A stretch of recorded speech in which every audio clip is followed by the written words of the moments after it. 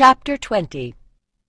Tiralon had turned her back on Avalon, but the lee of another tor had become her new home. She still found that strange. The moors northeast of Belerion were studded with the rounded granite outcrops that thrust up from the soil. Best of all, they were solid ground, unlike so much of the moorland, which was a mix of peat bog and mire that could suck down a sheep or a man. Today the land was covered with the white of last night's snowfall. Tiralon squinted against the blaze of sunlight on that glistening white blanket and pulled her faithful gray cloak tightly around her to keep out the wind. Mycantor was out there somewhere, on his way back from the next village, where he had taken some of their extra food. Winter had bit deeply on the moors, and while some of the men muttered that the supplies they had brought with them were for their own survival, Mycantor stood firm. The Moor clans had welcomed them and helped them to rebuild their dwellings.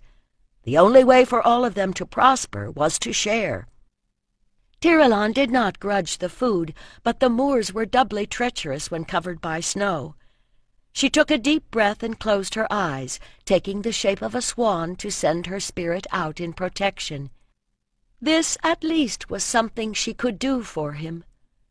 Their beds were set on the same raised platform to the right of the hearth, but they did not share their blankets. She had not expected it when they were traveling, but by the time they reached the moors the habit of separation had become a barrier that he apparently did not wish to break. He never touched her. Did he know how she longed for some small sign of affection? She would never have believed that two people could live side by side in such silence.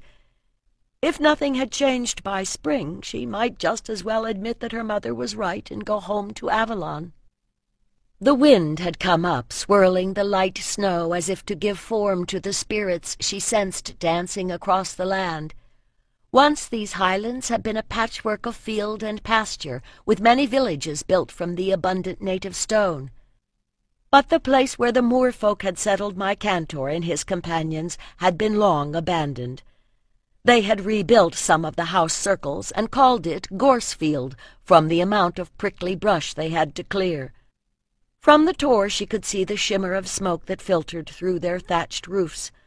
When the climate worsened, most of the people had been driven down to the coasts. Now only a few clans of the elder folk stayed here, herding their sheep across the hills. "Goddess," she whispered, "enjoy our lovely white garment, but send our men home safely, and soon." It was a bitter truth that from their danger came their safety.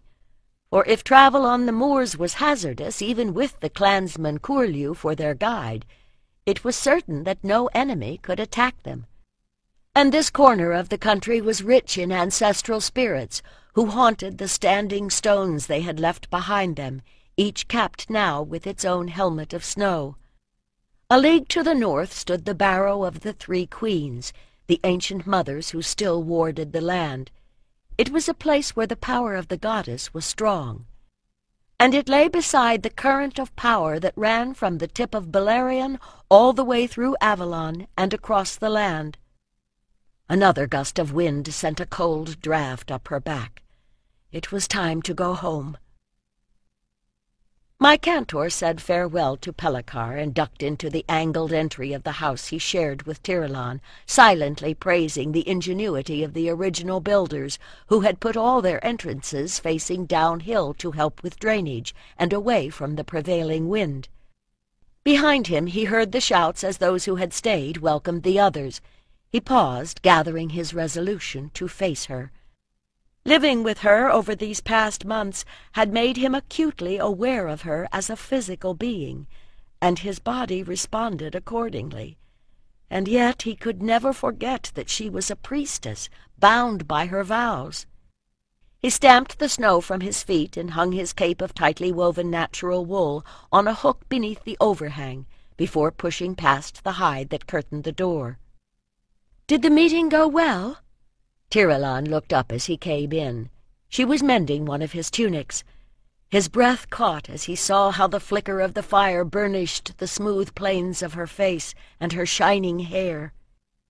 He shrugged off his sheepskin coat and hung it up, thawing fingers and feet that were beginning to throb in the warmth of the room. "Lycorin seems to be reliable, and he hates Galed. When we come down from the moors in the spring, he has promised to join us with his band." The Ioxi leader was the third chieftain who had made his way to this wilderness to pledge his support. The queens and their war leaders were still preserving an official neutrality, but word of the running of the deer had spread among the people. By spring, Mycantor might find himself leading a small army. "I expect you could use something hot right now.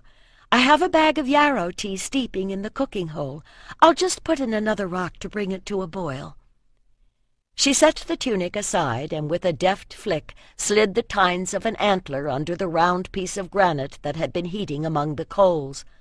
Another practiced twist dropped it hissing into the water that filled the stone-lined depression by the hearth, one of the amenities the long-dead builders of this place had left behind. "I went up to the Tor this morning," she observed, dipping up tea and filling one of the clay beakers they had brought with them. "The view was wonderful. This land is hard, but there is beauty here." "Beauty and fear," he agreed. "On the way back, Curlew was telling us about the spirits of the moors. I'm not sure whether he meant to warn or frighten us. He says there's a monstrous black dog that can run a man down." "That sounds like the demon Guayota, about whom they have such tales among the tribes," she replied. "Old Kiri used to tell us some truly scary stories." As she continued to talk, he took the beaker and sat down on the sleeping ledge, casting a surreptitious glance behind him.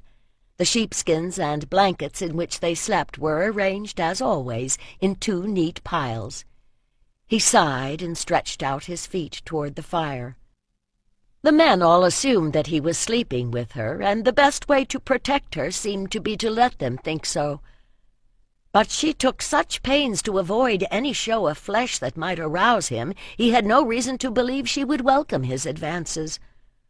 Living with her day by day, he had finally come to understand that he loved her as much as he did Volantos.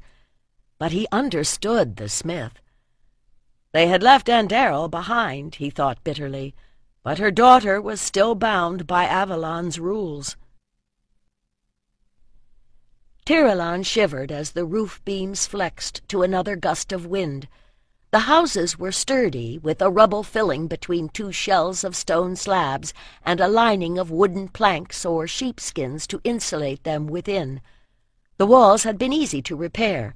It was only the roofs that were a problem, for poles long enough to attain the proper pitch were hard to come by on the moors. There were spirits in that wind, she thought grimly, whose icy fingers plucked at the bindings to spin the thatch away. The moon that followed midwinter had brought one storm after another, swirling drifts man-high in one place, while others were swept bare, hiding the shape of the land even from those who knew it well. Stocks of food and fuel were getting low. Some of the men muttered that they should have stayed in the marshes where they might be wet, but at least they would not freeze. She broke off a corner from the slab of peat and eased it into the fire, then picked up her spindle once more. Her fingers were almost too cold to grasp the wool, though she was already wearing every garment she owned. But she would not use more fuel while she sat here alone. Mycantor and most of the other men were out there somewhere, searching for Pellicar and Roman, who had gone out to hunt that morning and not returned. One could hope that the freezing weather had also hardened the surface of the bogs, but there were 100 other ways a man could die in this land. They had been gone for so long. She yanked more wool from her basket and loosely joined it to the end of the fiber that dangled from her spindle.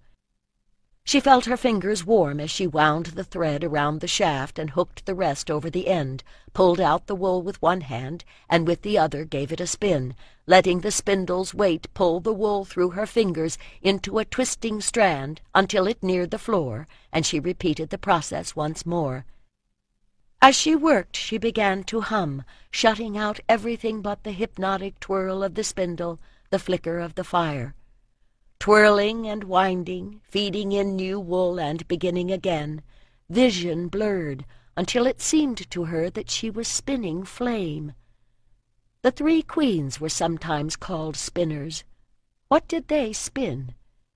The image of the barrow formed among the coals, and she glimpsed three shapes that bent and hummed, spinning glistening threads from the flowing streams of light that swirled across the land. "I spin out all the deeds that have been," sang one. "I spin what is happening," sang the next. "My thread has no end." "From your threads I twist what shall be," came the voice of the third queen. "And I break it and twine it into the past once more," the first replied. "Each life a strand across the land I take in hand," together they sang. "If you would see whate'er must be, hark unto me." "Lives," thought Tirelon, watching those clever fingers. "Whose lives are you spinning now?" her spirit cried. "Would you join us?" called the third queen. "Can you see the lifelines of those who struggle through the storm?" As she stared, Tirelon realized that lines of light were twisting through the glowing landscape before her. Some were bright, some fading. Some of them flickered away as she touched them, while others came easily to her hand. One by one she gathered them, smoothing and straightening, drawing them in. "Come," she whispered. "This is the way home." She never knew how much time had passed when the sound of shouting broke through the howling of the wind. A gust set the ashes swirling as the door flap was unpegged and thrust aside. She rose to her feet, shocked back to the present with a suddenness that set her temples to pounding. My cantor stood in the doorway, eyes as wide as her own.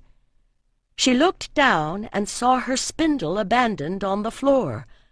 But her fingers were still moving, still twining the lines of light that streamed into her hands from the remains of the fire. Only the discipline of long training kept her from falling. She drew a deep breath. "Are all returned?" My cantor nodded. Tirelon let out her breath in a long sigh, then bent and very carefully released the fire. "We found them," my cantor said hoarsely. "Roman had stepped in a hole and broken his leg, and Pellicar was trying to carry him. He kept falling. By the time Beniharan stumbled over them, he couldn't get up again. He's a long lad to carry, is Pellicar, but we managed. Honor's bones, it was cold." "Get those clothes off, you're wet through," Tirelon interrupted him. Except for 2 spots of red on his cheekbones, his skin was corpse pale. She tugged off his cape and the sheepskin coat, wrapped a blanket around him, and pushed him down on the edge of the sleeping ledge, resisting the compulsion to throw her arms around him and force her warmth into him. She had to keep moving, or she would faint with the relief of having him safe and be no use to anyone at all. "We made a litter with our spears, but the snow—" He shook his head. "It was blowing from every direction. No stars, no paths, no shelter. And we could hear a howling that was not the wind. Corlew said the hound was on our track. I swear Guayota was out in that storm." He shuddered and winced as he took the beaker of ale she had kept warming by the fire. "Oh, gods, I can feel my feet again," he exclaimed as she pulled off the hide booties stuffed with straw and the woolen leg wrappings that held them. They felt like ice. She pulled a sheepskin with the fleece still on from the bed and set it beneath them. Only how could she allow herself to admit how deeply she had been afraid? Was this weakness what came of love? Was this why her mother had denied her own feelings so long and well? "We were lost. I thought I would never see you again." He took another gulp of ale, and his shudders began to ease. "And then I felt a heat at my breast. I felt you calling me." His eyes moved from the fire to her face in desperate question. Shh! You must thank the 3 queens, not me." Refusing to meet his gaze, she turned away to build up the fire. "Where are Pellicar and Roman now?" "In Ganath's hut." He moved his feet on the fleece, wincing as returning circulation began to turn them from white to red. "I will go to them." She reached for her cloak, fighting back the hysterical laughter. "Yes, I found you, and I may have saved you. Yes, I love you," her heart cried. But if once she gave way, she would be undone. "Get the rest of your clothes off and into bed. I will be back soon." She dared to drop a kiss on the top of his head, then slipped through the door. Ganath's hut was warmer, rank with the smells of male bodies and wet wool. Most of the men had crowded into it, but they stepped back to give her room. The 2 rescued men lay on the sleeping ledge, wrapped in blankets. Ganath had set and splinted Roman's leg. She ought not to have worried. He had received the same training as she. She nodded as he described what he had been doing, passing her hands above the men to sense their energy. "Roman is doing well," she murmured when she was done. "He is weak from pain, but Pellicar seems more depleted." "That makes sense. He was using more energy," said Ganath. "Do we have any broth left? Get some into him," she answered. She turned back to Pellicar, held her hands over his head and breast, willing power out through her palms. In a few moments he seemed to breathe more easily, and she stood back, flushing as she realized that the rest of them were staring at her. "Did your prayers save us, lady?" asked Akaimor. "Thank the gods," she said quickly, "and the spirits of this land." She put on her cloak once more. "Ganath has done well. Go to bed, all of you, and stay warm. I must get back now. I left my cantor sitting by the fire. I'd best make sure he has not fallen into it." She made her escape then, but could not ignore the gestures of reverence they made as she went by. Had she saved them? If so, the way of it was like nothing she had learned at Avalon. What else might she learn from the spirits of this land? When she got back to the house she shared with my cantor, she found that he had crawled into his blankets, still half-dressed, and the fire had died down again. She set in 2 more slabs of peat, angling them to burn more efficiently, and banked ash around them. Then she knelt on the sleeping ledge and shook my cantor by the shoulder. "Wake up! We've got to get these wet things off you. Just for a moment, my love, please." He mumbled something and half sat without really waking. It was enough for her to pull the tunic over his head and snug the blanket around him as he subsided again, half curled on his side. His flesh was very white and still cold, despite the blankets and the warmth of the hut. Too cold, she thought, chafing his long limbs. She could call for some of the other men to come and lie beside him, or she could share her own warmth, skin to skin. Just until he was warmer. Tirelon shook her head as she realized that even now she was trying to deny her desire to hold him in her arms. But whatever came after, she had been too frightened by his danger to let this opportunity go by.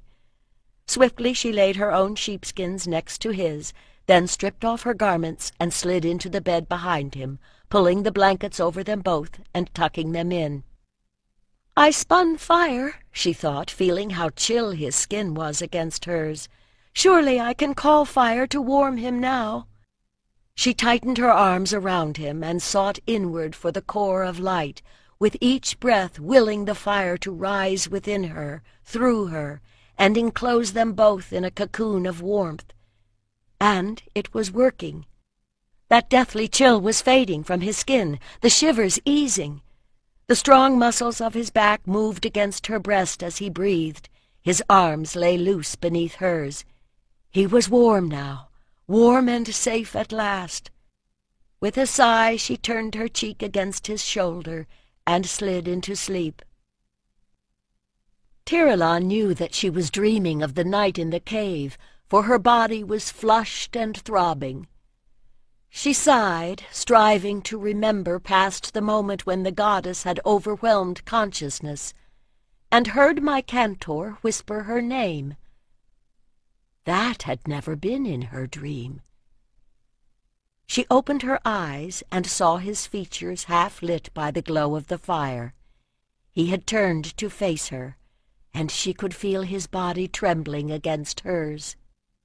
"Tiralan," he said again. "I love you. I always have, I think, even when you were a wretched little brat teasing me. Will you let me love you?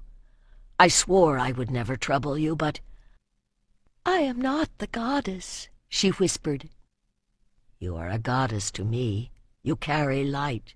I have always seen you that way. And you are a priestess, which is almost the same thing."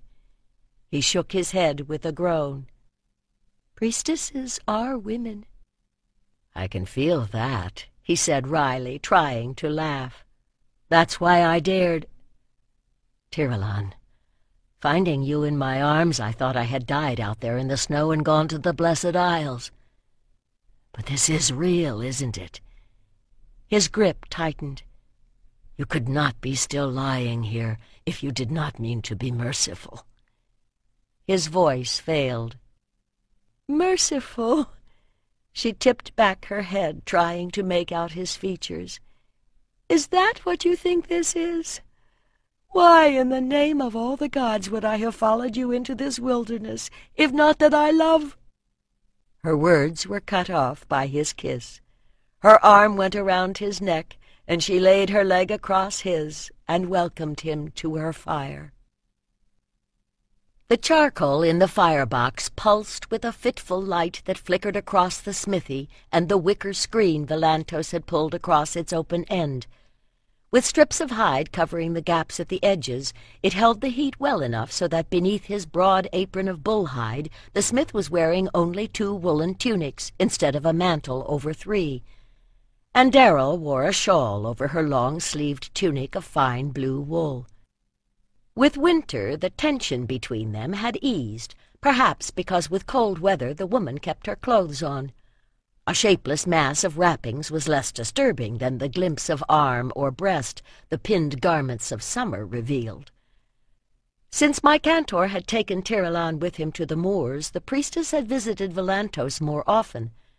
At first he had thought it was to bedevil him, but lately he was beginning to suspect that she found him a distraction from her own loneliness. Volantos tightened the thongs that bound the pipe from the firebox to the hoses for the bellows, frowning as Anderl paced past him, and sat back to pump them once more. "If you cannot be still, woman, take a turn at the bellows and be useful," he snapped. Anderl stopped as if surprised to find she had been moving. "That is right. The boy Elfrix usually helps you. Eilert told me that she has confined him to the healer's house until he recovers from his cough. What must I do?" Volantos stood up, surprised in turn to hear her agree. "Sit there and take the handles for each bag. Alternate pushing them up and down, letting the sticks separate a little as you lift them again. You have seen me do it often enough. Force air through the tube. Air makes coals burn hotter and melts the bronze." The crucible that nestled among the coals in the firebox was filled with pieces of scrap metal from the bin. They had already begun to lose their outlines when Anderl arrived. Now they looked like blurred lumps in a molten stew. He grinned as she took a rather tentative grip on the handles, and the bellows gave an asthmatic wheeze. "Did my cantor do this for you?" she asked, panting. "How do you think he got those shoulders?" Volantos grinned. "He learns quick, that lad. I think he's good at any craft he tries. But metal does not sing to him." "He was born to be a king." "Do you miss him?" she asked then. "Do you miss your daughter?" He did not say those words aloud. She paused, wiped her forehead, then unwound her shawl. As she settled back into the rhythm, he could not help watching the way the movement alternately tightened and released the fabric across her breasts. Work was the solution for both him and her. He fixed his gaze on the coals whose brightness pulsed with each wheeze of the bellows. It was good oak charcoal, well able to reach a temperature that would melt the metal, although that also depended on the proportion of copper to tin. "I miss him," he said at last, still watching the fire. "I was son of the king of Tiryns, but not of the queen. They apprenticed me early. I was never one of the warriors, and most folk find smiths uncanny anyway." He paused to bank the coals more securely around the crucible. The bronze had been heating since noon, and the sun was now dipping. It would be ready soon. "I had no companion until the boy." "But he was a slave." Volantos shook his head. "Maybe at first, but then—" He shook his head, unable to explain the link between them. "When they enslaved me after my city fell, I thought death better than to be some man's property. Woodpecker made me live, treated me the same as ever, until I knew who I was again. When the king of Corinthos set us free, I felt no different. Some men are slaves to fear or to love, some to the will of the gods. We choose our chains." "Am I the slave of the goddess, then?" She shook her head. "It must make a difference that I willingly took oath to serve her. That is why I could not understand when Tirelon—" She broke off, glaring as if he had forced her to that revelation. "You were brought up to it. I think you could not choose different any more than I could choose not to defend my city. But Tirelon and my Cantor make their own path. And can you be sure that she does not also do the will of the gods?" Anderl frowned and began to work furiously at the bellows, sending fountains of sparks toward the soot-stained ceiling. As the bronze melted, perspiration ran down her face and made damp patches on her gown. "Let me do that for a time," he said when he thought she had worked off some of her anger. She winced a little as she straightened and tottered to the bench to sit down. He took her place on the stool, working the bellows with strong, efficient strokes.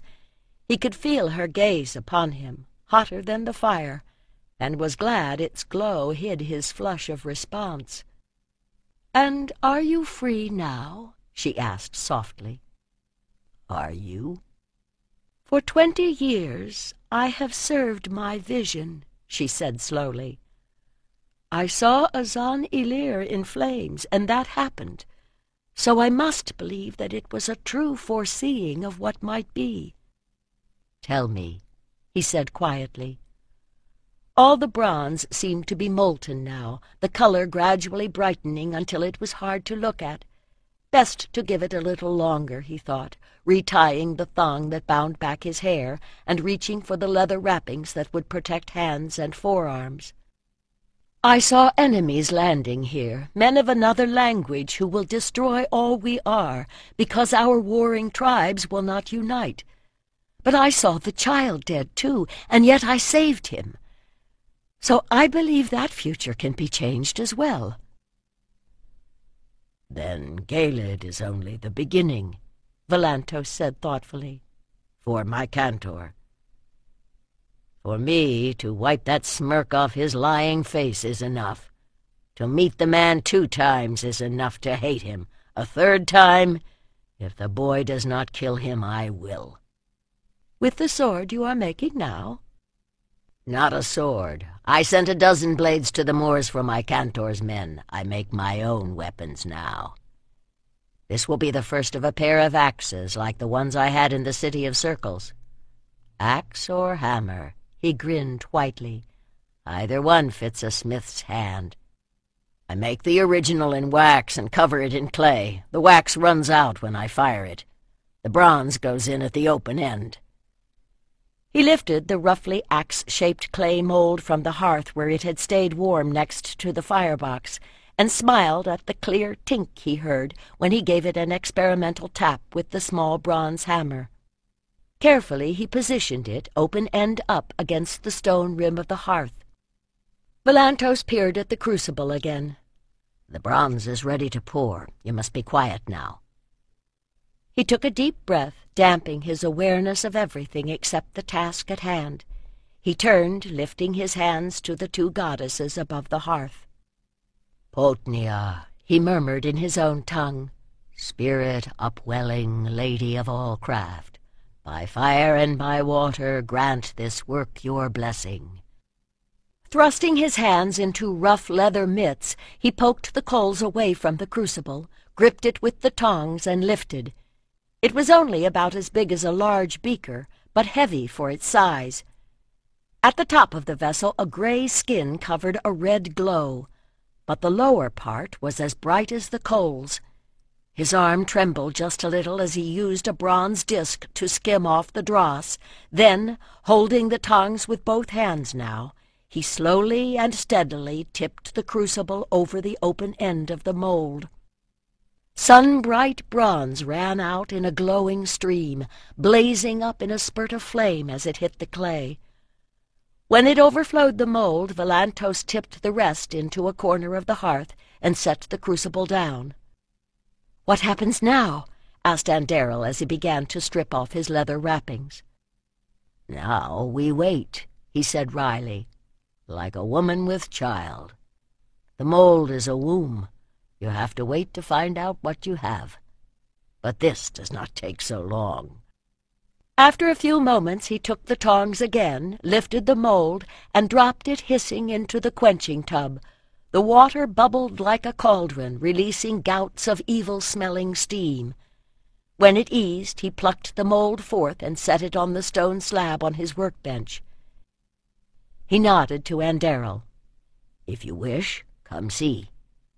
She leaned over the table as he steadied the mold with the tongs, for it was still quite warm despite its bath, and took up a small bronze hammer, the antler handle curved to fit his hand. Then, with a sudden grin, he offered it to Anderil, his excitement masking all other reactions. "I won't hurt it?" she asked. "If casting is good, you cannot," he replied. "And if not, it does not matter what you do."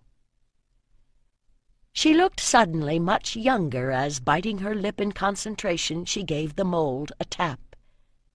"You are Lady of Avalon," he found himself grinning. "Hit hard." Without thinking, he set his hand over hers, and together they struck the clay. At the contact, energy shocked through him. Like the lightning, he thought in confusion, dropping her hand and taking a swift step away. She swayed, holding on to the table, then turned to him with a cry of delight. "Surely we have worked a great magic! Look!" Head still pounding, he stepped forward and smiled at the gleaming arc of straw-colored metal visible where the clay had split away. A few more taps released the rest of the axe-head, straight along the top and curved below, with a pierced knob at the end to receive the haft and a blunt hammerhead beyond. "How can a thing meant to deal death be so beautiful?" she murmured as he turned it in his hands. "The striking falcon is beautiful, and that lynx that my cantor killed in the great mountains," he replied. "Anything where form and action match. As you and I would be matched," he thought, "if ever we should come together in love."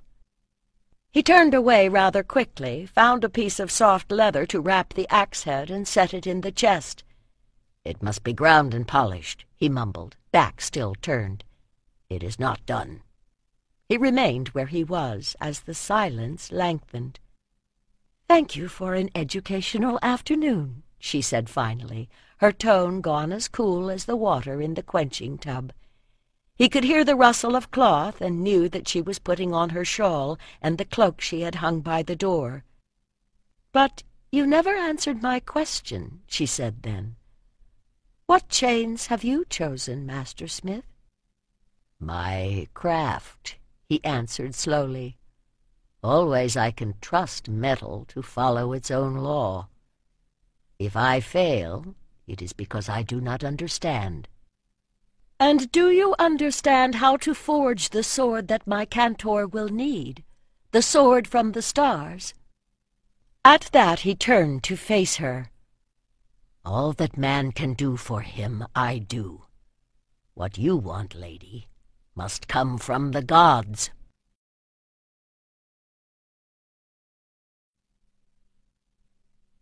Chapter 21. My lady is brighter than the sun. Where she walks, she leaves a trail of flowers. My lady is the light of spring, and the world's sweet joy. My cantor caught sight of Ganeth's smile and stopped, aware that he was blushing like a maid, except that no maiden of either gender could have comprehended the mixture of sensation and memory that had prompted his song. Spring had come to the moors at long last, and though a light wind was still chasing last night's rain clouds across the sky, the elder folk had joined with my cantor's band at the Barrow of the Three Queens to make their offerings. Their hide tents clustered at the base of the hill. The rich odor of roasting lamb was already scenting the breeze. "Never be ashamed of loving her, my friend," said the priest. "The joy that you and she have found blesses us all." For a moment a throat gone suddenly tight prevented my cantor from responding. He took a deep breath of the sweet air.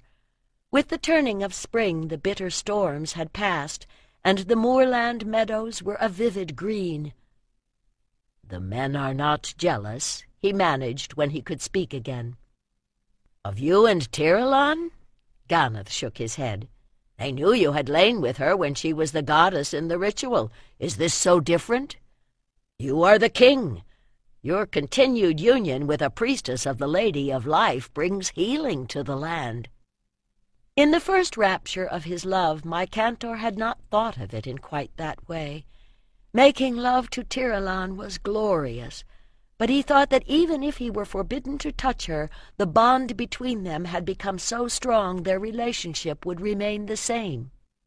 Once he had loved her as a playmate and friend. Now he was her lover. But he had lain with girls before, with no more than a companionable exchange of pleasure. When he was with Tiralon, he sensed a different kind of connection, even stronger than his link to Volantos had been. Wherever he lived, he had felt himself a stranger. Even when he thought he was one of the lake folk, he had never truly belonged. In Tiralon's heart he had found a home. "Is that what it is?" he asked.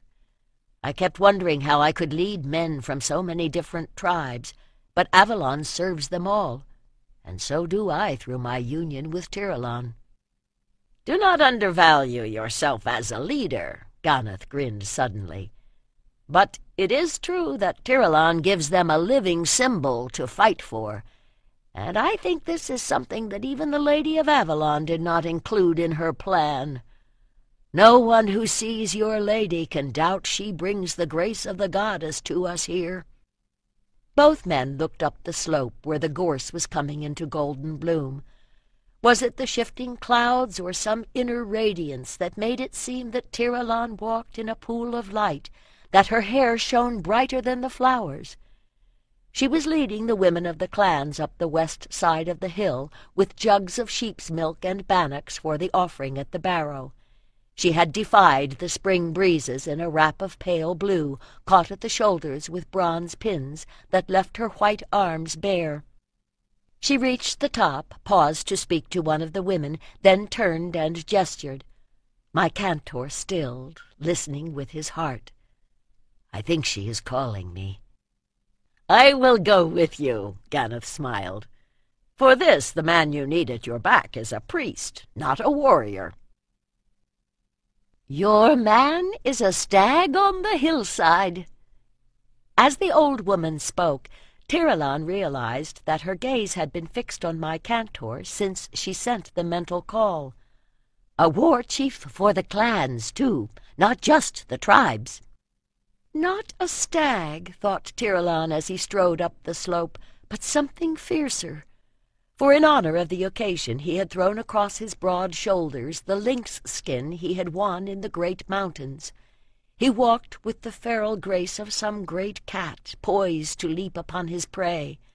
Her body responded as she imagined him bearing her down on her back in the new grass. With an effort she composed her features. "My ladies," he addressed the women with a wary bow, "do you have need of me?" "The mothers need you," the woman replied. She was a wise woman among these people, for all that she was no taller than a child of 10 among the tribes, weathered as one of the stones that studded the moors. He glanced uneasily at the barrow behind her, a long mound covered with green turf a little more than the height of a man, showing just a rim of stone where the earth had washed away, and under it a dark opening. "What must I do?" "Nothing too hard for such a great warrior." The old woman gave a wheeze of laughter. From the bag slung over her shoulder she drew a black bowl and gestured toward the water that gleamed beyond the cluster of oak trees.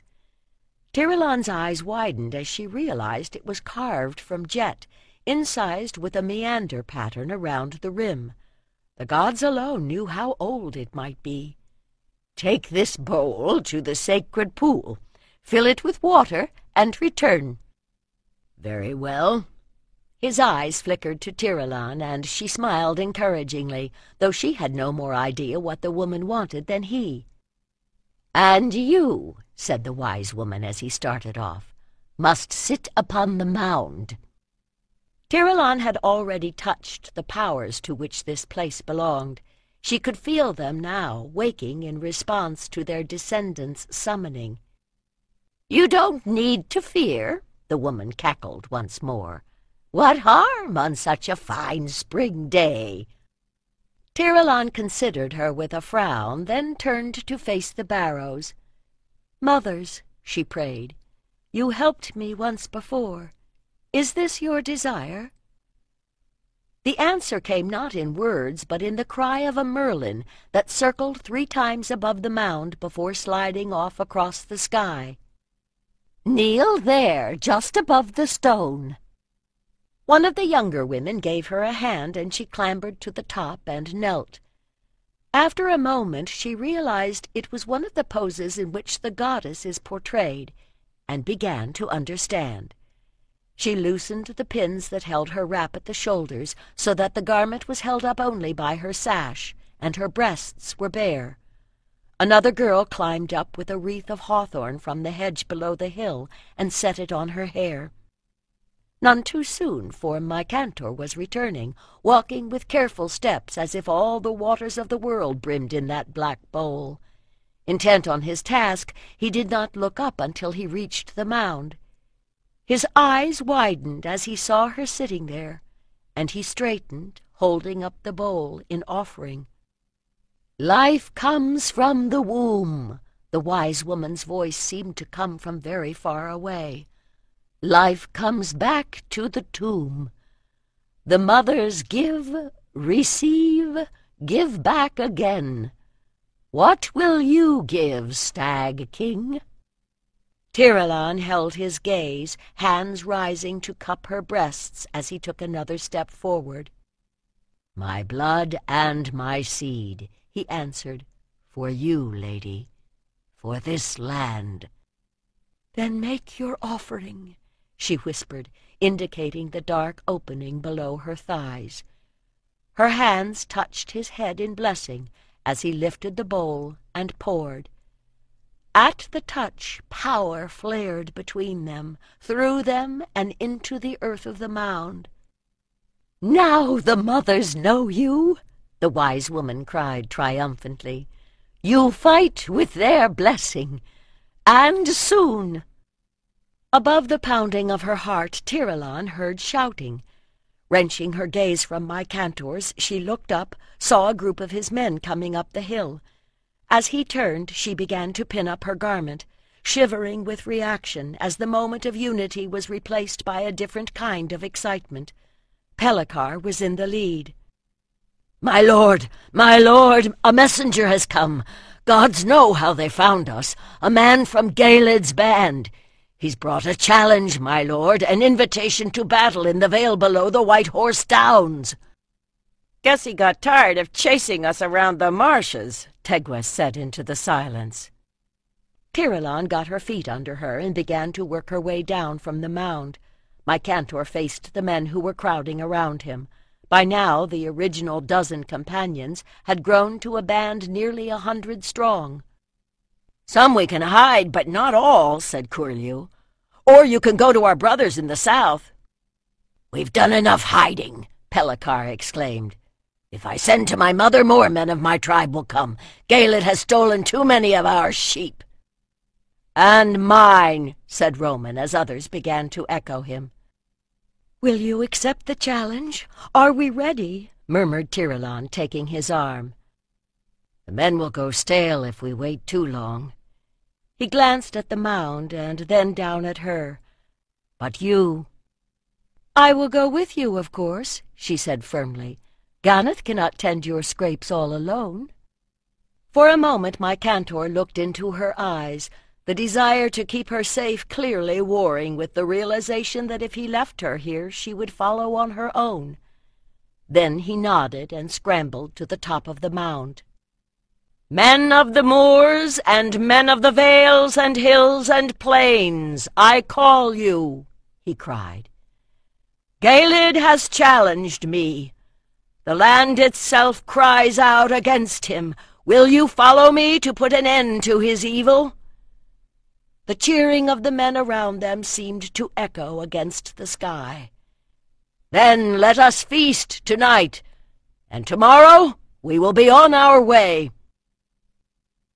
Beneath gray skies the downs glowed a vivid green. Soon the red of blood would add another note of color to the scene. But standing here with his warriors around him, hard-bodied men who had tested themselves against him and each other for nearly a year, my Cantor could not believe it would be his own.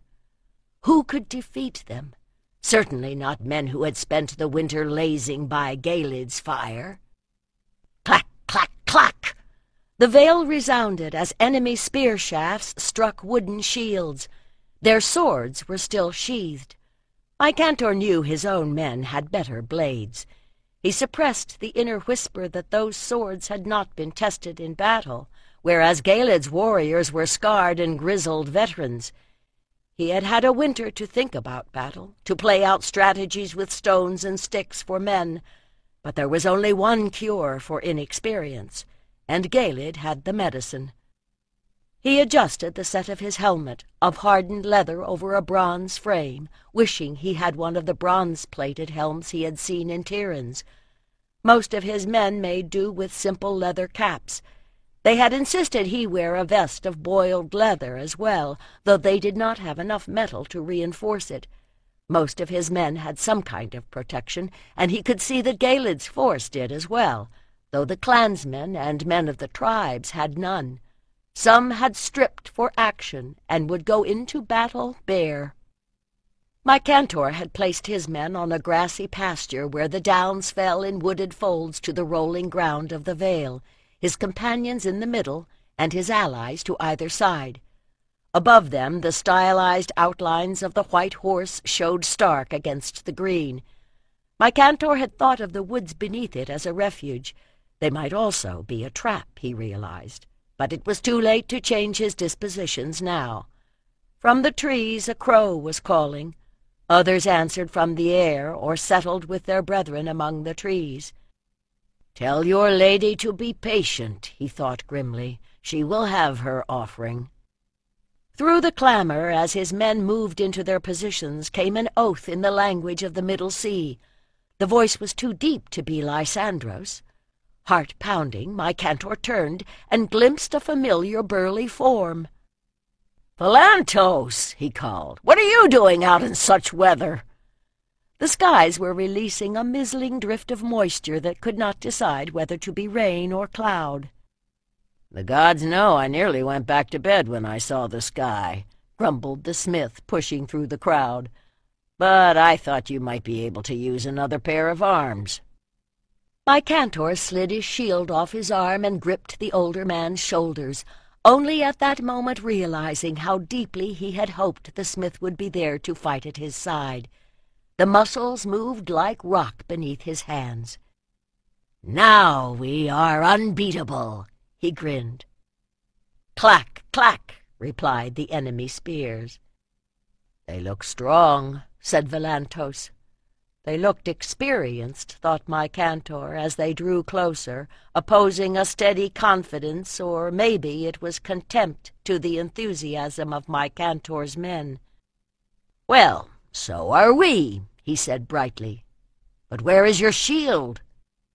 "Castor and Pollux here will ward me," said Velantos, loosening the two wickedly gleaming axes thrust through loops in his belt.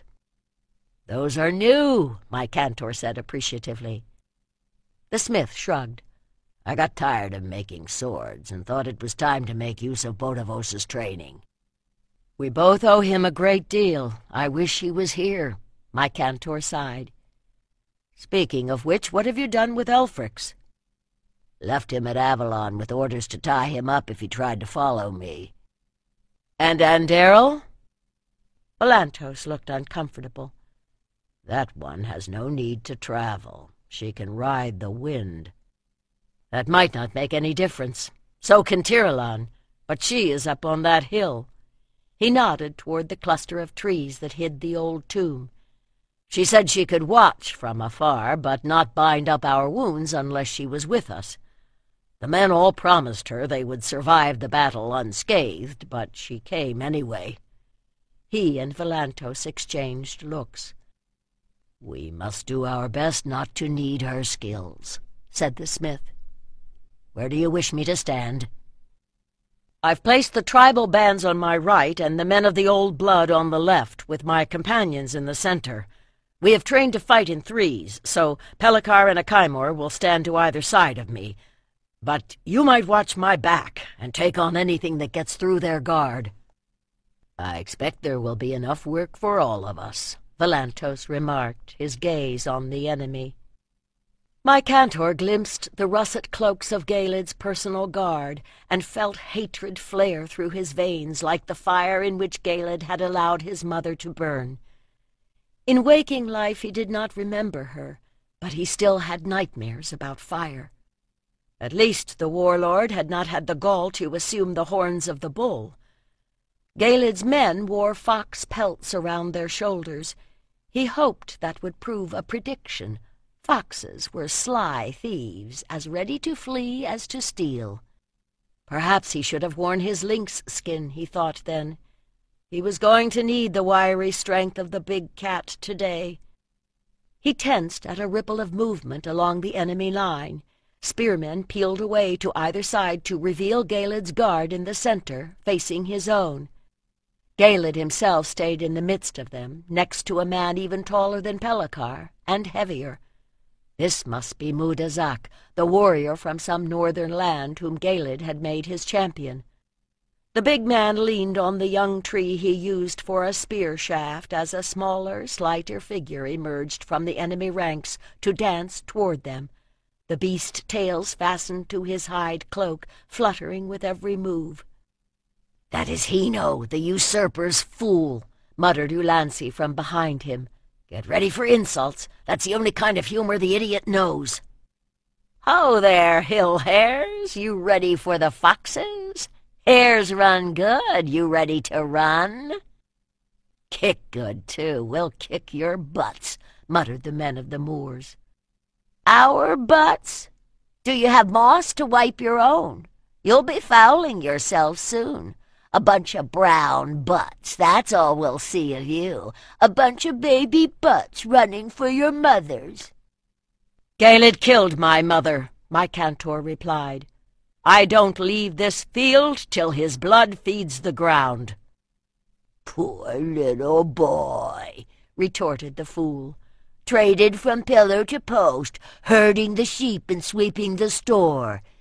Even those holy bitches on Avalon threw him out. Don't you wonder why no one would keep him?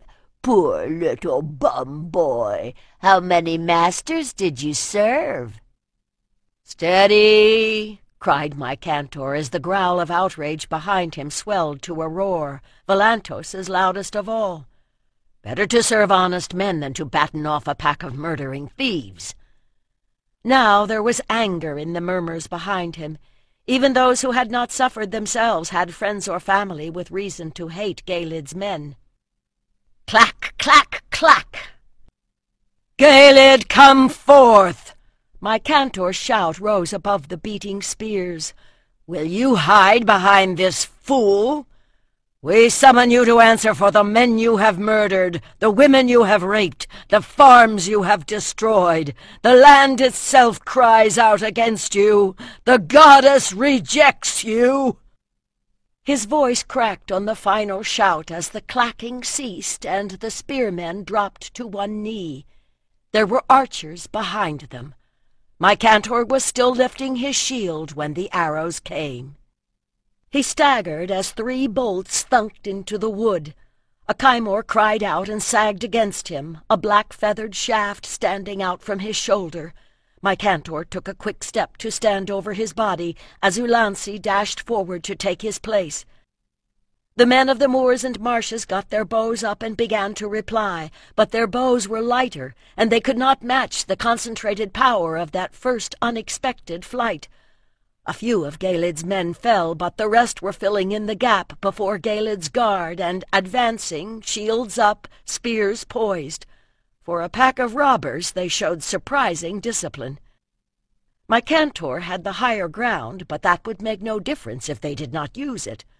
"Companions, up spears!" he cried, lifting his own as the enemy came into range. "Cast!" This was a move his men had practiced. A dozen arms swept back, a dozen lithe bodies flexed, and the spears flew. Now it was the enemy who were staggering and going down. "Charge!" cried my cantor, seeing holes appear in their line. Drawing their swords, the companions lengthened stride, using the slope to propel them toward the foe, as the allies fell into either side to form the phalanges of the spearhead. "Choose your man!" he screamed, fixing his own gaze on a scruffy fellow with a brindled beard. Then suddenly the man was before him. He smashed his shield against the enemy's, spinning the man around, arms swinging to slash his unprotected side. The sword sprayed crimson as he recovered. For a moment it was the king stag my cantor saw, understanding dawning in his widening eyes. He had a moment to be surprised that it should be no different to kill a man. Then he whirled, angling the shield to knock an oncoming spear aside, blade rising to counter another, passing beneath the shaft to pierce leather and cloth and flesh. He jerked the blade free, dodging, striking. There was no more time for thought, only reaction, as responses trained by a year of practice directed sword and shield. Pellicar and Ulansi moved in rhythm beside him. Behind him he heard a meaty thunk and a scream as Volantos's axe clove flesh and bone. A chaos of bloody, struggling forms surrounded him, in which his companions formed islands of disciplined violence. Too few, he thought, when for a moment no enemy confronted him. A flicker in the light brought his gaze upward, and for a moment he glimpsed the shining shape of a swan. He could feel Tiralan's love strengthening him, but his allies were being driven off the field. He had to get to Gelid. The usurper would be hiding behind his champion, whose tall form rose above the fray. Even with the sword, the man would have the reach on him, but at least he had lost his spear. My cantor began to work his way toward him. "Ho, big man!" he cried. "Is that a sword or a club you're wielding? Do you know what to do with that blade?" "Stick it up your arse, bum boy," grunted the giant, swerving to face him. "Give us space!" my cantor called to the others, springing forward, ducking under Mudazak's swing to slash at his calves. His foe was more nimble than he had expected. The sharp tip of his blade barely scored the flesh before the man had moved, blade whirling around in a blow that would have taken my cantor's head off if he had not gotten his shield up in time. The heavy blade smashed into the top of his shield, cracking the bronze rim and shattering the wood a hand's breadth down. He could feel the wooden slats begin to give as the next blow fell, but it held his enemy's blade as he stabbed upward, felt the point go in. A spray of blood followed as he danced back, but Mudazak took no notice. Was the man made of stone? My cantor glimpsed faces, leering or cheering, in a ring around them. He ducked aside as the sword came down, slipped on wet grass, rolled and came up again. But the shield had cracked as he hit the ground. When he caught the next blow, it split, and all he could do was cast the pieces away. At this point in practice, an honorable opponent would step back and drop his own shield. That was not going to happen here. All my cantor could do now was dodge and parry, feeling the shock ripple through his arm with each clang of the blades. But he thought that Mudazak might finally be slowing. He straightened, breathing hard. The giant strode forward with lifted blade, blood streaming down his breast, not even trying to guard. "I have him now," thought my cantor. As the enemy's sword came down, he stepped under the swing, bringing up his own blade to deflect the other and pierce that bull-like neck in a stroke the giant would not be able to ignore. Mudazak's blade blurred toward him, struck with a clang. A sound my cantor had never heard from a sword split the air as the leaf-shaped blade cracked across and the top half wheeled away. What was left barely reached the giant's belly.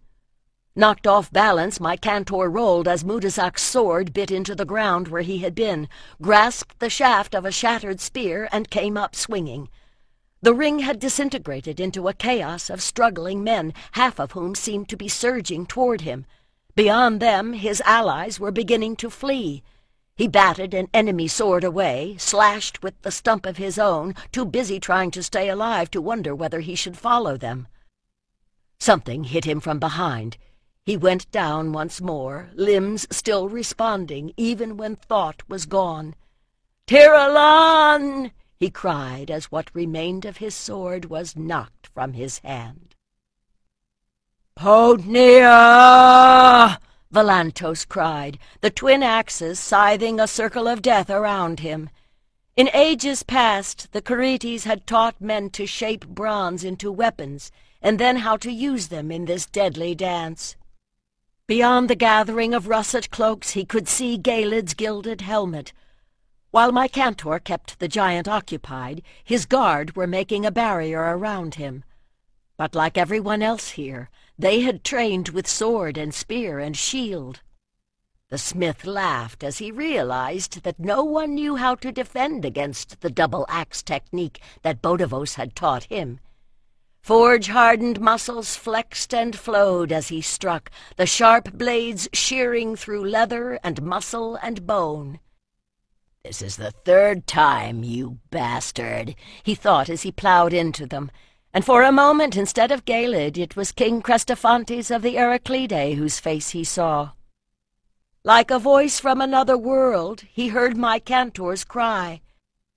Men who are winning do not cry out a woman's name. Valantos's right-hand axe lopped off an arm as he whirled and saw my cantor on the ground, foes gathering around him like wolves on a fallen deer. A sideways leap brought him into the midst of them, Castor and Pollux jumping in his hands. Blood sprayed as one axe sheared through someone's throat, the hammer end of the other slammed into a head, and suddenly the ground was clear before him. He bestrode my cantor's body, arms swinging, and laughed again as he saw them cower. He dared a glance downward. Was the boy dead? But no. He had got a grip on a piece of spear and was trying to rise, though his helmet was gone and blood from a head blow was streaming into his eyes. "Woodpecker, get up, lad," Valantos said in the Achaean tongue, in case the boy should think him an enemy. "It's time to go. Get up, boy, and hold on to me." Groaning, my cantor made it to his knees, got a grip on the smith's belt, and pulled himself upright, swaying as Valantos struck at a foe who had thought this would make him vulnerable, but not falling down. More by instinct than design, the boy batted away the next weapon that came at them. Valantos grinned. "Forward now. We're a three-handed monster, and no one will oppose us." They lurched toward Hillside. The surviving companions battled toward them, the less scathed protecting those with more serious wounds. Not all of their allies had panicked. From the woods a flight of arrows discouraged their enemies. "I'll take him, sir," said Ulansi as they reached the trees. "You're the best one to guard our backs now." Volantos nodded and turned as the Aesir boy and Lysandros got my Cantor's arms across their necks and dragged him away. Galed was yelling from across the field, but the enemy warriors recoiled at the sight of the smith standing there. They gestured and shouted like figures in a dream. Volantos looked again, and realized that neither blood loss nor darkness was affecting his vision. A mist was rolling down the hillside, shrouding those who still lived in a ghostly veil. "Follow us if you dare," he cried. "Land fights for us. Come and I cut you down." He took a step backward, and then another, until his foes were hidden by the trees. Volantos could hear men moving nearby, but could see nothing but branches. Still, it was a safe bet that to move upward would be better than down. Slipping one of his axes through its loop and holding the other ready, he began to work his way among the tree trunks. The battle fever had receded enough for him to start limping on the leg that had been injured at Tiryns, when a voice brought him to a halt, axe poised. "Sir, don't hit! I'm friend!" A slim form appeared before him, and he let out a long breath as he recognized the man as one of the dark folk of the moors. "Come, sir, I take you to the others. We gather at the old tomb on the hill." At least, thought Volantos as he followed the twisting path his guide found through the forest, in this weather I am not likely to be hit by lightning. By the time they reached the road at the top of the downs, the stresses of the fight were catching up with him. He did not seem to have any serious wounds, but his cuts were aching, and muscles had stiffened enough to make him wince with every move. But as they came into the campsite among the trees, any tendency to self-pity disappeared. The air was heavy with the scent of blood, the ground crowded with wounded men. Tiralon moved among them, with Ganath and Beniharan. As she bent to give water to one of the lake folk, in her fine features Volantos recognized for the first time Anderyl's disciplined severity. He gazed around him, searching for my Cantor, and felt something unclench within him as he saw the younger man sitting up, a blood-stained bandage around his brow.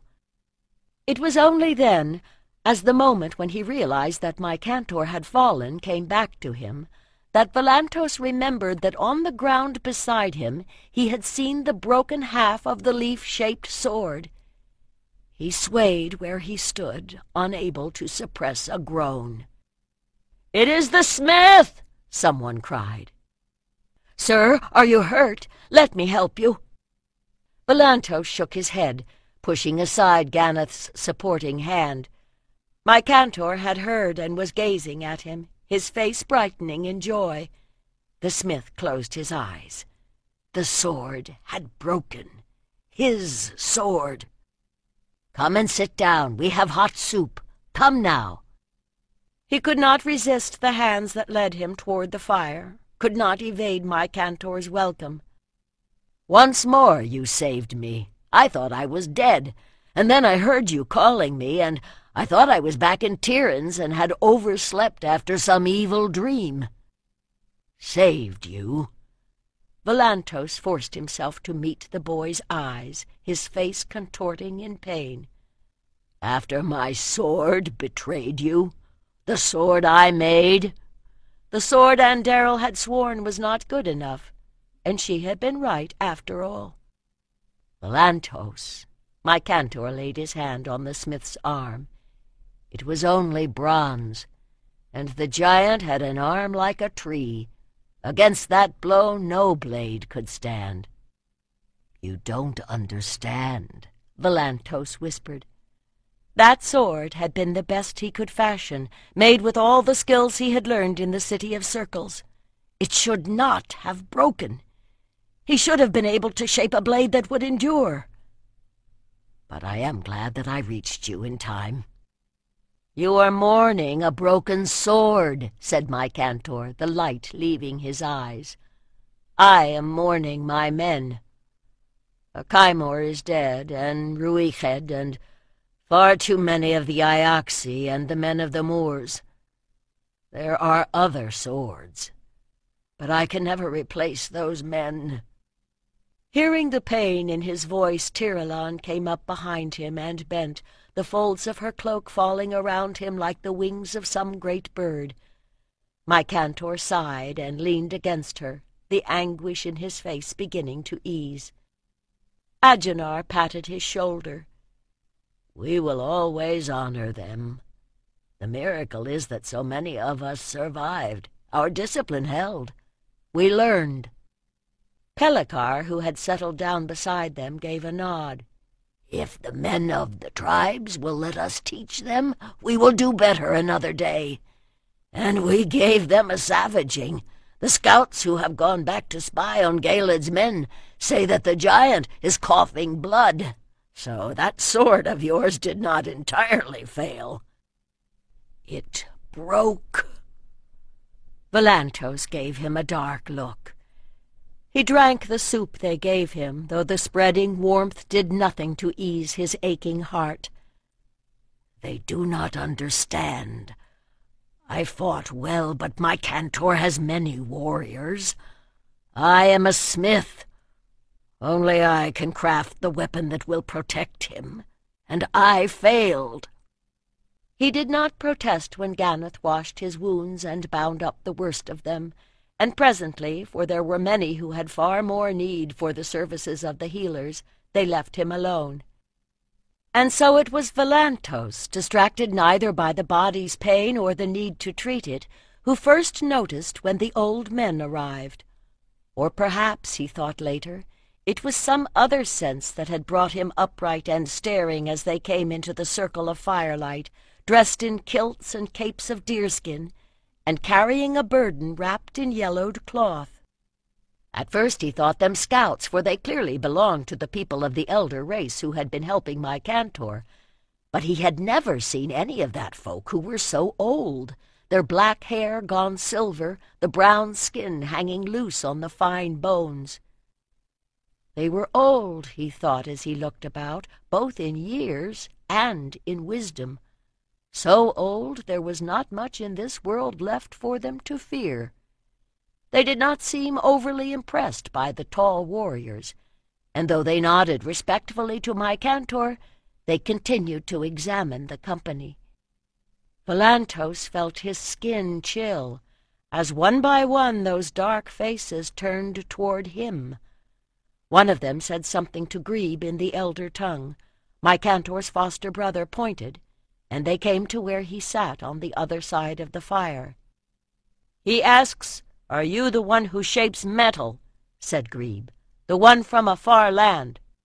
If Volantos stood, he would tower over them, though he was not the tallest man there. Still sitting, he nodded.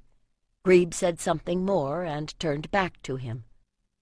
"I tell them that you made all the swords for our king's companions." "And the one that mattered most," thought Volantos, "failed." But he did not say that aloud. His gaze kept turning toward the bundle the strongest of the old men was holding. What was it? He could feel the throb of power. The elder gestured, and the burdened man came forward. He spoke again. "He says, 'This is for you.'" Grebe paused, seeking for words. "Long time ago, light came in the sky, hit earth, set it on fire. The fathers of his fathers find this stone, but they know now it is not stone, it is metal from the stars." The old man spoke again, and Volantos understood, not with his ears, but with his heart. "Some of our people saw when you bore the lightning. Our fathers hammered this with stone and made a club. But the god will give you the power to shape it. You take it now. Make a sword such as your people use." The old man put back the wrappings and held out a rough pillar of dully glinting dark metal half the length of his arm. "Iron," thought Volantos, bracing against the weight as the elder set it in his arms. A mass of iron such as he had never seen. "A sword from the stars," he whispered, remembering what the god had promised. He saw my Cantor watching him, eyes wide and dazzled as his own. He lifted the iron. "I will forge a new sword for you. A sword from the stars, for the hand of a king." Part 4. The Forge. Chapter 22. Lady of Flame, praise to thy name. Endless thy fame, be with me. With each verse, Volantos heaved at the bellows, watching the light pulse through the coals as the fire fed on the blast. With each push, the warm glow flared on the walls of the smithy, for he had waited until darkness so he could gauge heat by the color of the flames. Outside, the rain had started up once more, the drip of water from the eaves blending with the whisper of the fire. But in the smithy, thank the gods, it was dry. Fire in the heart, fire be my art, fire every part of my working. In the midst of the coals, the crucible was beginning to glow. The mass of iron lay at an angle within it. It was too big, really, but he had broken 2 of his hammers and shattered the surface trying to crack it cold. Perhaps it would melt from the bottom. That worked sometimes with scrap bronze. "Do you want me to ply the bellows, sir?" Volantos looked up and saw Elfrix, who was polishing a bronze spearhead. He had forgotten the boy was there. He shook his head. "Keep on with the bronze," he said. "I wish I could." He glanced at the work table where he had left the wooden bowl filled with crumbled bits that had flaked off when he tried to hammer the star metal cold. The euphoria with which he had received the gift from the elder folk had lasted for barely a day. Long before he got the iron back to the smithy on the Maiden's Isle, he had begun to realize that no one he knew of had ever worked with so large a piece of iron. His experiments with Catuarix had taught him only that it would not behave like bronze. The smith of Bagadunin had not been able to melt bog iron, but perhaps this star stuff would be different. Lady of skill, wisdom and will, guide me and fill me with learning. Fine words, he thought bitterly, but his whole prayer could have been expressed in a single phrase. Please, goddess, don't let me fail. If he was unsuccessful with a bronze sword, and when he was learning to shape the leaf-shaped blades he had ruined several, he could melt down the metal. If he destroyed this piece of iron, the gods were not likely to send him another meteor. He straightened, sweating in the waves of heat that came off the forge. The charcoal blazed with the radiance of the rising sun in his own land, not the pallid, mist-shrouded orb that he saw in this chill northern isle. That was hot enough to melt bronze. Was it the right heat to soften the iron? He did not know, but he had to try something. "Now you can work the bellows," he told the boy. "Keep the coals at just that color." He glared at the crucible as if the heat of his gaze could ignite it. Some of the priests said that the stars were balls of fire. If so, how hot must they be? Could this metal be affected by any fire made by men? The crucible was white-hot now. He peered at it and swore. The shape of the iron had not changed so far as he could see. A breath of air lifted the hair on his neck and teased a spurt of flame from the coals. He looked over his shoulder and stiffened, seeing Anne Darrell in the doorway. She let the leather rain cape slide from her shoulders, shaking off the water before hanging it on a post by the door. His instinct was to order her out, but she had been right about the need for a unique sword. Perhaps she was supposed to be here. She lifted an eyebrow as she met his glare and took Elfric's place on the log. "Does the work go well?" she asked pleasantly. "The work does not go well."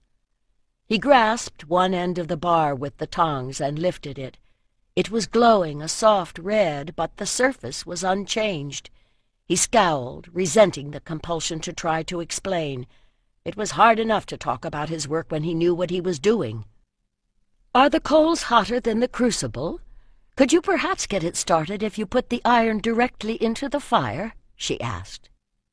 It was even worse when the person you were talking to started to offer suggestions, especially when you had no better ideas. "Maybe," he said aloud. "Maybe I can break it if it's hotter. Smaller pieces will melt, I think." He took a deep breath to focus his energies, checked the color of the coals, and reached for the tongs once more. "Lady, bless the work," he whispered. Gripping the iron at both ends, he lowered it carefully into the forge. Then he set the largest of his granite hammers in the warm ashes at the edge. Hammers had been known to break when cold stone met hot metal. He banked the coals around the bar and turned to face her. "I told you I never worked with iron like this before. If I succeed, it is mercy of the goddess, not my skill." "Then I will pray to her." "You do that," he snarled. "You are the one with the visions. You want your king to have an iron sword. You ask your gods how I make it." "It is the gods who want that, not I," she replied, flushing in turn. "I never asked for a vision.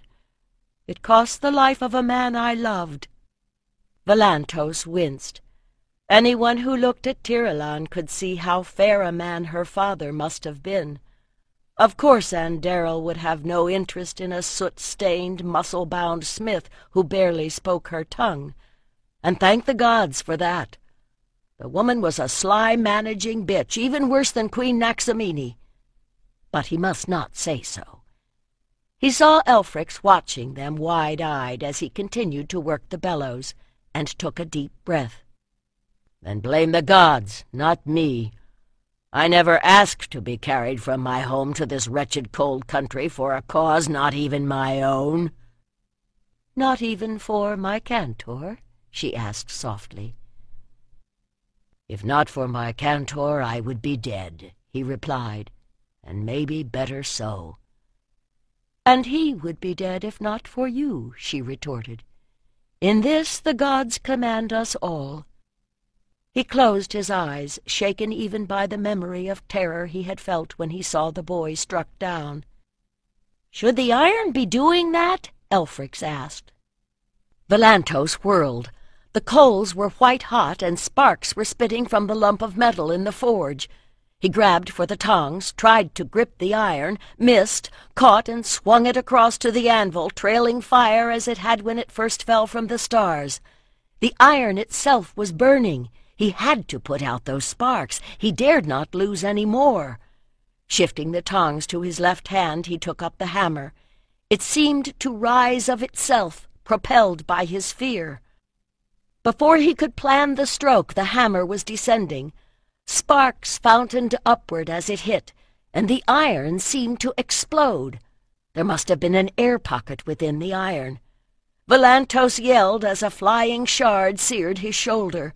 Another came to rest sizzling at the hem of Andariel's gown.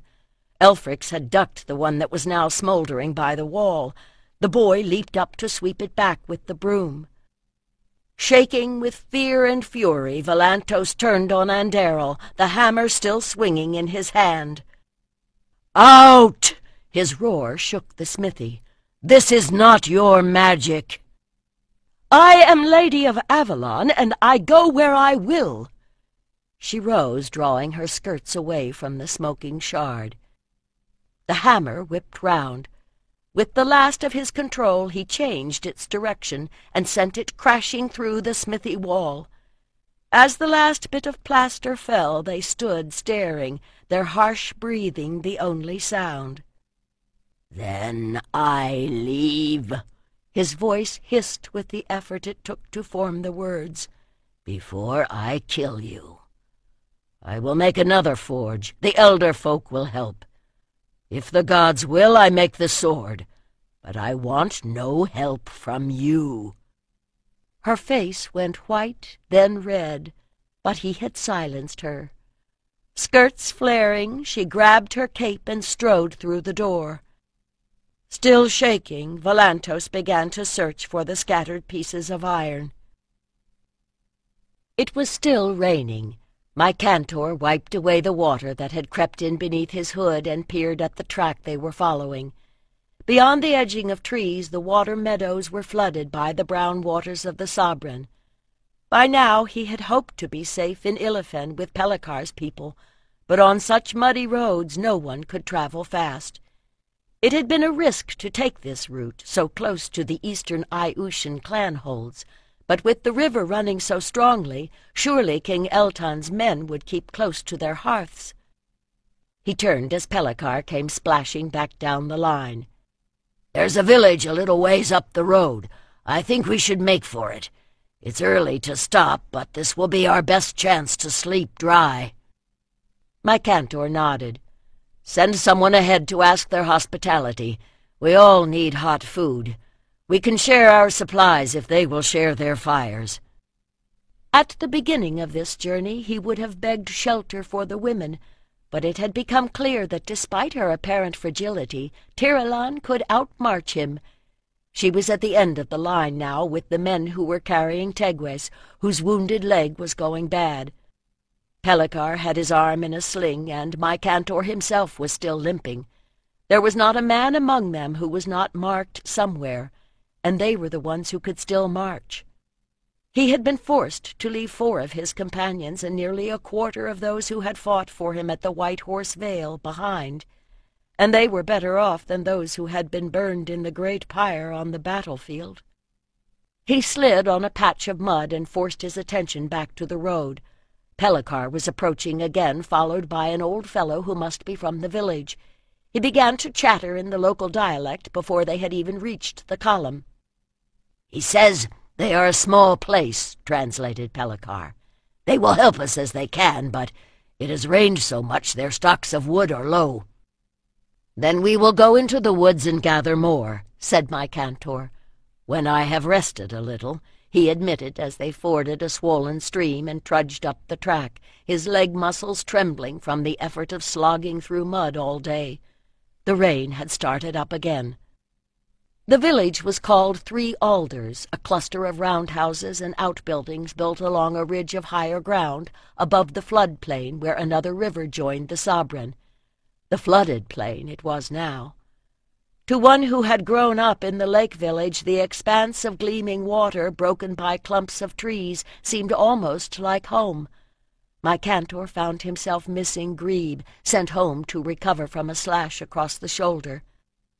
Despite their guide's warning, the villagers found shelter for everyone, for the juncture of the rivers brought trade, and they often had visitors. My cantor found himself being treated with a mixture of anxiety and respect that would have concerned him if hot food and warmth of the house had left him with the energy to do anything but doze by the fire. Tiralan was still on her feet, conferring with the chieftain's wife about herbs to treat a sick child. He only realized that he had fallen asleep when he was roused by shouting at the door. "We're not the only travelers caught by this storm." Pelikar squatted by his side. "Men are stranded between the rivers. Their boat capsized crossing the Sabran. The waters are rising, and the second stream is too rapid for them to get through. The chieftain here is organizing the men to try a rescue." "Do they need our help?" My cantor rubbed his eyes, momentarily dizzied as the prickle of danger warred with his fatigue. "They mean to send men into the river. I think they can use everyone who is fit." "All right, then. Give me your shoulder." He gripped Pelikar's arm and heaved himself upright. "Are you fit, my lord?" Pelikar steadied him. "I will be," grunted my cantor, avoiding Tiralan's anxious gaze. As Pelikar went to find his leather cape, he took a deep breath and then another, drawing on the disciplines he had learned at Avalon.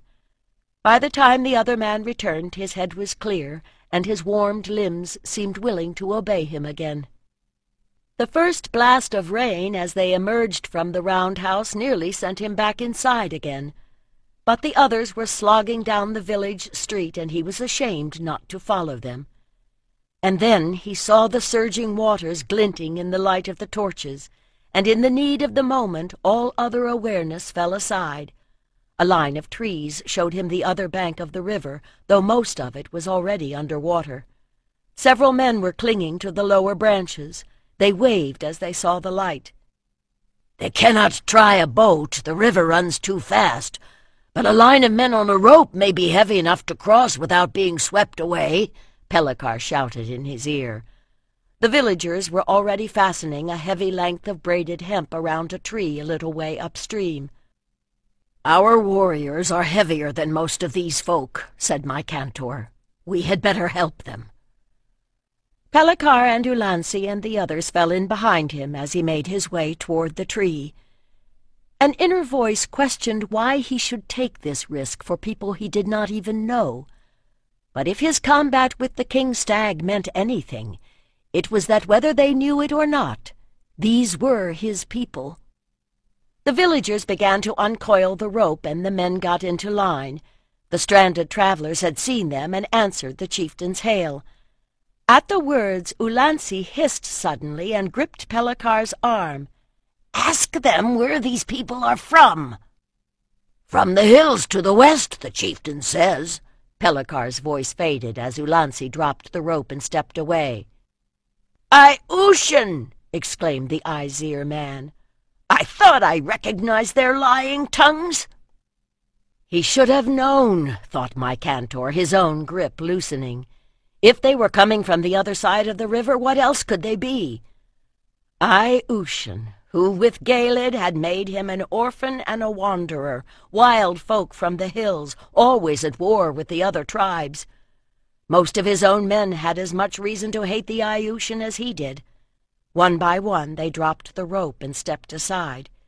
The village men stopped in confusion, looking at my cantor. He peered across the heaving waters at the wretched figures clinging to the trees. They did not look like enemies. "They are men," he said at last, "and death by water is as evil as death by fire. If I need to kill them, I will do it when they can face me with a sword in hand. I am going to pick up the rope. Follow me who will." One by one, all except Ulansey took up the rope once more. The shock of the cold water sent a shudder through his limbs as he edged in, one arm wrapped around the rope while the other gripped it. Two of the local men were ahead of him, his own men mixed with the villagers behind him. He felt for footing, swaying as the current slammed against him.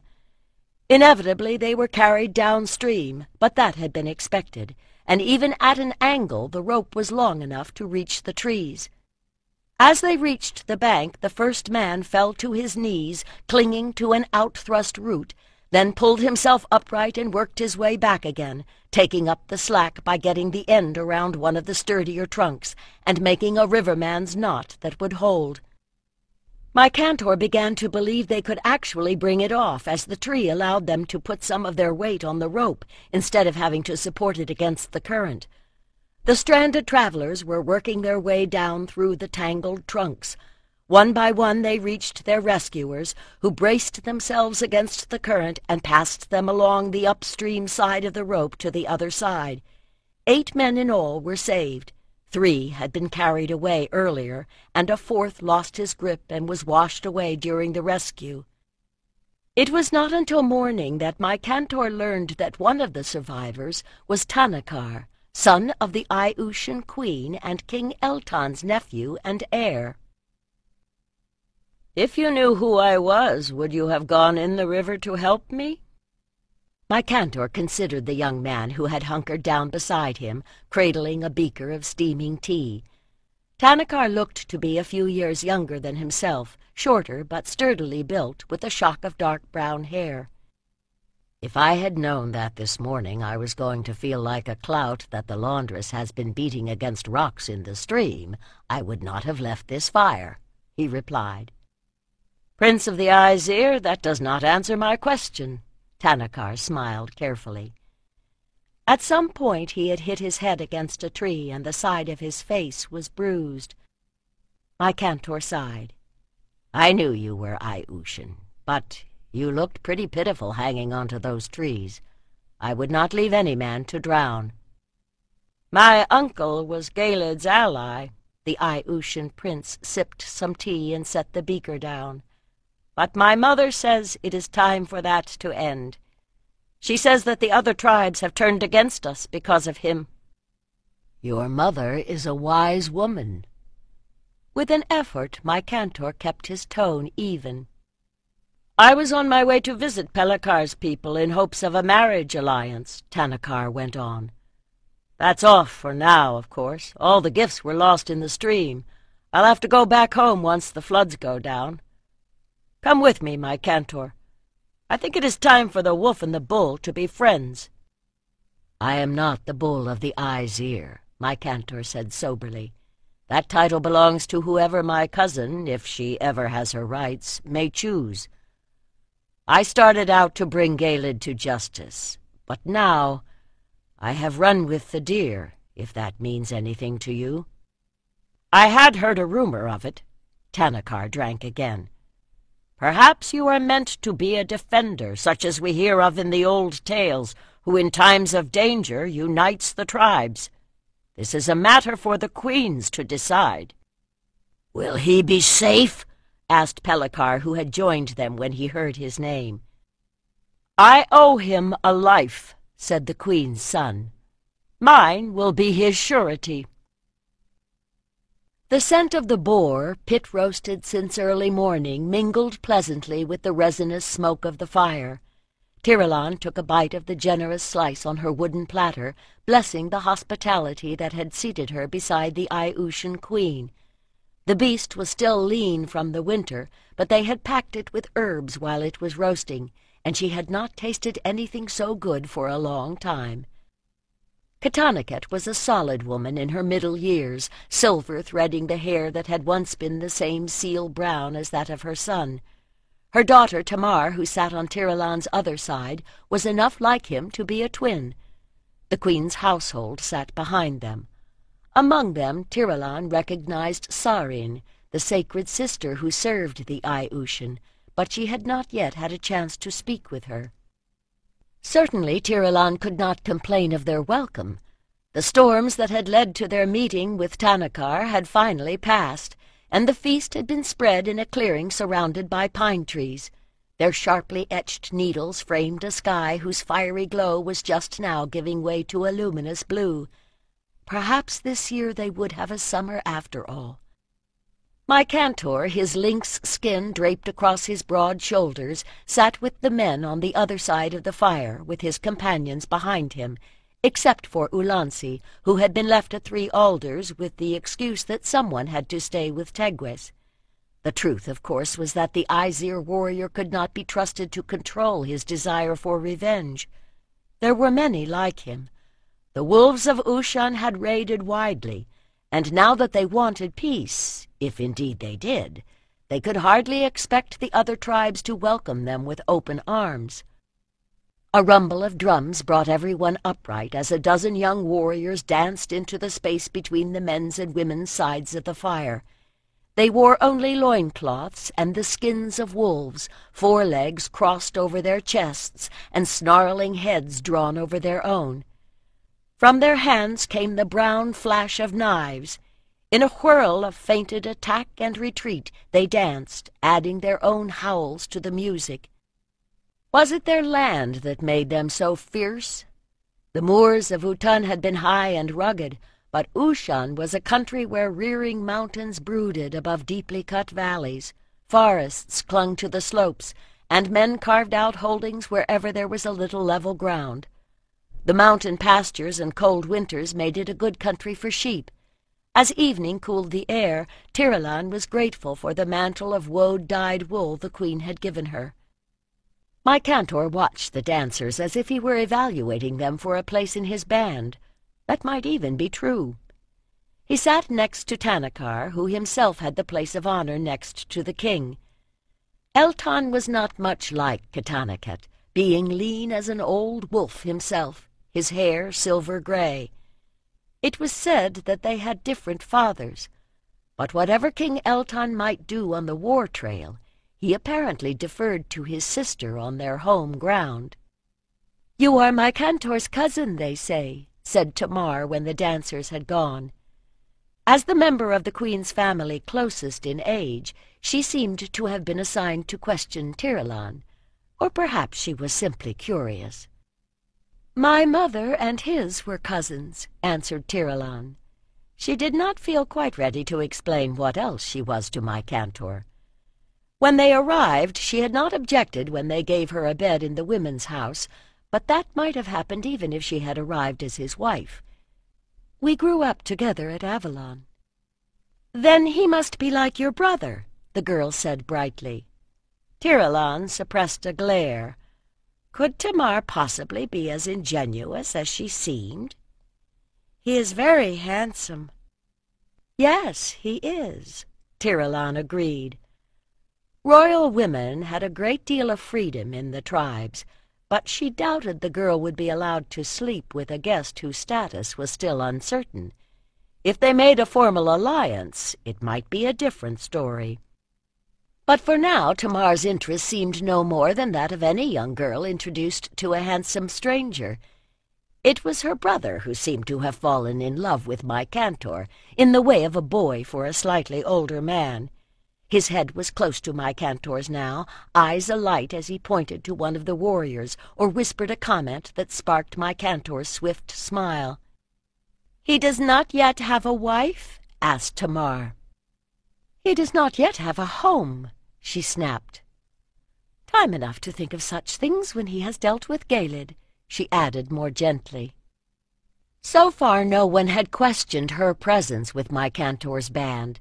Priestesses of Avalon, like the sacred sisters who served the tribes, traveled freely throughout the land. His men, whom she had healed and fed, whose clothing she had mended, and whose troubles she had heard, honored her for her own sake. But she was beginning to feel the need for some more formal recognition of her relationship to my cantor. But what exactly was it? The role of wife did not quite seem to describe what she had become. "I suppose that must be so. Perhaps they will arrange something for him at the festival, at midsummer," added Tamar in response to Tiralan's questioning look, "when the queens meet at Carnava." Tiralan nodded. With so much rain she had forgotten that the season was advancing. The Lady of Avalon attended every year, and she had gone with her mother several times when she was younger. It was a time of truce, and a time to make alliances. "Will you be there this year?" "Oh, yes," answered Tiralan. "My cantor must go to seek support against Galed, and she must fight for her right to stay with him." "There." Volantos pointed to the excavation they had made in the packed dirt floor of his new smithy. "Put the stone next to the hearth." Grebe nodded and said something in the old dialect to the other men. My cantor's foster brother had been at the lake village recovering from his wounds when the smith had sent to ask for help in moving. He had organized everything, including the building of a new smithy. Only a moon had passed, but once the rain stopped, the work had gone swiftly, and the mud plaster and lime wash were drying on the interlacing of willow that made up the walls.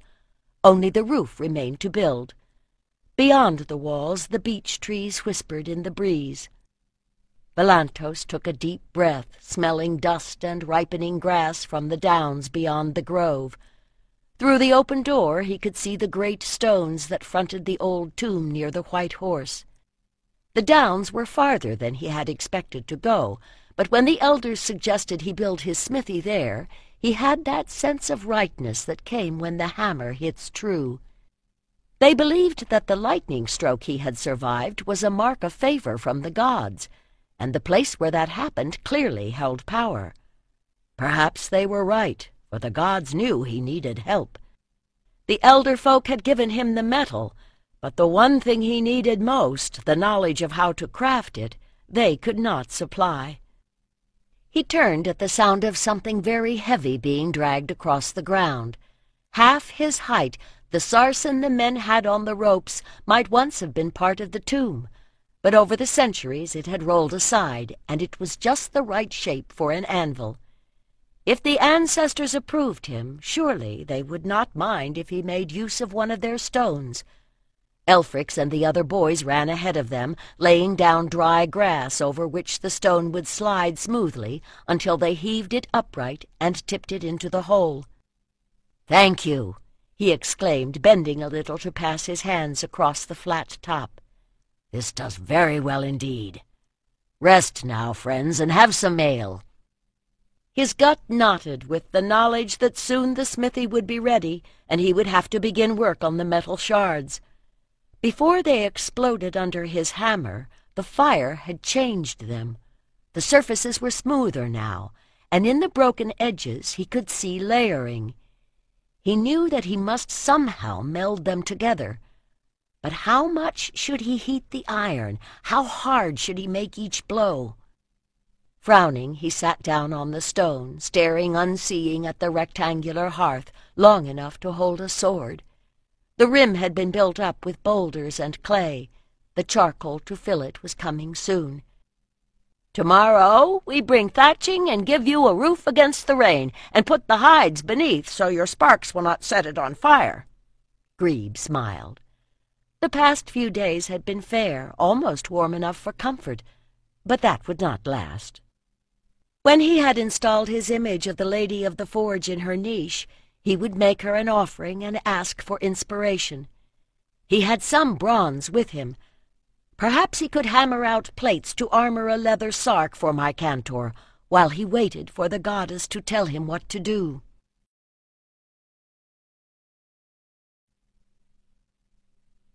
Chapter 23.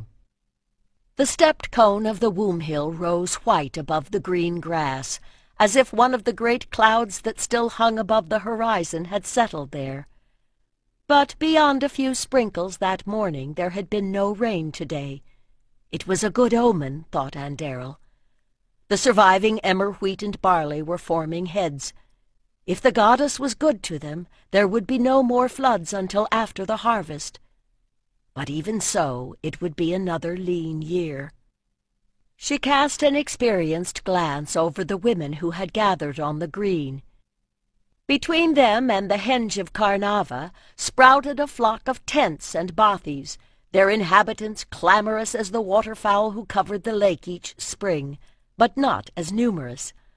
Once this had been a time of bountiful feasting, but in recent years the midsummer festival had grown smaller. No one could afford to feed a large gathering. A few more years of this, and the system would break down entirely.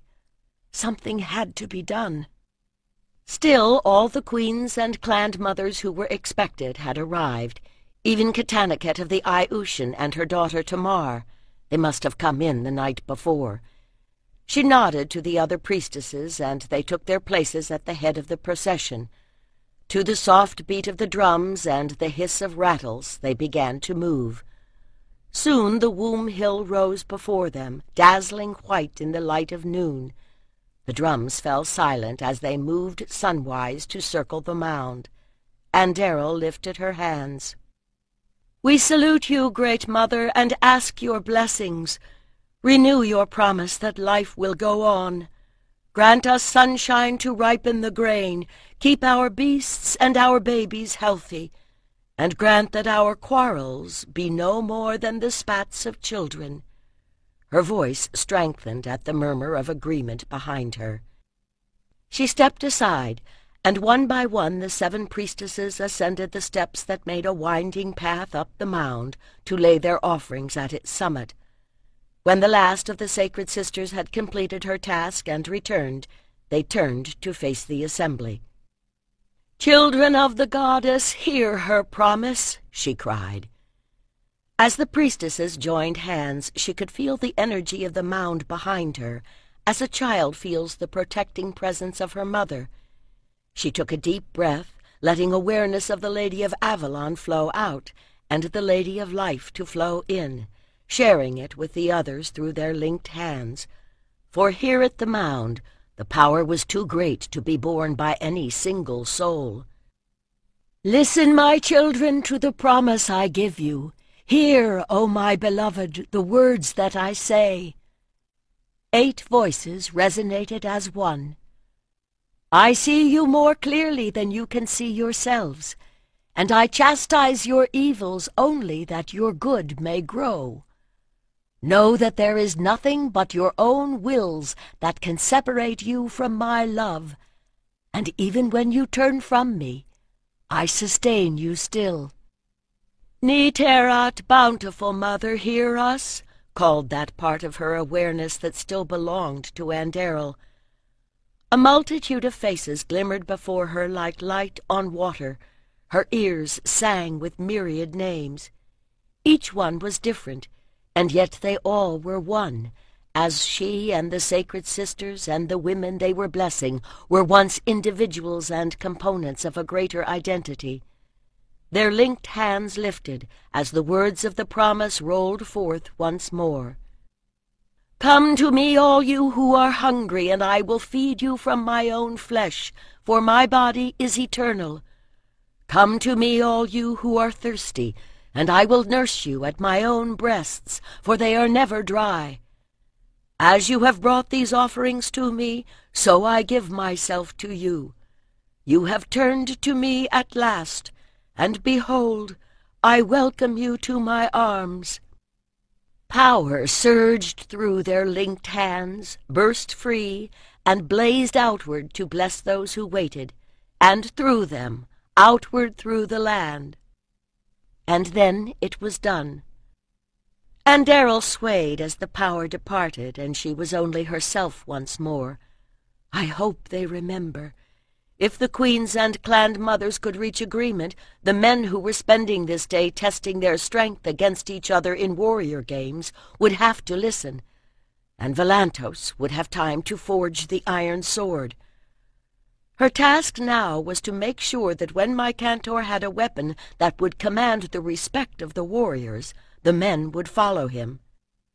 As if the thought had evoked its own answer, Elet fell into step beside her.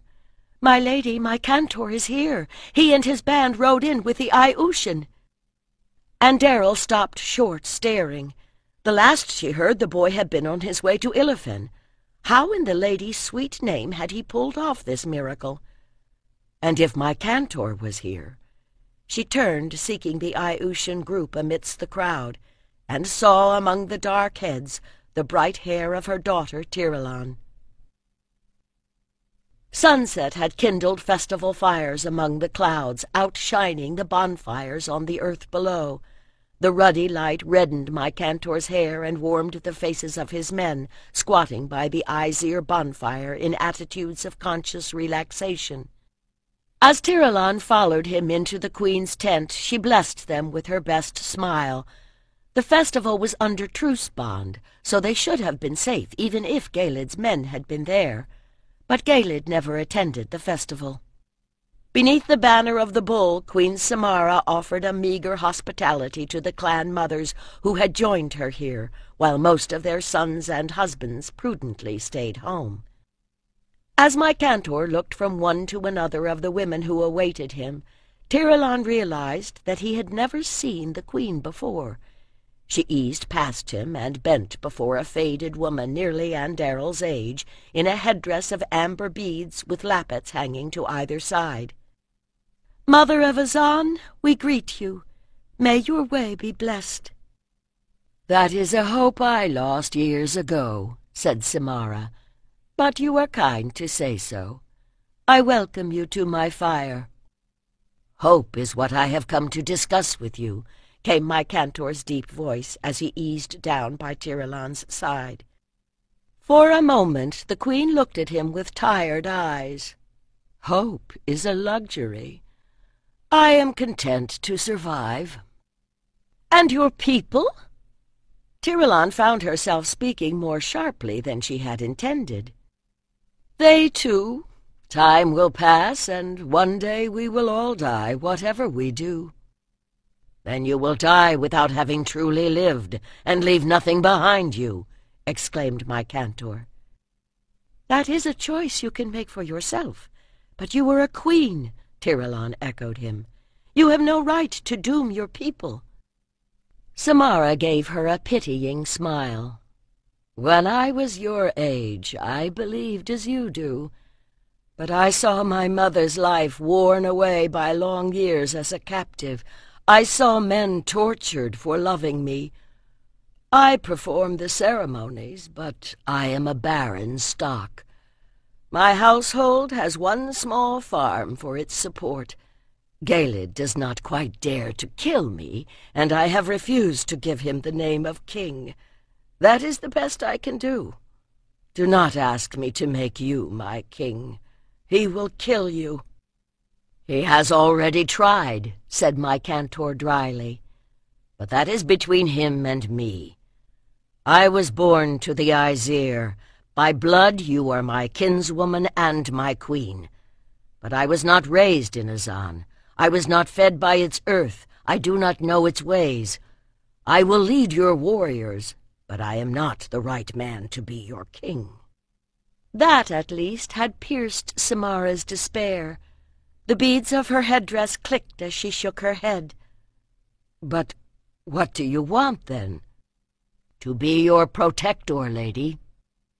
Tiralon reached out to take his hand. They had spoken of this through the hours of darkness when they lay twined together after making love, seeking to find a way through the demands and dangers that surrounded them. "They tell me that I was born to be a king, but it is not king of Azan that I would be. Something more or less," he shrugged. "The shape of it is still unclear, but the calling I feel is to serve all in this isle." "We come to you first because you are his rightful queen," added Tiralon. "Do you wish my blessing?" Samara looked bemused. "It is more likely to prove a curse instead." "And yet that is what I ask." "Then it is yours, and though it is little enough support that the wretch allows me, I can at least offer you a beaker of beer." And Errol settled into her place between the men's and women's sides of the council fire. She surveyed the array of faces dappled by sunlight where there were holes in the canopy of oiled wool, queens and clan mothers facing war chieftains and kings. A ring of lesser folk surrounded them. In all the years it had been her privilege, and sometimes her penance, to mediate the negotiations of the tribes at the midsummer festival. Never, she thought with a flutter of apprehension, had she faced them with such hope and such fear. As always, they began with the awarding of prizes for the warrior games, an event that was ostensibly neutral, although one could tell a great deal from the tribal affiliations of the winners and the strength of the cheers. A fair number of those prizes, she was pleased to note, had been won by my Cantor's men. They were identified by the tribes from which they had come, but the buzz, as one after another returned to stand with him, was encouraging. At least the tribes could see that he knew how to train warriors. My Cantor himself was called forth to receive the prize for sword-play. There was a gratifying clamor of approval as men beat upon their thighs and women ululated behind their hands. And when he has the Sword of the Stars, they will know he can use it.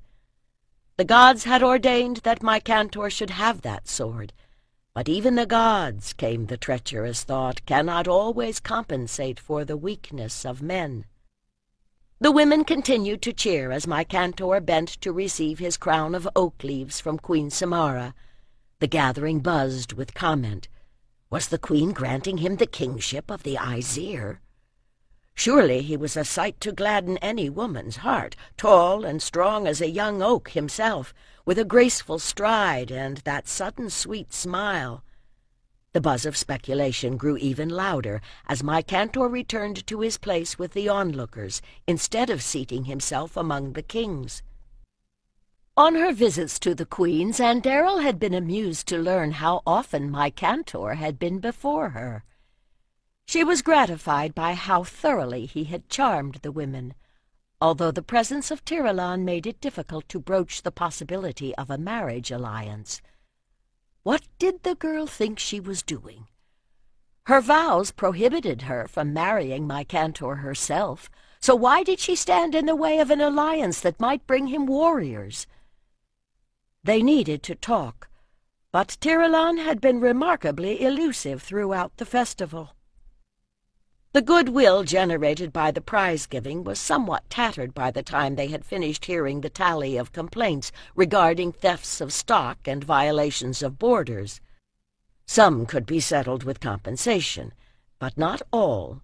The wounds were too deep, the needs too great. They were like starving cattle fighting each other for the last wisps of grass. Andariel drew a deep breath. Now, if ever, the time for change had come. She took up the wand hung with discs of silver and began to shake it, overcoming the dissonant voices with a shimmer of sweet sound. "Mothers of the people, this cannot go on!" Her stern glance swept the assembly. "We can no longer afford to fight each other. Wind and rain are a sufficient enemy." "And will you appoint yourself to judge us, Lady of Avalon?" came a voice from among the men. "A judge must be able to enforce his rulings. My powers are of the spirit. I can bless or curse, but we have had enough of the latter already.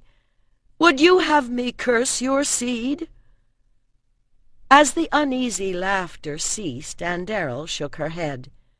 "We need a judge who is also a defender, who can enforce his decisions with a precise stroke of the sword, who serves all the tribes while belonging to none."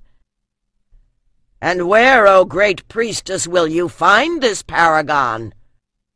"Your children have already found him," she replied. "He is the son of 100 kings, descendant of kings from across the sea, but born and bred in this land. He has lived in the moors and marshes and on the plains. He has run with the deer, and gained the blessing of the elder folk who were here first of all. He is my Cantor, nephew of Zamara of the Aesir, and son of Irnana of Avalon." It was not hard to find him. Heads were turning that way like flowers to the sun. From across the circle my Cantor's gaze flicked to her and then away. Andariel's lips twitched. If he did not wish to be surprised, he should have made a point of visiting her when he was making his rounds among the queens. "Let us see him!" came the cry. "Come here where we can look at you." Eyes bright with apprehension, excitement, and something suspiciously like amusement, my Cantor came forward, Tiralon at his side. Whatever he expected, he had dressed for the occasion, Andariel observed sourly, in a white short tunic with colored braid at neck and hem. Tiralon wore white as well. Her mother did not know whether to be relieved or angry that she was not dressed in the blue of Avalon. "The Aigiru speak for him," said their queen. "And the Aiutu." Urtaya, the slender dark woman who was their lady, echoed her. "Oh, he is a fair young man." The king of the Ailf got to his feet. "But there is a difference between borrowing a stud bull and allowing ourselves to be yoked like oxen while he takes over the herd. I serve my queen, but I will bow to no man." A hubbub of approval from the men's side echoed him. My Cantor opened his lips as if to speak, but Tiralon squeezed his arm, and he remained silent. "But such a leader has been chosen before in times of great need." The voice of Queen Katanakat rose easily above the noise. "A defender was named who protected all the tribes." Another murmur swept the assembly as they realized that the Queen of Ushan was supporting my Cantor. Eyes flicked to their grizzled king, who responded with a frown. How, wondered Andariel, could they convince the men? "That's all very well," said Menguellet of the Eye Oxy, "but the king's authority comes from the queen, and the queen's from the goddess for her land." "He have the blessing of the goddess," observed an old woman of the elder race who sat among the clan mothers.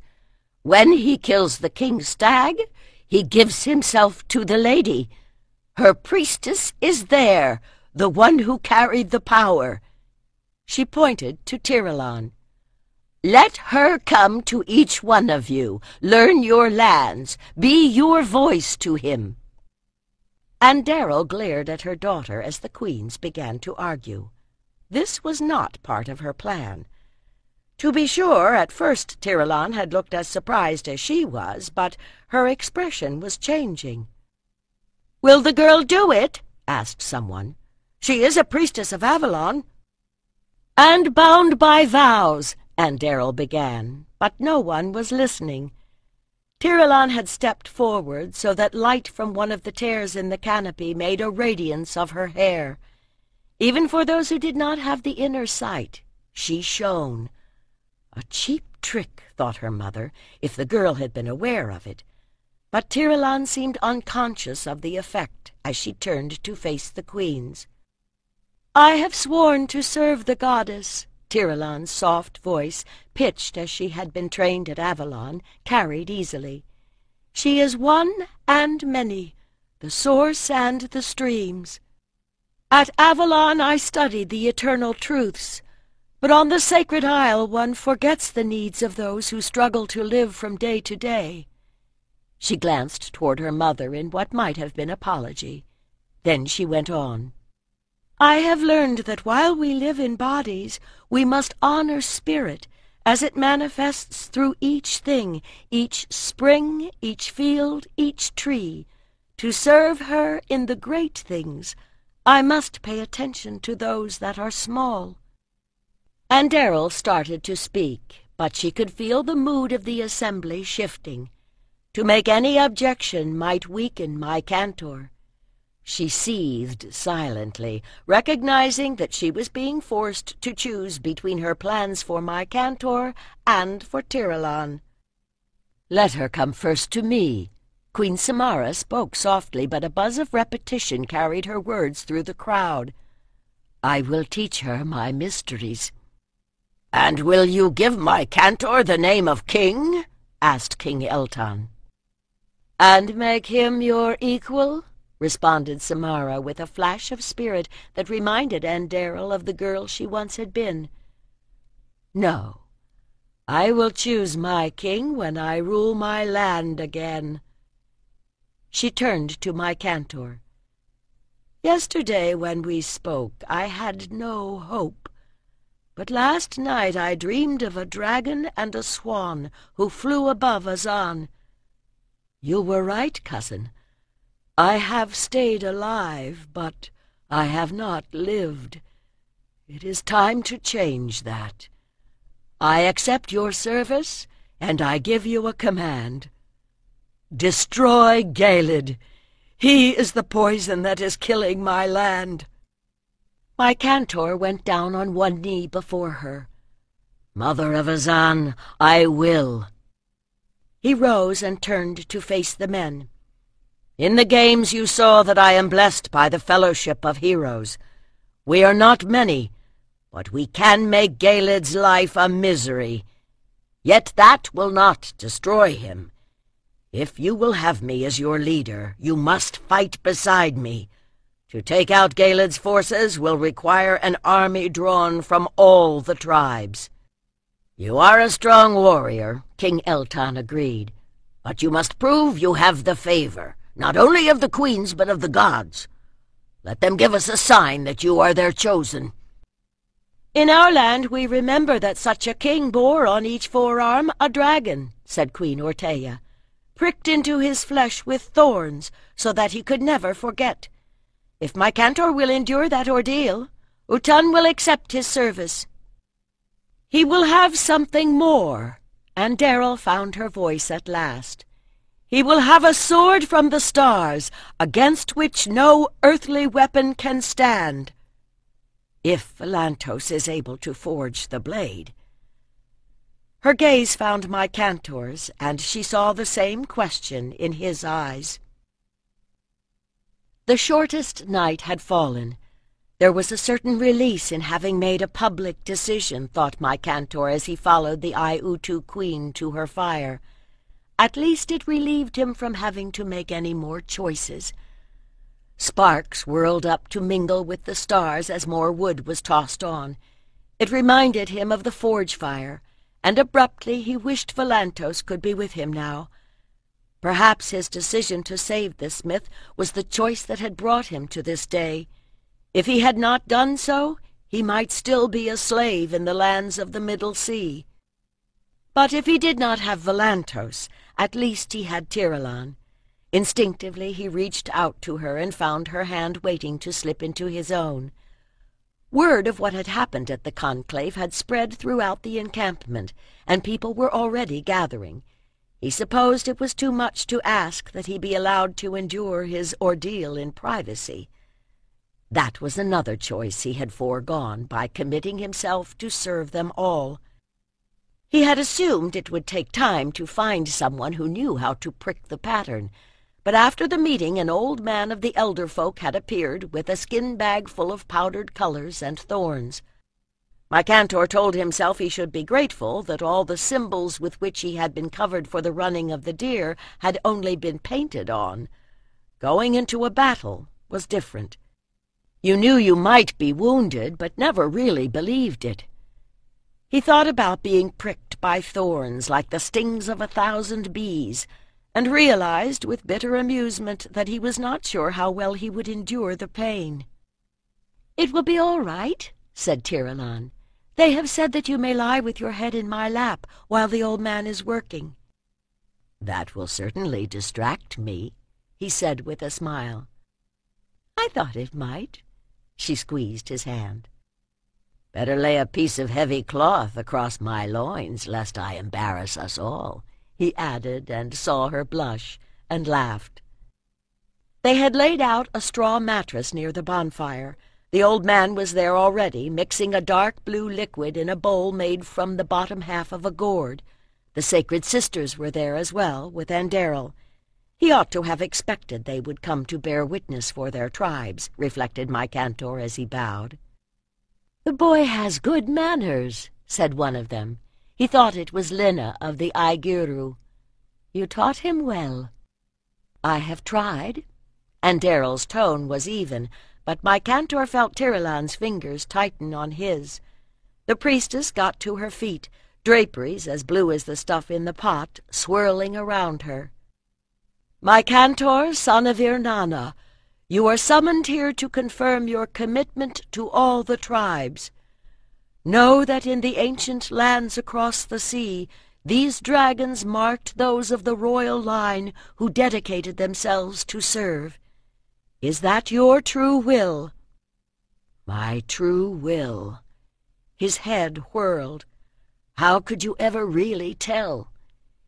He knew only that he had set his feet upon a path from which he could not turn back now. "I serve my lady. I am ready to do her will," he said aloud, not adding that ever since he returned to Avalon, he had seen the goddess with the face of Tiralan. His tunic had short sleeves, so he need not disrobe.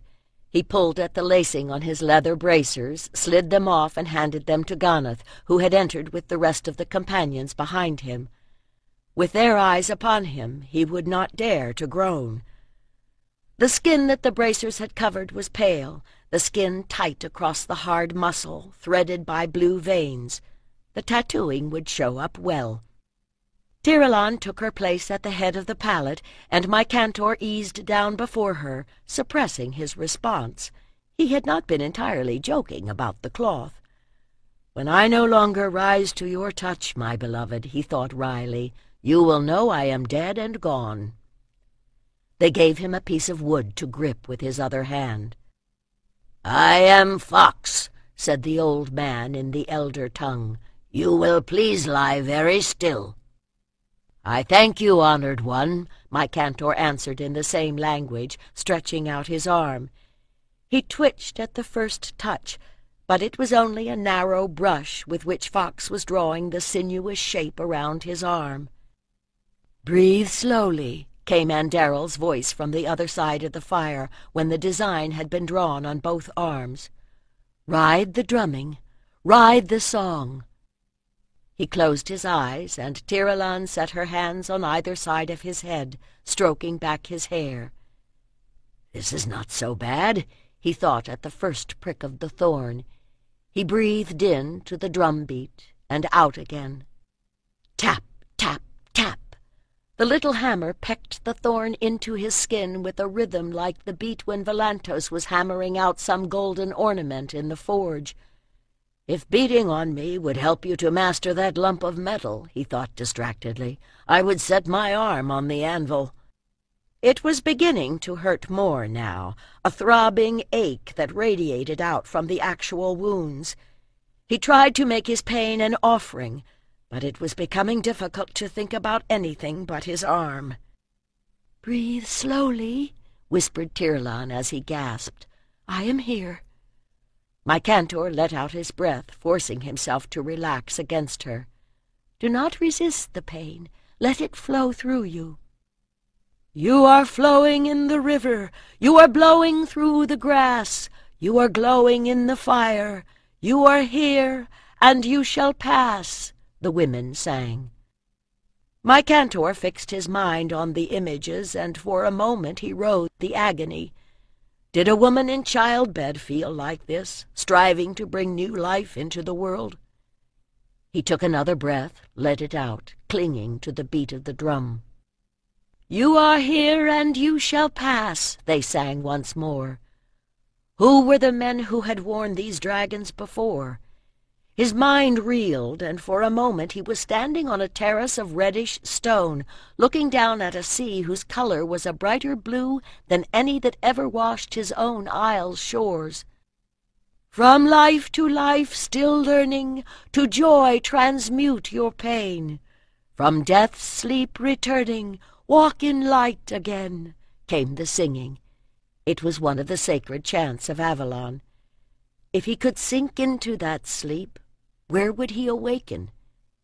His awareness flickered with memories that were not his own. And then the singing stopped. He lay, breathing carefully, a part of his mind wondering at the throbbing ache in his arm, while the rest grasped at the images that had come with that pain. There was movement around him. The old man was switching to his other side. "No," he thought dimly at the first prick of the thorn. "I can't do this again. Not yet. Not now." But his will did not reach his limbs. The drumming caught his breath, and as the anguish in his right arm began to match that in his left, he let it carry him away.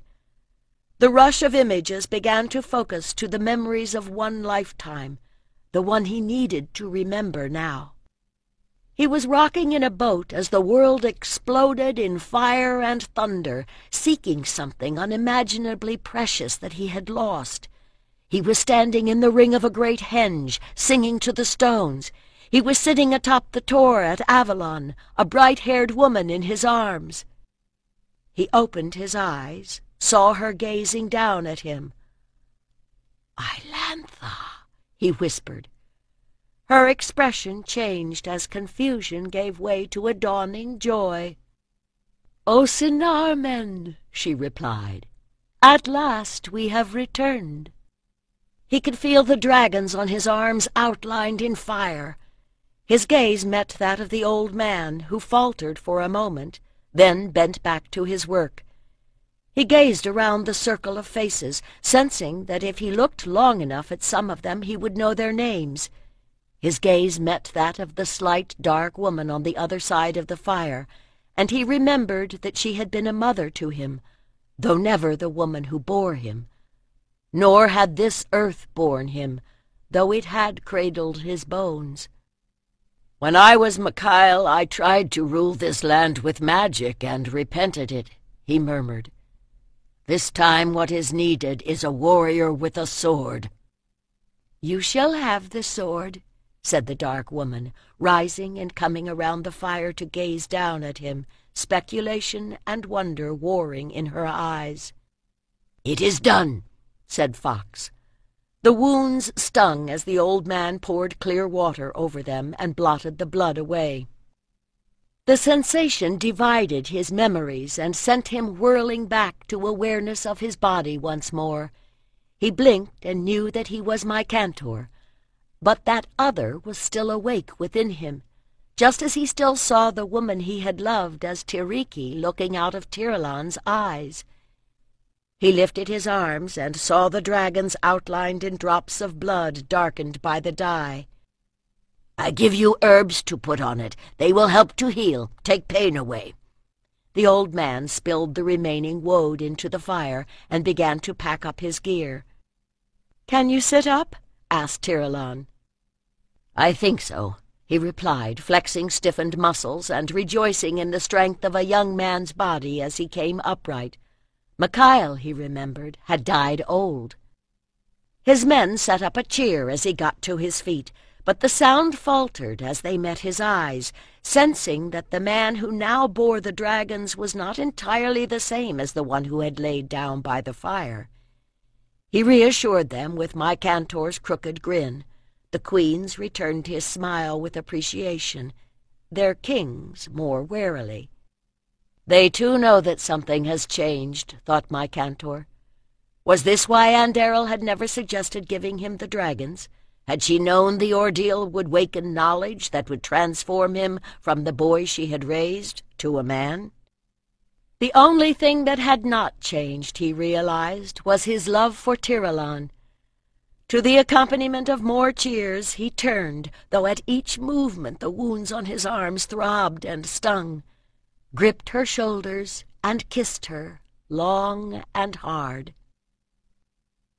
Andariel looked back over her shoulder at the southern circle of stones within the Carnava henge, where the long shadow of the great central standing stone lay across the green grass. When the sun came up at dawn, that shadow had pointed at Mycantor. He still blazed in her memory, standing like a young god in the first light of the longest day, with the royal dragons coiling around his arms.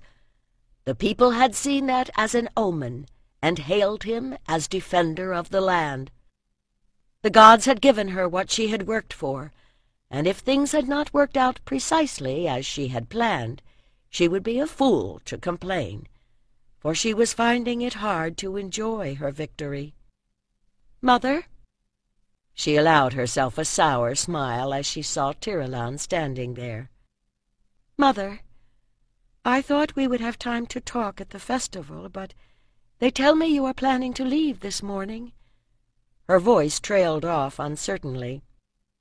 "I was not aware that there was anything to say," answered Andariel as they continued across the grass toward the causeway. "You have what you wanted. You get to be with Mycantor and still be some kind of priestess, though it is not clear whether you will end up as High Queen or the servant of them all." "I will not be with Mycantor while I am finding out which it is to be, and he will be fighting a war of raids and ambushes until he can command the kings with the iron sword," Tirlan said unhappily. "They tell me that Volantos has built a smithy near the old tomb in the White Horse Vale. I thought you would be helping him." Andariel glared, but Tirlan did not appear to realize what a shrewd blow she had struck just now. They were nearing the ditch that surrounded the henge, with the white chalk of the bank bright in the sun beyond it. "He is not a man to be driven," she said at last, "and I do not understand his craft. The best thing I can do for now is to leave him alone, and pray that the Lady of the Forge will inspire him." "I will pray as well," said Tirlan. "Mycantor has impressed the kings, but without the sword it will be hard to gather the force we need to strike Galed down, and we cannot even begin to address all the other things we need to do until he is gone." Andariel looked at her daughter, young and strong and hopeful, and her anger went out of her in a long sigh. She had been that eager long ago, And what had she been striving for, if not for the day when her children would fly free? They crossed the ditch and started back to the camp. "Goodbye, Tiralon. May the goddess shelter you in her mighty wings." And Darrell lifted her hands in blessing. As she went down the path, she looked back once more, and saw Tiralon still standing there, bright as a primrose in the morning sun. But she kept walking. Chapter 24. "This is the heart of Azan," said Samara, pausing as they topped a small rise. Tiralon nodded, eyes widening as she took in the undulating expanse of green. They had left Carnava the day before, traveling slowly with a pony and cart to carry their gear, and picked up the track that ran beside the Aman River. Here it turned south across the plain. "It is beautiful," she replied. "The sky seems huge above all this open land." She had heard that this was the greatest expanse of grassland in the Island of the Mighty. It was certainly the largest she had ever seen. Winding bands of darker green and the occasional silver gleam of water showed where rivers had cut through the chalk to the clay. Here and there she could make out a pond, or a dark mass of foliage, or a spiral of smoke that marked a farmstead amidst its brown fields. But for the most part the plain was pasture for the red cattle that had given the tribe its name. Fescues and oat grass trembled in the wind that stroked across the plain, with here and there a patch of golden or purple flowers. And unlike most places in the island, it was good country for wheeled vehicles, which was why Samara had a pony cart, which Tiralon had rarely seen in use before. "Have you never been here?" Tiralon shook her head. "I have only been to Carnava a few times, and we took the road from the west." "It is shorter, and these days safer for you as well," Samara sighed. "When I was a girl, the people of Avalon usually traveled to the festival by way of Azan-Ilir. They would rest and break their journey, and we would finish the trip together. Our families were close in those days.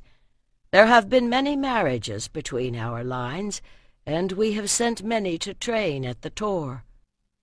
"When my cantor has dealt with Galed, those days will come again," said Tiralon stoutly. "May the gods grant it be so." Samara started walking again, and her servant tugged on the rein of the pony to set the cart creaking forward, with the rest of her people coming along behind.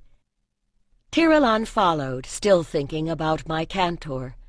The motion stretched sore muscles, and she felt her face heat as she remembered the vigor of their farewell.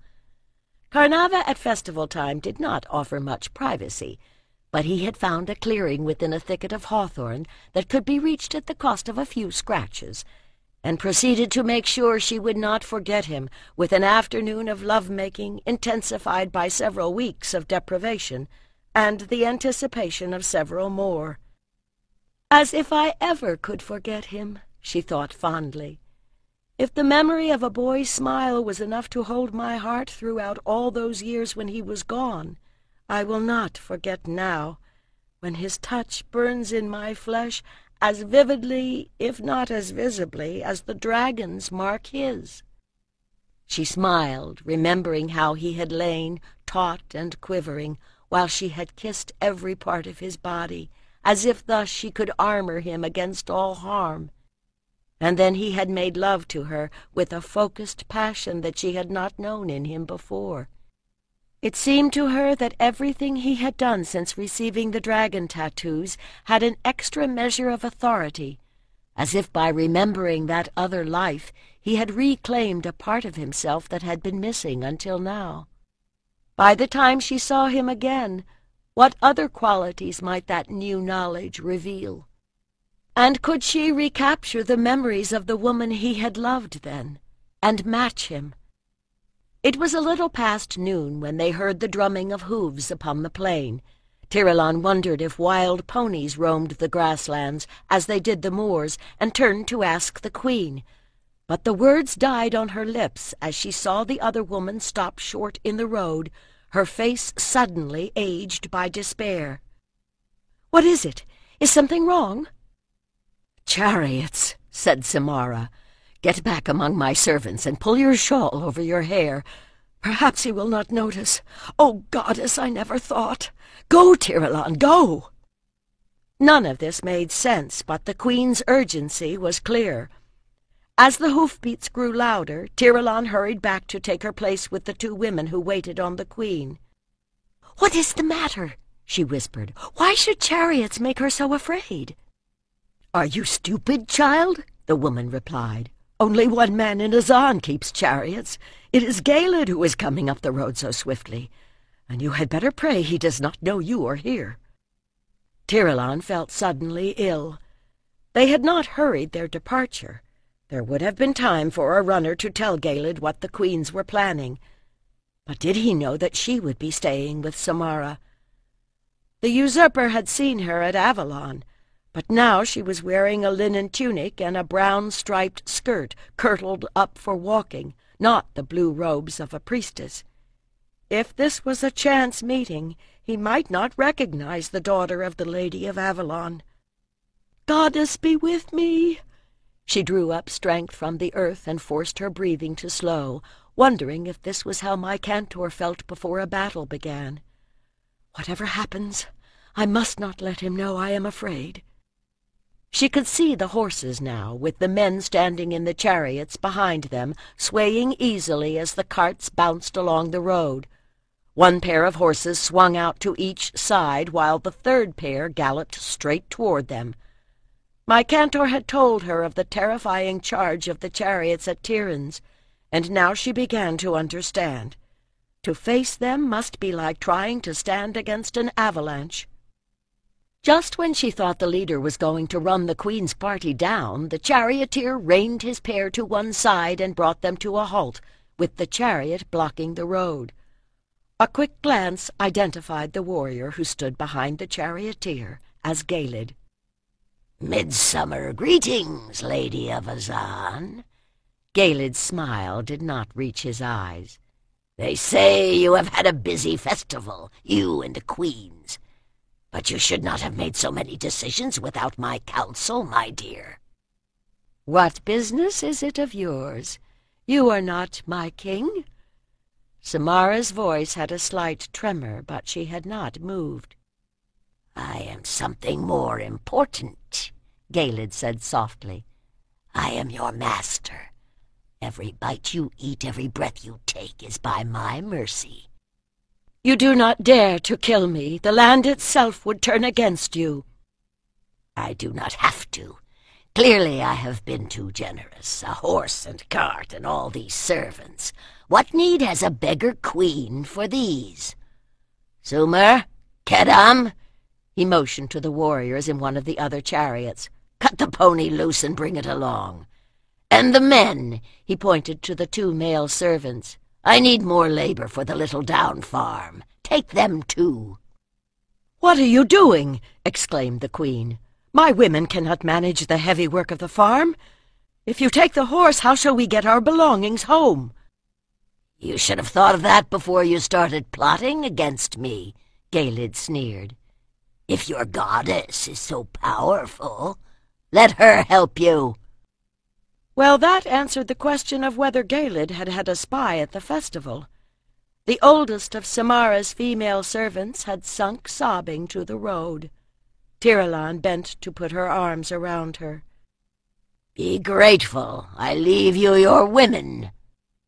Tiralon heard the creak of wood and then footsteps as Galed descended from the chariot and came toward them. She tried to spin mist around her, but she had waited too long. "The old ones, anyhow. I've no use for them, but this one has good legs. She might brighten things up at home. What do you say, lads? Shall we take her along?" Tiralon squeaked as a hard hand closed on her arm and hauled her upright. "What are you good for, eh, girl?" He pulled her close, eyes glinting with amusement. His breath was foul. "Can you grind grain? Can you spin?" Are you good for anything but to spread your legs for Uldan's brat?" he added more softly.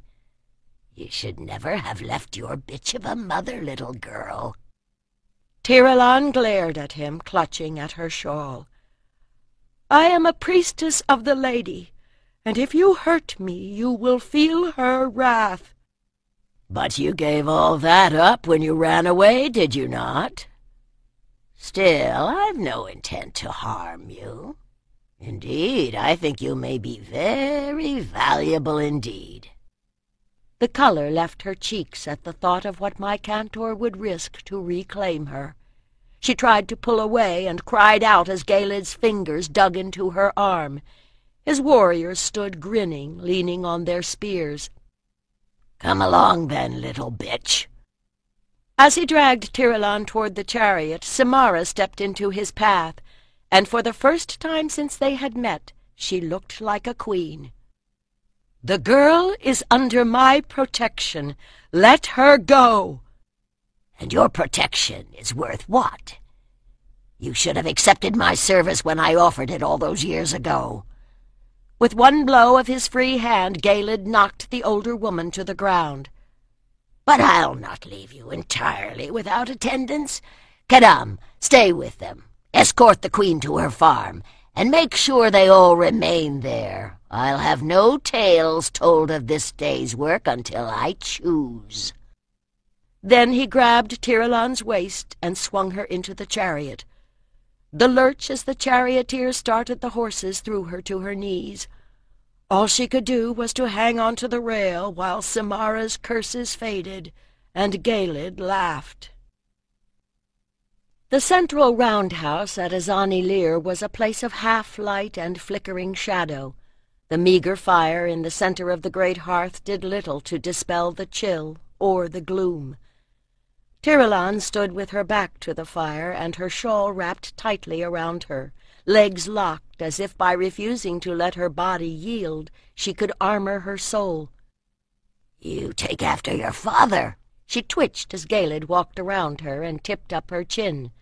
"I only knew him briefly, but you might say we made a powerful connection." Tiralon stared past him, nostrils flaring. Was this the scent of evil, or simply the odor of the refuse that she could see beneath the benches? As they drove in, she had seen a dog gnawing what looked like a human hand. She doubted that the depressed-looking slatterns she glimpsed felt much motivation to keep the place clean. Once, if her mother could be believed, this had been a handsome hall. Galid had rebuilt it after the burning and filled it with the spoil of 1,000 raids. But 20 years of soot had dimmed the colored carvings on its pillars and the moth-eaten rugs that kept drafts from the walls. There might well be 20 years of dirt on the floor. "Aren't you going to question me?" Galid's teeth were bad as well. "Don't you want to know how your father died?" "He sacrificed himself so my mother could escape you.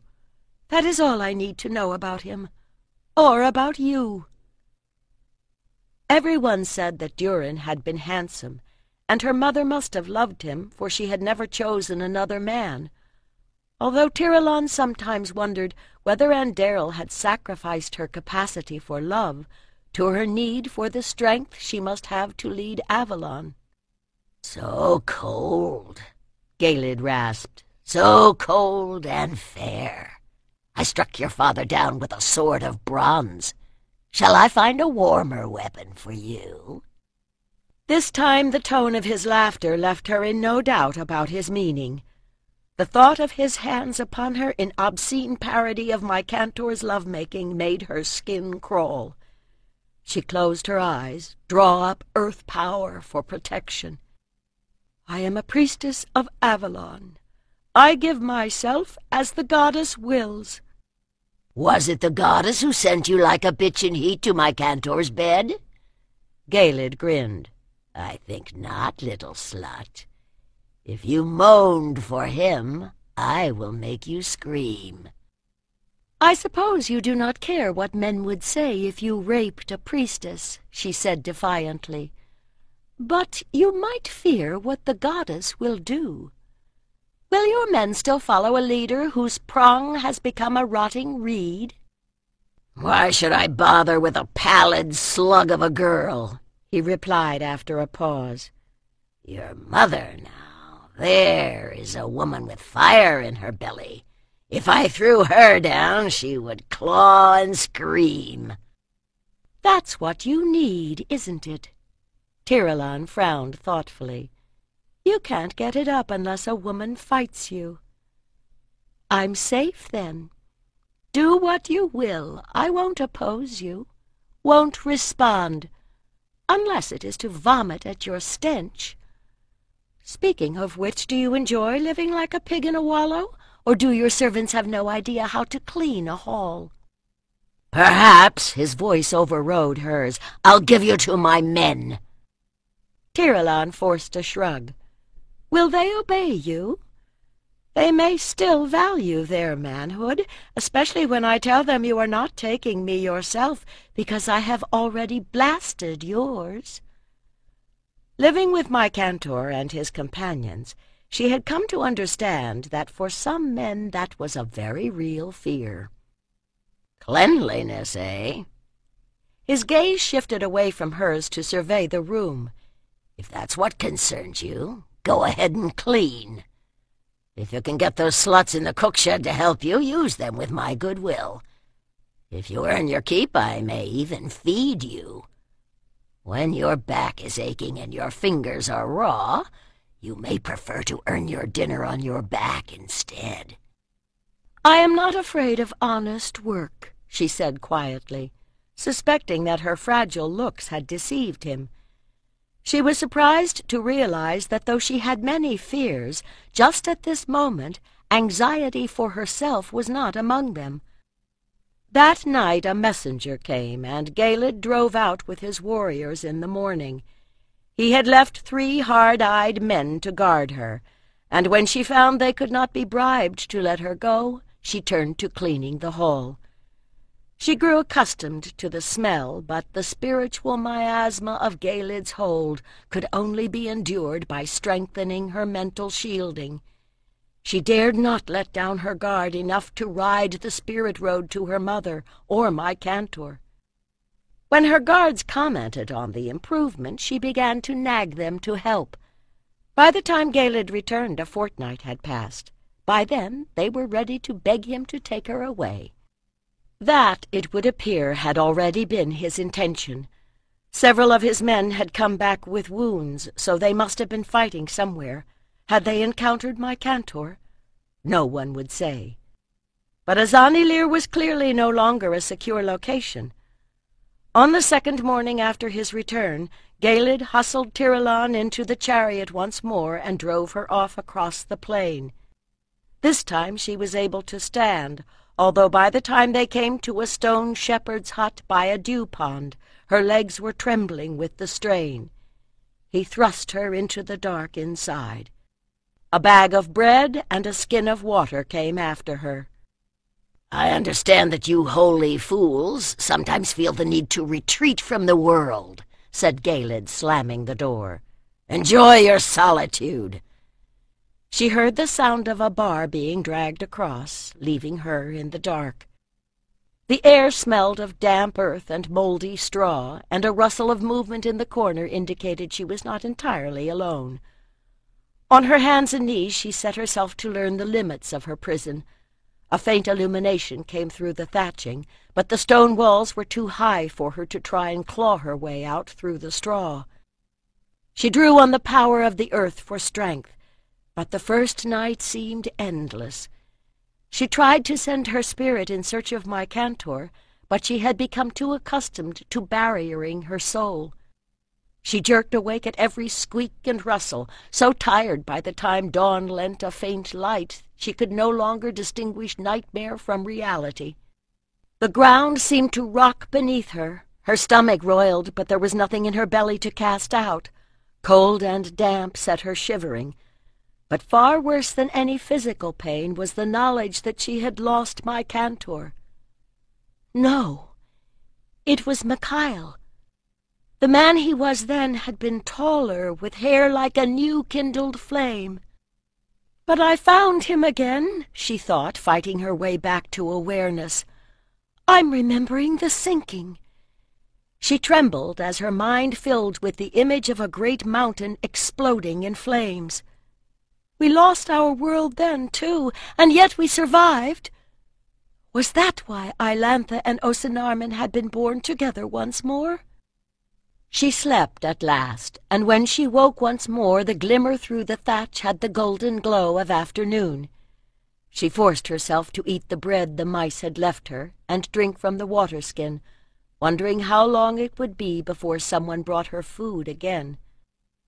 As the light faded, Tiralon found herself weeping, afraid to endure another night like the one before. To her surprise, it was a memory of one of her mother's scoldings that enabled her to regain control. There was no human experience, Andariel had told her once when she had skinned her knee, that could not serve as either a lesson or an opportunity. She had not appreciated the advice at the time, and she was sure that by calling this prison a retreat, Galed had meant to mock her. But perhaps she could make it true. Then she would not be ashamed to face her mother and Mycantor when she saw them again. After casting a circle to discourage any vermin who might misinterpret her immobility, Tiralon settled herself cross-legged on the damp ground and began the counted breathing that would carry her into trance. From somewhere nearby came an intermittent rustling, probably a mouse, she thought, and let the awareness fade away. The wind that always seemed to blow across this open country whispered and moaned in the thatching. This too she noted, and then let go. Samara had promised to teach her the secrets of this land, and one way or another she was determined to learn. As darkness fell outside, she closed down her awareness of her surroundings in order to open and extend her perceptions of their inner reality. She sensed the life among the dense root system of the grasses that covered the well-drained dry soil. Below the earth a porous layer of chalk allowed water to seep through to the clay beneath. Water carried energy, but the power in the land followed other paths as well, surfacing at the barrows and standing stones. She reached out to the spirits of the ancestors, remembering how her mother had called on them for help when she and Elet fled the destruction of Azani-Lir. When her body's needs at last called her back to consciousness, a little light was filtering through the straw. She dozed then and only woke when she heard the clattering approach of a chariot. She found herself almost disappointed when it was not Galed, but Kadam who opened the door of her prison and tossed in another bag of supplies. The days that followed passed in much the same way. Between visits from her captors, Tiralon's spirit sought refuge in trance. On one of those journeys it seemed to her that she was in Avalon, in her mother's garden. "Where are you? Are you in danger?" asked Andariel. But Tiralon did not know where she was any more and could not reply. She tried to take swan shape to fly to Mycantor, but he was fighting, and she dared not distract him. In her waking hours she was aware that she was getting weaker, and tried to force her body to exercise. But increasingly it was easier to walk in her dreams. Tink, tink, tink, tap. Volantos worked the hammer around the bit of bronze, drawing it out to form a flat half-circle, then setting it on the workbench to start a new row of scales. It was simple work, but it eased his mind. Tink, tink, tink, and then a tap on the small bronze anvil to maintain the rhythm as he shifted the position of the bronze he was working on. He had completed a goodly number already. In the firelight they glinted like sunlight on the sea. The women of the old race were preparing the tunic of boar's hide to which those scales would be riveted. When Mycantor put it on, he would look as if he were wearing a dragon's skin. "And what weapon will this great warrior hold in his hand?" The unwelcome thought intruded once more, breaking the rhythm. Volantos suppressed the impulse to cast it across the room. He wondered if Anderil had repaired the wall of the smithy at Avalon. The men of the elder race had worked well, and the smithy on the ridge was complete, with space for all his tools and straw mattresses at each end for him and the boy, where Elfric's was snoring now. Beyond the beech grove an encampment of the elder folk had sprung up. The women brought food to the smithy each day. The weight of their expectation had been added to Anderil's vision and Mycantos's hope. Volantos had everything he needed, except, he thought grimly, the courage to begin again with the sword. The hilt, at least, could be made of bronze. He had done that already, as an affirmation that one day there would be a blade for it to hold. He took it from the doeskin bag and hefted it, running his fingers across the grooved grip wound with gold wire. Setting the bronze aside, he drew back the leather he had wrapped around the iron shards and picked up one of them, rubbing his thumb across the place where the metal had begun to curdle and run.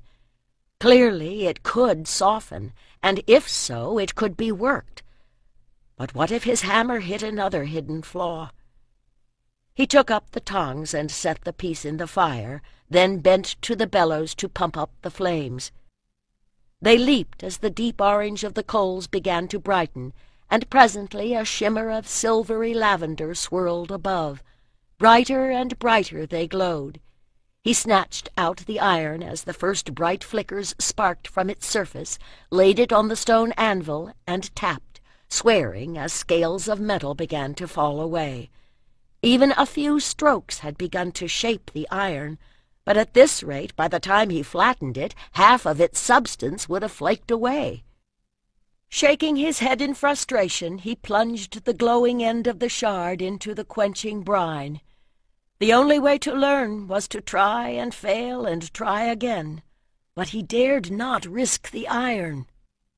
"Lady," he turned to the image of the goddess, "this work is not for my own glory, but for yours, and only you can teach me how it must be done." Carefully he set the piece of iron at her feet. It was the only thing he could think of to do. If the gods wanted this sword made, they would have to take a hand. He worked his shoulders back and forth, only now realizing how tense they had become, then thrust a chunk of oak wood into the center of the hearth, banking the live coals around it to smolder through the night.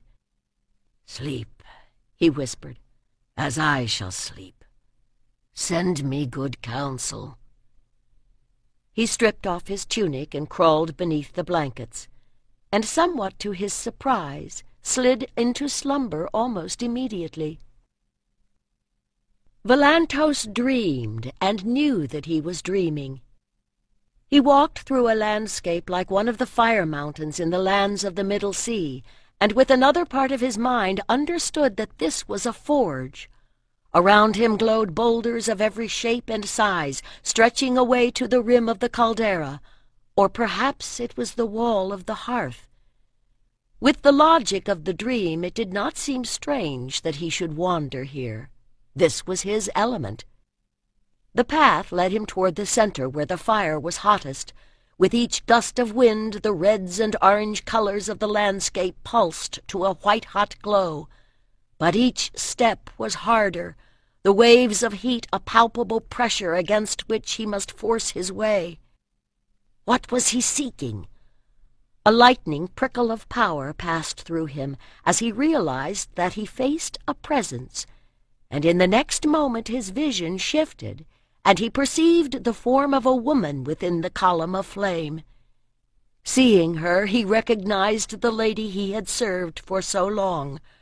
Her flesh was shaped from white fire, her hair streamed with flame borne up by the blast. He could not meet her eyes. "So, beloved, you have come. Why do you seek me here?" Her voice both warmed and burned. "I seek your aid to shape a sword," he replied.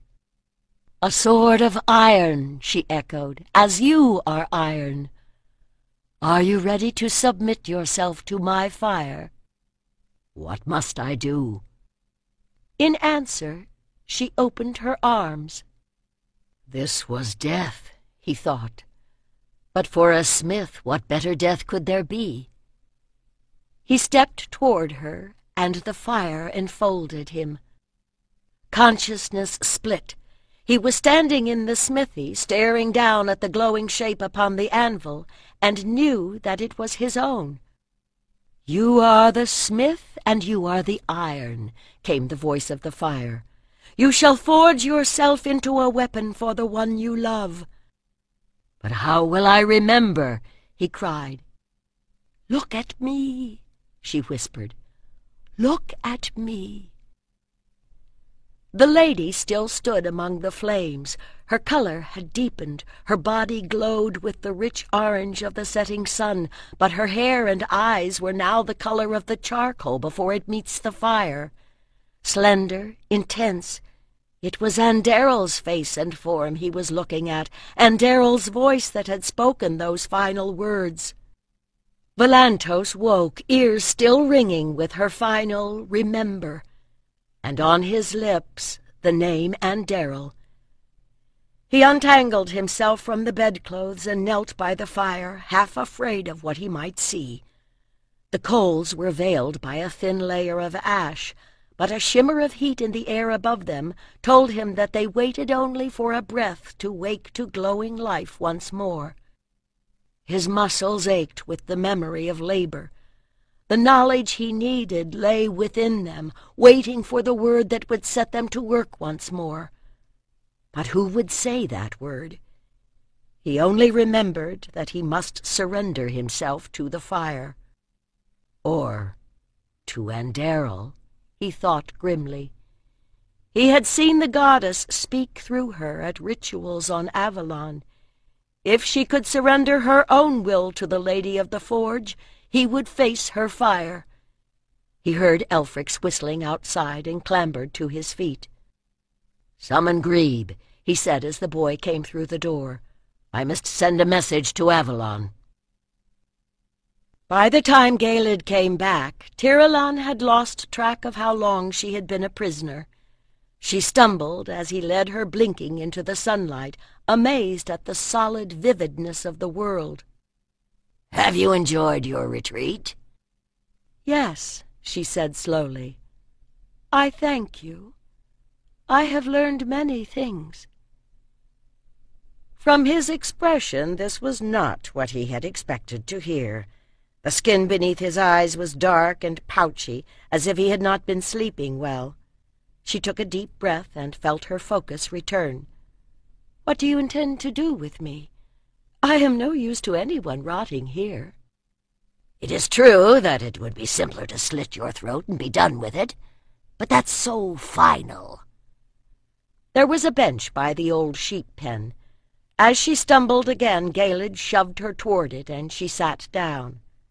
"Much as I'd enjoy seeing my Cantor's face when I tell him how you died, it will be much more entertaining to tell him how I plan to kill you. To save you, I fancy he will give up everything. Perhaps I'll tie you where you can watch what I do to him." Tiralon lowered her eyes to hide the terror that threat awakened. It was harder to keep her voice steady this time. "What good will that do? You control the plain, but you are not the king. You make nothing grow, nothing prosper. The powers in the land do not speak to you. What were you seeking when you betrayed Uldan all those years ago?" Galed frowned as he realized that she really did want to know, and she realized that he had no answers. "I think you are a hollow man," she said softly. "The wind blows through you, and soon it will blow you away. The ancestors will not welcome you. It will be as if you never lived at all." "And if I am," he said through gritted teeth, "how am I different from all the rest of you, clinging to life on a dying land? What is the use of being an ancestor if there are none to follow?" After so many days of silence, every sound was layered with meaning. He meant his voice to hold menace, but what she heard in it was pain. She bit back a cry as he gripped her wrist. "There is only now, my dear, and while I am alive, I will wring from life everything I can. If I cannot feel pleasure, I will feel pain. And if I cannot give pleasure, I can surely make you feel agony." Suddenly his dagger was in his hand. "Shall I begin by cutting off one of these pretty fingers as a gift for my cantor?" He slammed her hand against the wood of the bench and set the blade of his dagger against the crease where her little finger met the palm. "Just a little more pressure and it will be off," he whispered. He pressed, and she winced as the sharp edge split her skin. "But I will wait until I find your beloved. The finger should be fresh enough for him to recognize it as yours." Laughing, he lifted the blade and let her go. "That moves you, does it?" She drew a shuddering breath, and he grinned. "This opens up all sorts of possibilities. Your pretty nose, for instance. How if I leave you alive, but spoil your beauty? Will your fine warrior still want you then?" "Will you?" she whispered. Her vision had adjusted, and she saw him clearly, the lines cut by cruelty and rage, the flesh that sagged from too much food and drink, and deep within those pale glinting eyes, desolation. He knows his time is over, she thought, and fears what? Sharper than his knife was his need, and her heart, opened by those endless nights, responded. "Will my blood ease your thirst? Then drink." She held out her hand where red drops were beading along the line his knife had made. As he recoiled, she sighed, and then opened her arms. "If I will love you, freely and without force, will you let Azan go?" For a moment Galed simply stared, all expression gone. Then his fist swung up and he struck her to the ground. "Whore!" he hissed. "All of you stinking, deceiving whores!" He staggered toward the chariot. "Drive!" "What about her?" asked the charioteer. "Throw her back in her hole. She can rot there."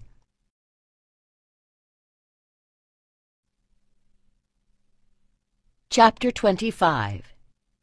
The setting sun that bathed the downs in a fiery glow sent Anderel's shadow into the smithy before her. She paused in the doorway to let her vision adjust, waiting until she could see the man who stood by the hearth. Volantos had dressed carefully to meet her. His short-sleeved saffron woolen tunic had patterned banding at neck and sleeve and hem, but he seemed thinner, as if he had been fasting. She remembered him wearing that garment at the midwinter festival.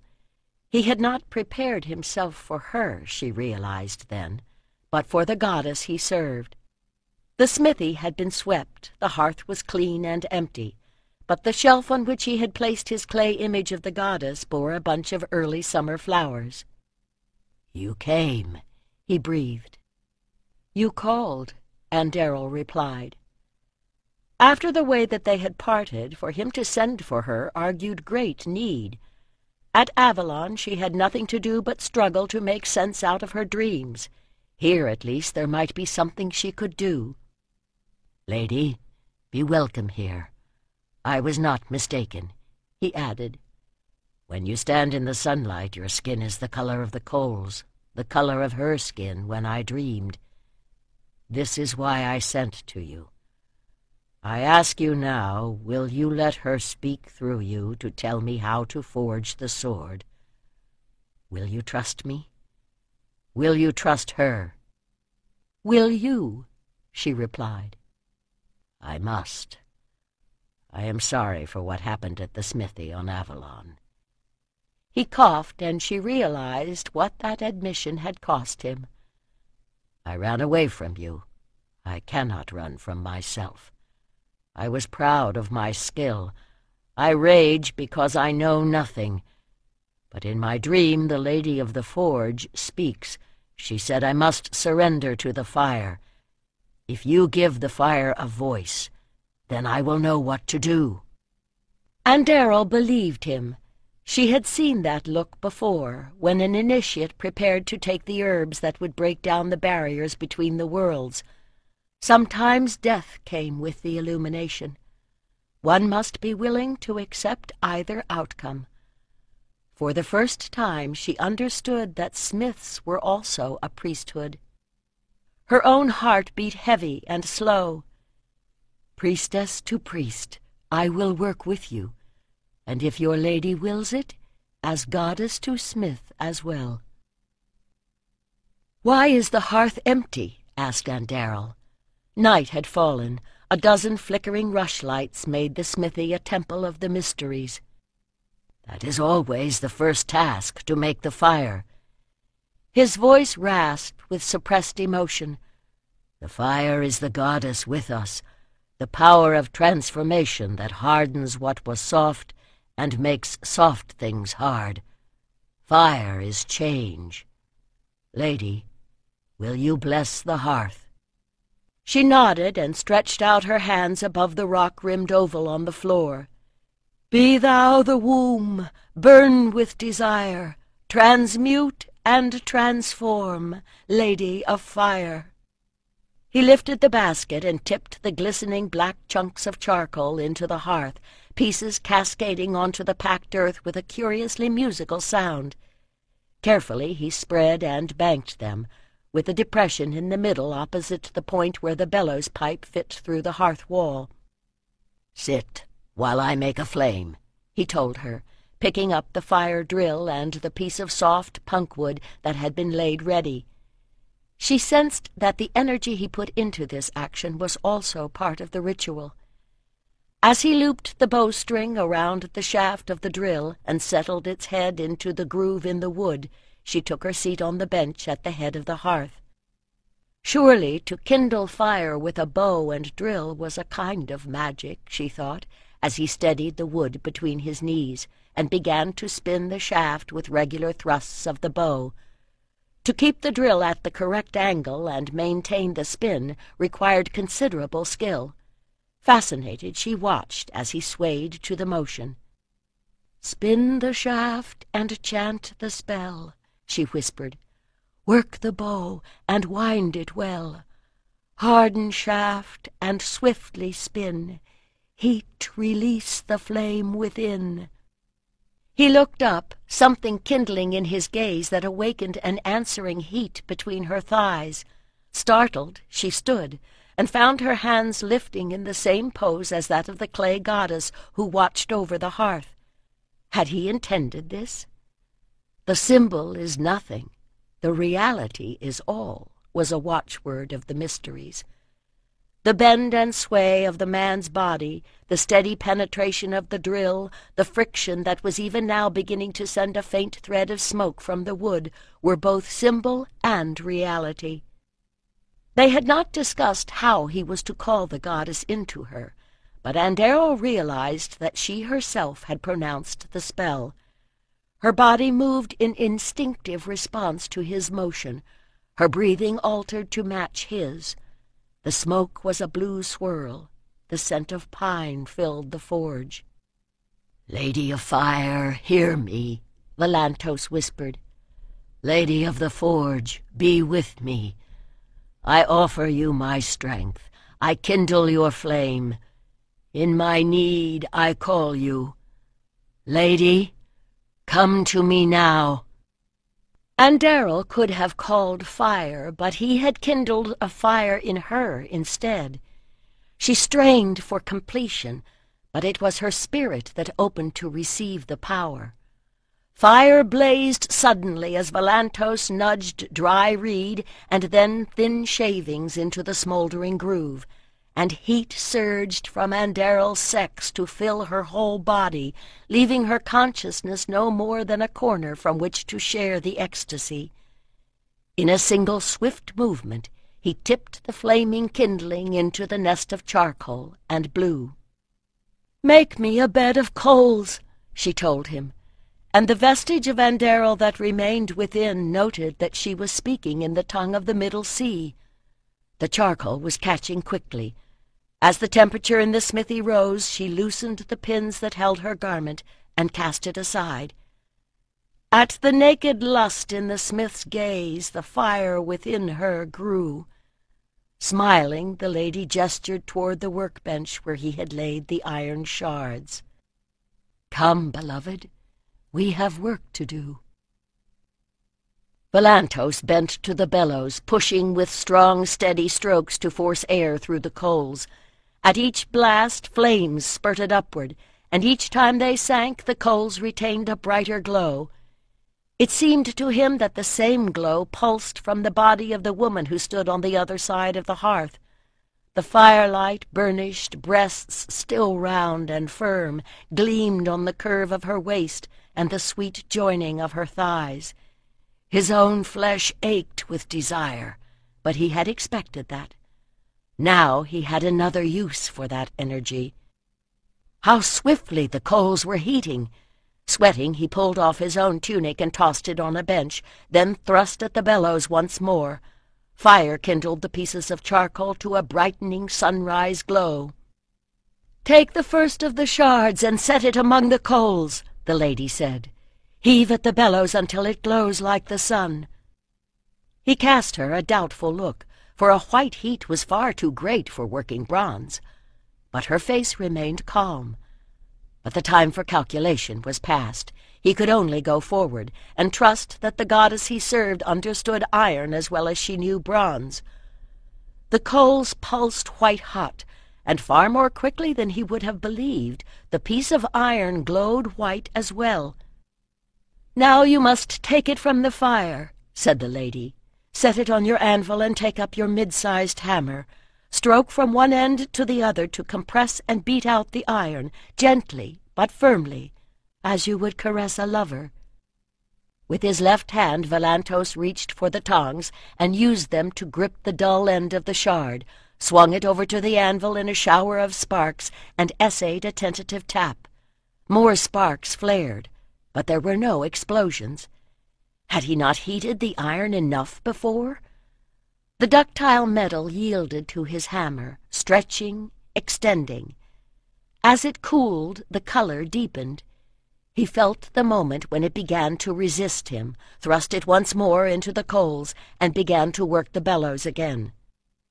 "You are the hammer," she said softly, "and I am the forge. The sword is the child we are making together, by your will, from my womb." He looked up from the bellows and could not tell if her eyes shone or only reflected the flames. Once more the metal was glowing. Once more he returned it to the anvil and began to shape it, always tapping down its length in the same direction, teasing out pockets of air, driving out impurities. Again and again the iron made the journey from fire to anvil, until he had welded the rough metal into a single solid bar. And then it was done. Volantos looked down at the cooling metal, watching the glow fade until it was a dull black. No longer the unformed meteor, it held now the shape that he had given it. He heard a step and looked up. The lady stood before him, a beaker of clear water in her hands. "Drink and be restored, and then take up the next piece and begin." 3 times more Volantos set tongs to a raw shard of meteor and thrust it into that fiery womb. 3 times more he stroked and shaped the glowing metal into an iron bar. And when he had finished, the lady directed him back to the first length, and he began again. 3 more times each piece was heated and hammered, heated and shaped, until he had 4 black strips, a little less than the length of a sword. He laid them out on his workbench, running his fingers along the gray-black surfaces with a dull wonder. The lamps had all burned out, and the only light was the glow from the forge. From the stillness and the feel of damp in the air, it must be close to dawn. His neck was stiff, the muscles of his upper back and shoulders were aching, and his right arm trembled from strain. He shook his right hand to loosen fingers cramped to the shape of the hammer's shaft. He heard a sigh and turned. The lady had sunk down upon the bench. No, it was Anderl, blinking in confusion and wrapping her garment around her. "Is it done?" she asked. "By the lady's grace, it is begun," he answered her. "Now we need rest and food."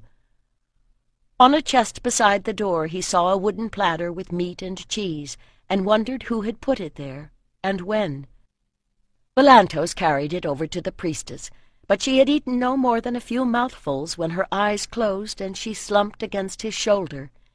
He still had the strength to lift her, a little surprised to find that tenderness was his only response to the lissom body in his arms. All his desire was spent, as if he had been making love to her all this time, and in a way he supposed that was true.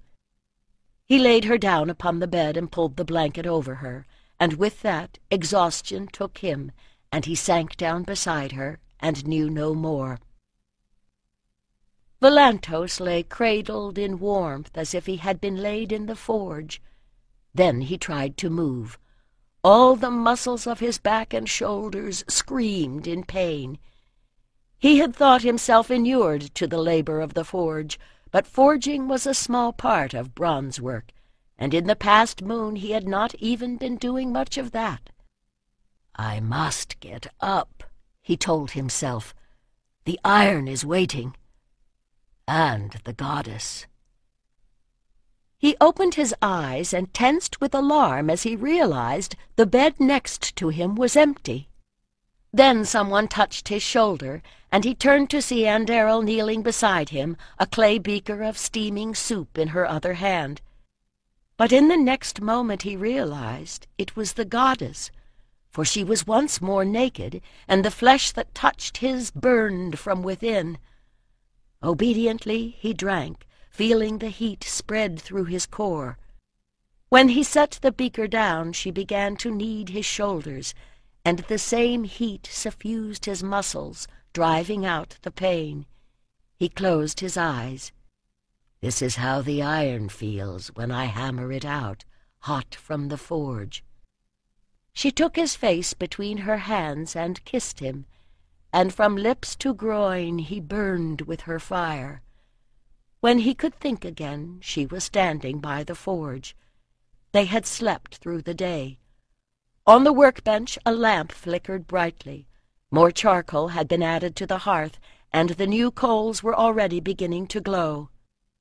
"Arise, O my hammer, and thrust the iron into the fire." When he worked with Catuerix, they had heated bits of bog iron and hammered them together. Could he weld the iron strips he had forged the day before? It must be possible, for the goddess had stacked them together and was clasping them against her breast. When she held them out to him, they were already hot, as if they had been in the fire. Reverent as if he were touching a woman's body, Volantos drew the poker towards him to open a way through the coals. He gripped the stack with the tongs and gently slid the iron into the glowing valley, then moved to the bellows and began to blow. Again and again the fire flared and fell. The iron was beginning to glow. Volantos looked at the lady and saw her smiling, watching the fire. Not until the metal glowed sun-bright did she gesture to him to take up the tongs. He gripped the duller end of the pile tightly and swung it over to the great stone anvil, grasped the large stone hammer, and swung. Sparks flew, but he could feel the iron yield. "Strike with strength and weld it well, hammer's heft beats out the spell. Many melding, 4 to 1, hammer till the work is done." He did not know if the chant came from his lips or hers. Now he must put forth all his strength, heating and beating, brushing off loose scale and hammering again. The iron strips gave way beneath his blows, softened and lengthened, flowing, clinging, melding until a single glowing shape lay in the fire. Obedient to her soft suggestions, Volantos brought it to white heat once more, hammering it wide and flat, twisting and folding, and beating it out again. As the stars wheeled across the night sky and the sparks flew from the forge, the lady stood beside him, murmuring spells, and he beat their magic into the iron. Courage and command were in that chanting, endurance and honor certainly, and skill. He hammered in the virtue to strike surely, and to cleave clean, to find the right target with each blow. When dawn came, the smith drew from the fire a dully glimmering iron bar. The patterns that all that folding and twisting had melded within it were sensed rather than seen, but he could feel the power within. He set the iron upon the workbench and found that food and drink had been provided, and the priestess was herself once more. They ate and drank and lay down together, sharing their warmth, emptied of desire. And Darrow woke as the last light of sunset was shafting through the doorway, bathing everything in a warm glow as if the smithy had become part of the hearth. Volantos still slept beside her, curled on his side with one arm laid protectively across her thigh. In sleep his face had a curious innocence, the lines carved by purpose and passion that sometimes gave him such a ferocious aspect, smoothed away. She understood now that this was a man who would sacrifice everything, even himself, for a worthy goal. No wonder they had struck sparks. They were far too alike, she thought, with an inner smile. He was thinner than he had been when she arrived. So, she supposed, was she. To carry a god took energy, but she had only to let the power of the lady flow through her. He was burning from within, consumed by the power he was putting into the work as the fire consumed the coals.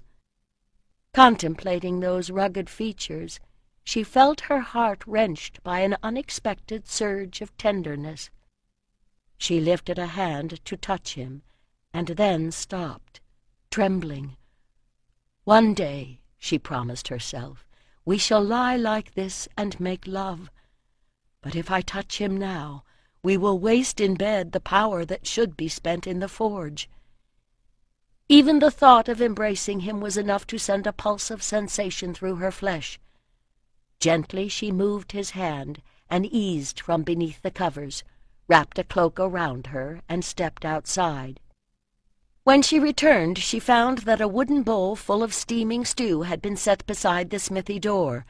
Though she had not seen them, it was clear that the elder folk were keeping watch and anticipating their needs, as they had taken Elfric's into their keeping when she arrived. She brought in the food and set it on the workbench.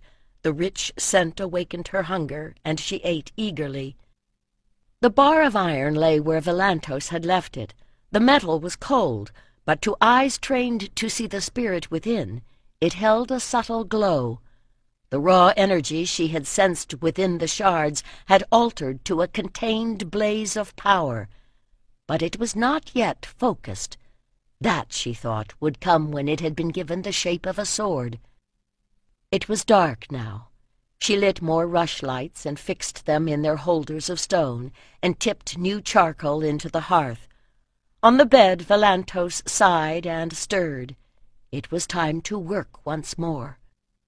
And Darrow hung the cloak from its hook and combed out her hair. She could feel the presence of the goddess as a pressure behind her, patient and a little amused. "Lady of Fire," she whispered, "naked I stand before you. May both preoccupation and passion depart from me. For the cause of life and the good of this land, I offer myself as a vessel for your will." She let out her breath in a long sigh. For a moment she hovered on the edge of awareness, and then softly, smoothly as the metal absorbs the heat of the coals, the goddess came in. "Now, take the iron from the fire."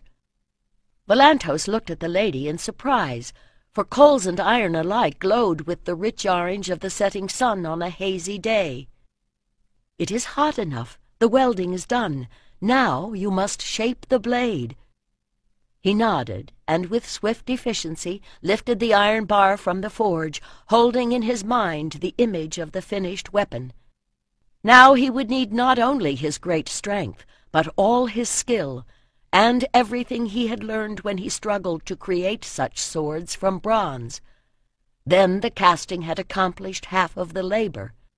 Now he would have to forge the metal into the shape he desired. It would be difficult and demanding work, but he had spent enough time tapping around the edges to straighten and harden the bronze blades to have imprinted that shape in his muscles and bones. He laid the glowing end upon the anvil and began to flatten and shape the base and tang to which he would rivet the hilt. It was a simple form, and would give him a place to grip the iron while he worked on the rest of the blade. The metal cooled, and he laid it once more in the forge, pushing the bellows as he watched it begin to glow once more. Back to the anvil came the iron. The hammer swung down. Tap, tap, tap, ting. He found the rhythm, drawing the softened metal out and working it away from the center towards the sides. Muscles loosened, flexing and releasing as he swung. To weld the iron bar had forced a singular focusing of will. This part of the work was different, requiring a flexible coordination of hand and eye, of heart and will. Turning and tapping, he persuaded each glowing section of metal to take its new form. With each stroke of the hammer, he felt the substance of the metal changing, as the flesh of a woman changes beneath the arousing fingers of her lover. And as making love also changes the lover, his soul flowed into the hot iron. And presently, as he bore the evolving blade from the forge to the anvil and back again, he became aware that the ringing of bronze hammer on iron had become the foundation for a song. From the lips of the lady came a sweet descant to the rhythm of the hammer, an answer to the wheeze of the bellows and the whistling of the flames in the coals. Sometimes it was pure music, and sometimes words surfaced from the song. She sang of the dark spaces of the heavens in which the iron had floated, cold and alone, of the searing flight that had ended as it buried itself in the soil. The elder folk had told him how their fathers had dug it out, still smoking, and tried to hammer it into some useful form, and that too was in the song. She sang of the trees that had captured the light of the sun in the forest, and the long, slow smolder in a womb of turf that transformed them into charcoal. She sang of their delight as they were at last allowed to blossom into flame. A forge song she sang, a song of fire and iron, a song of the sword, writhing beneath the hammer as it sought its destiny. When he glanced up, he could see the lady shining and singing in the light of the fire, and found himself striving to incorporate the long, sleek curve of waist and thigh into the shape of the sword. Thinning from the center on one side and then on the other, drawing the iron from the narrower neck downward to the swell of the blade, and then inward once more, he persuaded the metal to take the form he envisioned so vividly.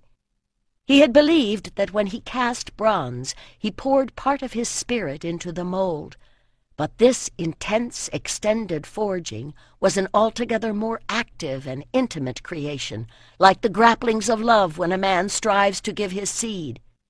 But what he was forging into this sword was his soul. Throughout that night the smithy rang. In the encampment of the elder folk they heard the forge music, and drummed and prayed. And when dawn spread the sky with glowing banners, Valantos lifted the black sword he had shaped and carried it outside to salute the coming day. Valantos turned back into the smithy, blinking as the shadows of the forge replaced the light of day. Now that the night's labor was over, he could feel the ache in every limb. The sword was not finished. Beneath his caressing fingers the metal was smooth, but the marks of the hammer would have to be ground out and the edges honed. As he crossed the threshold, the leg that had been wounded in Tiryns betrayed him, and he stumbled, instinctively thrusting out the iron blade to break his fall. He felt it give beneath him. When he straightened, recovering vision showed him that his lovely blade had bent like a bow. He whirled to face the lady. "What is this?" he cried, fury displacing his fatigue. "It bends like an old man's pizzle. Better a bronze sword that breaks. At least you can stab your enemy with the ragged end. What have I done wrong?" The iron had passed a hand's breadth from the lady's face as he swung it up, but she did not move. "You have done nothing wrong, but you have not yet done." She sounded amused. "Put it on the anvil and hammer it flat again. Do not fear to mar it. The metal is quite tough and will not be harmed." Volantos realized that he was shaking. He did not grudge the labor, but after so much effort and hope, to fail now would destroy him as well as the sword. He laid it on the anvil and took up the smaller stone hammer. A few well-placed blows straightened the blade. He turned to the lady. "Very well, it looks almost the same, but I will not sleep well, wondering how this weakness may be healed." "This day we will not sleep at all," said the lady, "though we may rest. The sword is formed, but not yet finished. For that it must be cradled in the heat of my womb." At his look of confusion she smiled once more. "Put more charcoal into the hearth and pile it high. Heave at the bellows until it glows like the rising sun. We shall place the sword within and pack the coals tightly around it. There it will grow an armored skin like a dragon's hide. But we must be vigilant to keep the coals at the same heat until the sun outside glows red once more. For 3 nights you have put forth all your power. What is needed now is the patience to endure." "Patience has never been one of my virtues, lady," he muttered, and she laughed. "Do you think I did not know?" As Volantos brought more charcoal from the storage shed, he felt the pounding of his heart begin to ease. He had never heard of the technique the lady was describing, and could not imagine what use it could be. But so far her directions had been good. To trust that she knew how to complete the task was all the hope he had. By the time all was ready, the sun was climbing up the sky. Once more Volantos used the poker to open a way. Slowly, reverently, he slid the black blade into the hot depths of the forge, then adjusted the piled coals until no part of it could be seen. "Should I ply the bellows now?" he asked. "Not yet. You can estimate the intervals, for you know how this charcoal behaves. From time to time you will need to check the color and give the fire more air, but the iron will melt if it grows too hot, just as it will weaken if it is too cool." He nodded, swaying. For 3 days the desire to complete the work had driven him. Now he did not know what to do. He looked down at his strong hands, blinking. They were blackened by the work and bore a few scrapes he had not noticed at the time. "First we should eat." Volantos looked up as he heard her voice alter.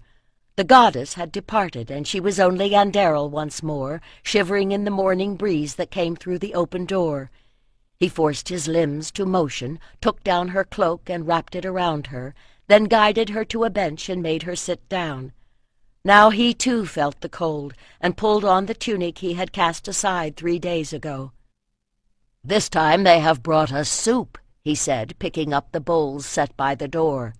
"With marrow," he added, breathing in the rich aromas, "and some kind of roots and barley." He handed one of the bowls to Andariel, then took his own and sank down beside her. She cradled it gratefully between her hands. "We had a dish something like this when I was growing up," he said as the rich soup began to restore him, though they cooked it with more herbs. "At Avalon this was festival fare," Andariel replied. "Our food is healthy and plentiful except when we are fasting, but we rarely eat meat, and strong flavors make us think too much about the body when we are trying to focus on spiritual things." That explained a lot, thought Volantos. Just now our bodies need feeding, he said instead. She nodded, and he heard her spoon scrape the bottom of the bowl. What was it like growing up by the Middle Sea? She asked. His chuckle rumbled in his chest. What I remember most just now, he answered, is that in the summer it was warm. He got up and poked the fire, saw that the coals still glowed orange, and sat down again. Will the goddess tell you when it is time to take the sword out? He asked. I believe so, the priestess replied. I can feel her presence like a pressure within my skull, perhaps in the same place I was lurking when she was here. I think that when you need more direction, she will come in again. Then you remember what we have done? I retain images, though I do not always understand. She sighed and set down her bowl. A companionable silence fell between them. He could hear the sweet song of a warbler from the trees outside. It was a winter bird in the lands from which he came. It was the first time, he thought, that he had been in Anderel's presence at ease. But truly he was too tired to feel either lust or irritation, and so he supposed was she. For the first time they could see each other as they truly were. Without thinking, he had put his arm around her, and she leaned against him gratefully. They continued so, sharing stories or sitting in silence, as the sun passed its zenith and journeyed westward, rising every so often to feed more air or fuel to the fire. At some point during the day Volantos slid from the bench to sit with legs outstretched and his back against it. He only realized that he had slept when he heard the wheeze of the bellows and started awake to see Anderel kneeling to work them on the other side of the hearth. "I am sorry," he began, but she shook her head. "You have done your work. It is the part of the man to labor to plant the seed in the womb, but after that all he can do is to take care of the mother and wait while it grows." "Are you saying that this sword is our child?" His lips quirked in unexpected amusement. "After 3 nights of forging, do you have to ask?" "Rest. When the blade comes from the forge, you will have to polish and sharpen it and give it a hilt, as the father raises the child. But I think that watching over it is my task now." When Volantos opened his eyes, he found himself surrounded by fiery light. For a moment this seemed quite natural, as if it was he, not the sword, that lay in the hearth. Then his vision cleared, and he realized that the light was coming through the doorway. Through the trees he could see a flicker of orange light that must be the setting sun. Panic jerked him upright, casting the blanket that had been drawn over him aside. His pulse slowed as he saw Anderel. No, it was the lady of the forge, standing beside the hearth. "My lady, is it time?" His heart began to pound once more.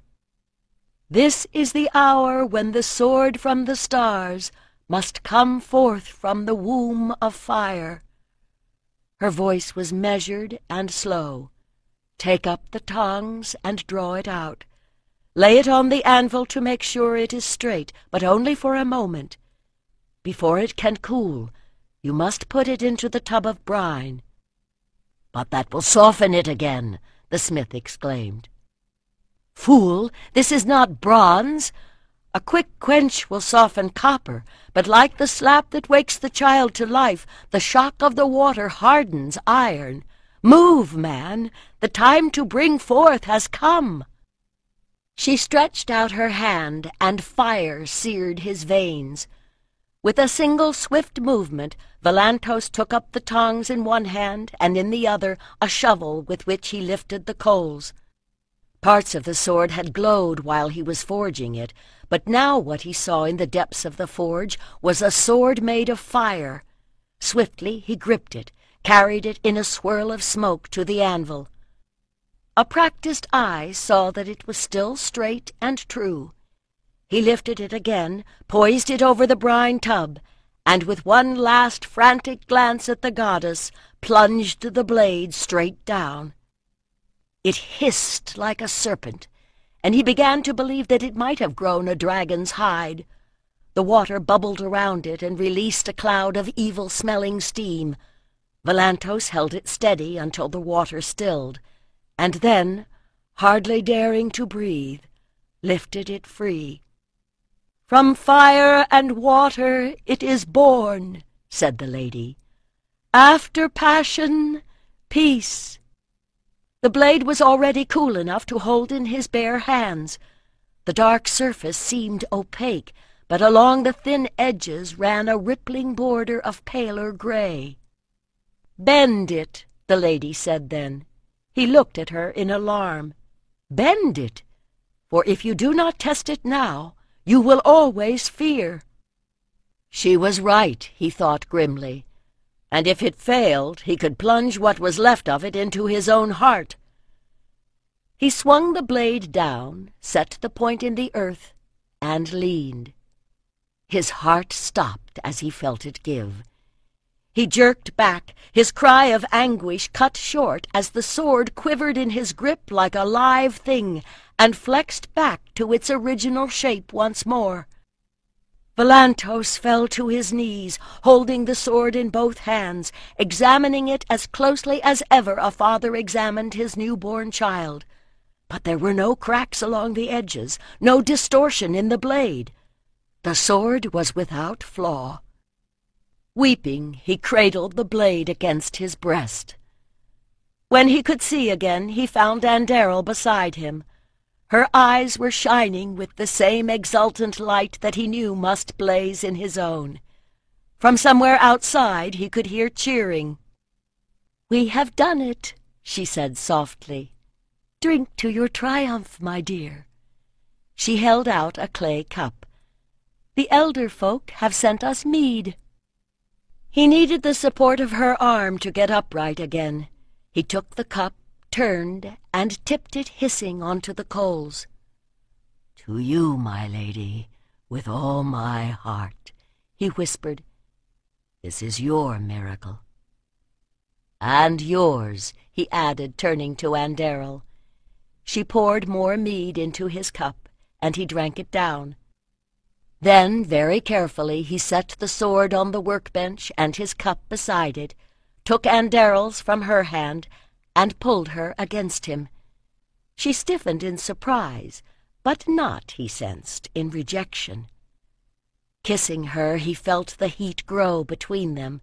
He stroked down her back, waiting for the yielding that was like the moment when the metal ceases to resist the hammer. It came swiftly. They had had 3 nights of foreplay, after all. The bed was before them. All thought ceased as he lifted her in his powerful arms. Chapter 26. "My lady." Andariel stirred unwillingly as the soft voice broke through her dreaming, and they had been such lovely dreams, too. "Lady, you must awaken. There is a messenger." She started to turn, realized that Volantos's arm was lying across her breast, and smiled, understanding that it had not been a dream after all. Carefully she moved his hand and sat up, rubbing her eyes and blinking at the pale light of dawn. It seemed strange to have slept through the night, but she could see the sword lying on the workbench. All her dreams, she thought with a surge of joy, had come true. Volantos murmured her name and reached for her as she eased out from beside him. Even in sleep he looked happy. She supposed the smile on her own face was the same. Her skin was still sensitized by the touch of his work-roughened hands. She dropped a kiss on his palm and tucked it beneath the blanket as she drew it back over him, then rose, found her cloak and pulled it around her, and went to the door. "What is it that cannot wait until we are properly awake?" she asked the woman who waited by the door. "A man comes from Avalon. He says he must see you now." And Darrow looked past her. The messenger might have come from the Tor, but he was no man of Avalon. Her throat tightened as she recognized the gray cloak with a swan's feather tucked into the pin that marked him as one of my Cantor's men. She pushed past the woman and joined him under the trees. "You are Ulansey, are you not? What has happened?" "I am sorry, my lady," he babbled. "I thought I would find you at Avalon, but they said you were here. I came as quickly as I could, but I have been nearly half a moon on the trail." "Never mind that," she exclaimed. "Has harm come to my Cantor?" "My lord is well in body, so far as I know." He swallowed. "It is your daughter, Holy One. Gaelid holds her prisoner." She staggered, and he put out an arm to steady her. The muscle was like oak beneath the taut skin. Volantos's whole body had been like that, hard against her own. Gaelid! Her heart raced as she remembered his threats. What would he do to her child? If she offered to take Tirelon's place, would he let the girl go? Could she make such a sacrifice without abandoning her own duty? "My lord marched off with most of the companions to help the Ioxi king deal with some brigands who've been troubling him. The Lady Tirelon went away with Queen Samara to learn the ways of the land. I was still in Carnava. One of my cousins was there. I hadn't known he was still alive, and my Cantor said I might stay. So I was there when Sumer, he who is now Gaelid's right-hand man, came driving up in his chariot and demanded to see the Lady Nuya. When the priestess came out, he dropped Tirelon's shawl in the mud before her, said that he had Tirelon prisoner, and if my Cantor wanted his whore back, he should come to Azani-Lir. But we have spies in his household. She is not there, and no one knows where he has hidden her now. We sent our best runner north to fetch my Cantor, and they sent me to you because I knew the way to Avalon. The Sacred Sister has asked all the tribes to gather on the plain of Azan." At least, the priestess thought with a bitter relief, this news had not come while they were still forging the sword. Now the conflict was not between duty and duty, but only between duty and desire. From what Volantos had told her, the steps that remained to complete the work on the sword were all things he understood. He no longer needed the goddess to hold his hand. Her heart ached at the pain he would feel when he found her gone, because that pain was her own. But better he should think she had abandoned him than that he should follow her and fail to complete the sword. She thanked the goddess for the miracle she had wrought in the forge. She had no right to expect happiness as well. She gestured to the woman. "I must go with this messenger. When this smith awakes, give him food, and tell him that when he has completed the sword, he must take it to my Cantor at the plain of Azan. Because by the time the weapon was completed, that was where he would surely be." "I have to return to the war band," said Ulansey when the woman had gone, "as swiftly as I may." And Darrow gave a short laugh. "Go ahead if you think you can go faster, and never fear for me. I have ways to pass unseen, and I know Azan. I will search for my daughter. Tell my Cantor to gather an army that will destroy Gaelid once and for all." Volantos sat in the doorway of the smithy, grinding the sandstone down the length of the sword. Beside him was a bowl of half-eaten porridge. The elder folk were still feeding him, but where before they had feared to distract him, now they feared his wrath. The smith scarcely noticed that he had not spoken to another human being for 3 days. First on one side, then on the other, but always in the same direction, he pushed the stone outward to smooth the surface from the swelling center to the honed edge. Already it gleamed like the wing of the gray goose in the sun. The labor required coordination and judgment, lest one grind too much of the metal away and unbalance the blade. But compared to the forging, it was a simple, repetitive task. Once he had welcomed this part of the making, a time to sit and think and work his own magic into the blade. Now thought was his enemy. Why had Andero left him? He had assumed they would take the sword to my Cantor together. He was sure she had told him that she had the materials with her to make the scabbard when the sword was done. And yet she had scurried off without a word to put out whatever brush fire was burning at Avalon. She had been in charge there far too long, he thought angrily. She had left a dozen full priests and priestesses on the Holy Isle. Why did she think she was the only one who could fix the world? Grimacing, he ground out his anger and his frustration into the sword. Sunlight flared as he lifted it. The shape he had forged had been true, but it had veiled the sharply drawn form he was revealing now, as a caul veils a newborn child. At least, he thought grimly, he could still trust his craft.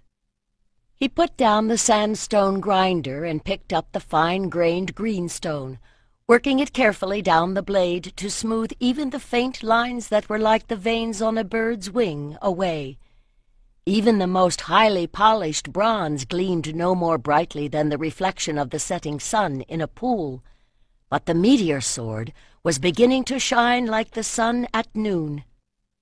Blaze like the white-hot coals from which you were born. May your light blind the wicked, your fire sear all evil away.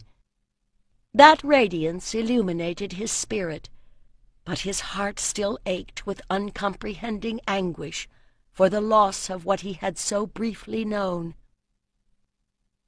Anderyl's nostrils twitched as she carried the pitcher of ale into the central hall of Azani Lir. The hide that had covered the carved bull's head on the wall was moth-eaten, and none of the rich hangings and gilded ornaments with which Galed tried to disguise his spirit's poverty could dispel the pungent aroma of urine and spilled beer. It had been worse, the other women told her, before the half of the moon that Tiralan had been a captive here. At least Galed kept his other prisoners outside. Between the gate and the roundhouse stood a row of cages. When Anderyl arrived, she had feared to find Tiralan in one of them. But the captives were all men, starved creatures confined for the gods alone knew what offenses, who were released sometimes to run about while the warriors cast spears. She walked with bent head and curved spine, rags obscuring her body, and a dirty cloth covering her hair. That, and the aura she had cast around herself, had kept her from unwelcome attention. She had always known how to cast the glamour that made her appear more beautiful. This was a simple reversal of the spell.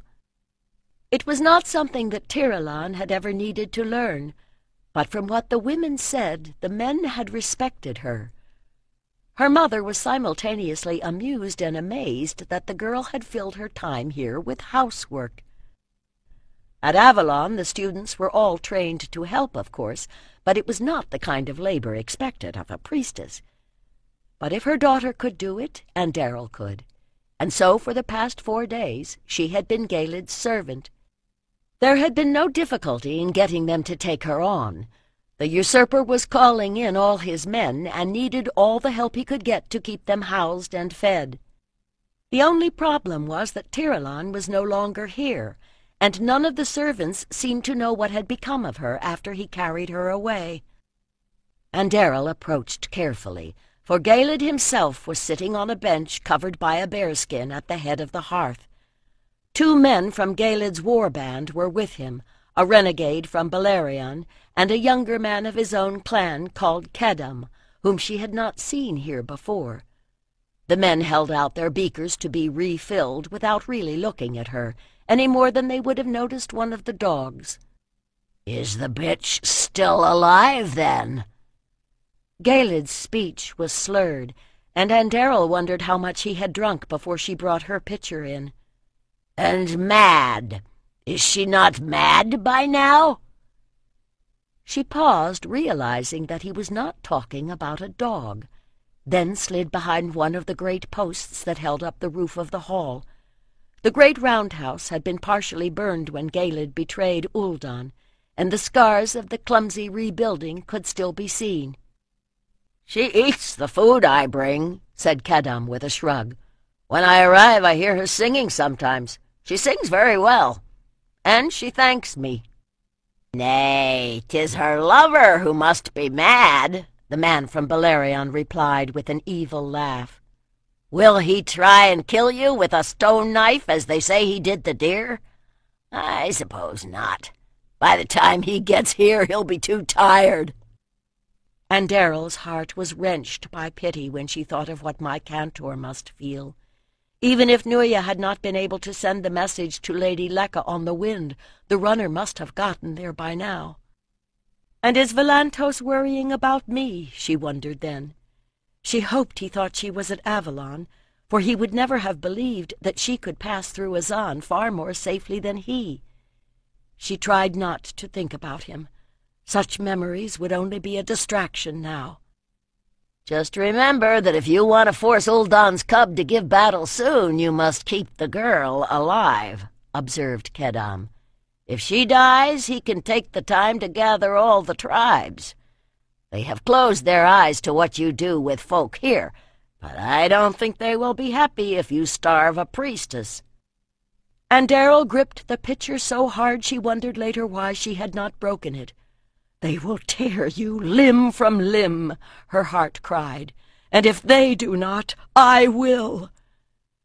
With an effort she managed to hold still as Kedam went on. "Why not let me bring the lady back here?" "Never," muttered Galid. "She is a witch and a whore. Do not listen to her singing. She will offer you her love and steal your soul. Love is the last trap, and the worst one." He took another gulp of beer. "This," a knife with a gilded hilt appeared suddenly in his hand, "is the only thing that's real." Both warriors flinched as Galid struck the blade into the bench and left it quivering there. What, wondered Andariel, had her gentle Tiralon done to this man? He looked sick and old, and more than a little mad. Whatever was wrong with him was catching. In recent years his example had been followed by bandit chieftains across the land. The dogs began to bark as more warriors came into the hall. She slipped from behind her pillar and scurried back to the kitchen, knowing she would overhear no more useful conversation today. But clearly Kedam was the man to watch, and at least he seemed to want to keep Tiralon alive, wherever she might be.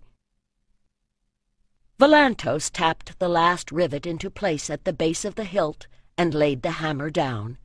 The bright bronze and gold shone in the lamplight, but theirs was a soft and friendly glow in comparison to the radiance of the sword. In the pommel he had set a piece of rounded crystal the size of a pigeon's egg that caught the light as if moonfire burned within. He gripped the hilt and lifted the sword, savoring the way hilt and blade balanced, so that it seemed to swing up of its own will. The hilt shone with the light of sun and moon, but the blade blazed like a star. As he turned it, he contemplated the depths within that blaze. The edges gleamed with a pale wavering line where he had honed them until they would cut a hair upon the wind. When he wiped down the blade with a little vinegar to remove any oils his hands might have left upon it, a pattern of light and shadow glimmered within, subtle and lovely, like a memory of the many foldings from which he had forged the blade.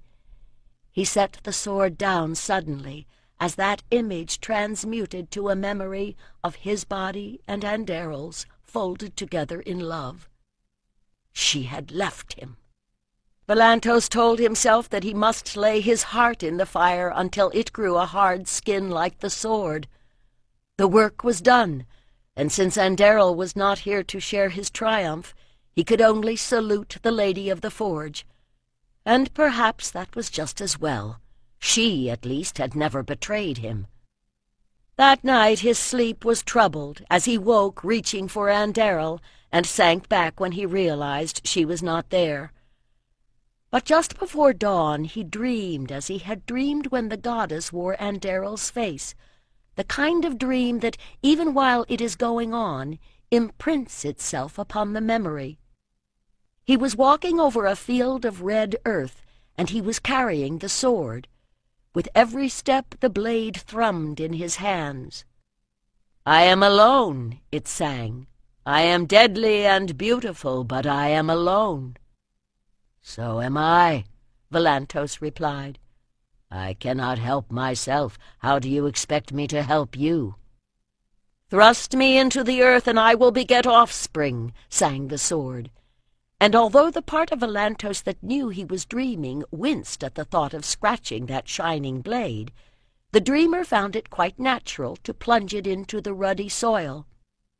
Volantos felt the earth shudder, and stared in horror as from the place he had stabbed blood began to flow. He retreated from that red tide, nostrils flaring at the scent that was the same as that of the iron. And then it grew brighter, and he realized that it was iron, flowing sun-bright as the metal he heated in the forge. The red stuff in the ground must be iron ore, thought the detached observer in Volantos's mind, just as copper ore was green. With sufficient heat, perhaps it could be smelted, even cast like bronze.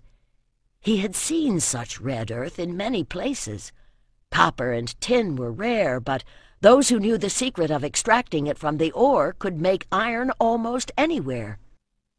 The river of iron sank back into the soil, but the vision was not finished. Once more the earth shook. Bright points poked through its surface, sprouting an army of swords. The blade he held thrummed a greeting as they grew taller, raised by human shapes whose armor had the same bright sheen. Volantos pointed the sword, and the army began to march. Where they passed, they left a swath of destruction, but structures greater and devices more complex sprang up in their wake, all of them made from iron. Iron saws and axes cut down forests. Iron wagons tore up fields. Iron creatures roamed the land and the oceans and the heavens, and the smoke of their furnaces stained the sky. "This is your doing," cried Volantos, shaking the sword. "You made me to kill," came the stark reply. "I am a sword. I cut what you place before me. If you bleed, blame the mind behind the blade." "I have meddled in matters beyond my understanding," thought the smith, struggling to awaken. Knowledge could not be suppressed forever. What one man had discovered, others would learn. But at least he could delay that day. Let men think this sword a miracle of the gods. In a sense, that was true. If the gods wish men to use iron, they can teach the secret to others, he vowed, but it will not come to them from me. He opened his eyes. Moving like an old man, the smith got himself out of the bed and limped to the workbench. Carefully he unwrapped the sword. It gleamed in the morning light. It is neither good nor evil, he thought then. Or at least there had been no evil in the work he and Andariel had done to forge it. But what had he ground into it after she had gone? He remembered what she had said about the parent's effect on the child. Had he imprinted his own anguish in this blade? He lifted the sword and turned to the image of the Lady of the Forge. "Ostrachalabi, star iron," he whispered. "By my own heart's blood, this doom I lay upon you, that you shall be the death of anyone who tries to use you for evil ends, and you shall be drowned in the lake of Avalon rather than remain in any unworthy hand." Morning light showed the tracks of the chariot clearly in the dew-wet grass, and Darrell walked quickly, despite the heavy sack of supplies pilfered from the kitchen that she bore. For 3 days she had watched Kedam, fearing that Galed would decide he was too sympathetic to the prisoner and give the duty of feeding her to another man. He had several chariots, and they were likely to go off in any direction at any time. But Kedam had also been carrying a bag when he drove out this morning, and the gods had given her an easy trail. Indeed, it seemed to be leading in the direction of the great henge, not so far from the route she had taken when she fled with my cantor all those years ago. And Darrell tried not to think about what she might find at the end of that road. Fear sapped strength, and she was going to need all she had. At least this time she was not pregnant, and no one was pursuing her on this journey across the plain. On the other hand, she was no longer 18 years old, and now the child she strove to save was her own. Why did that seem so strange?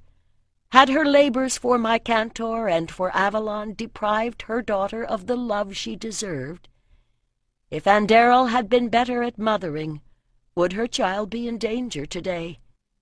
Preoccupied by her thoughts, she did not hear the chariot returning until it was already coming over the rise. For a moment she froze.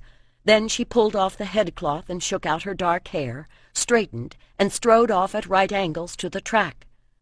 Would an innocent traveler pause to see who was coming? She thought so, turned, and felt fear shock through her again as the driver pulled back on the reins and the chariot slowed. "And where would such a fine-looking woman be going on such a fair morning?" Kedem called, with what he clearly thought was an inviting smile. And Darrell's lips twitched.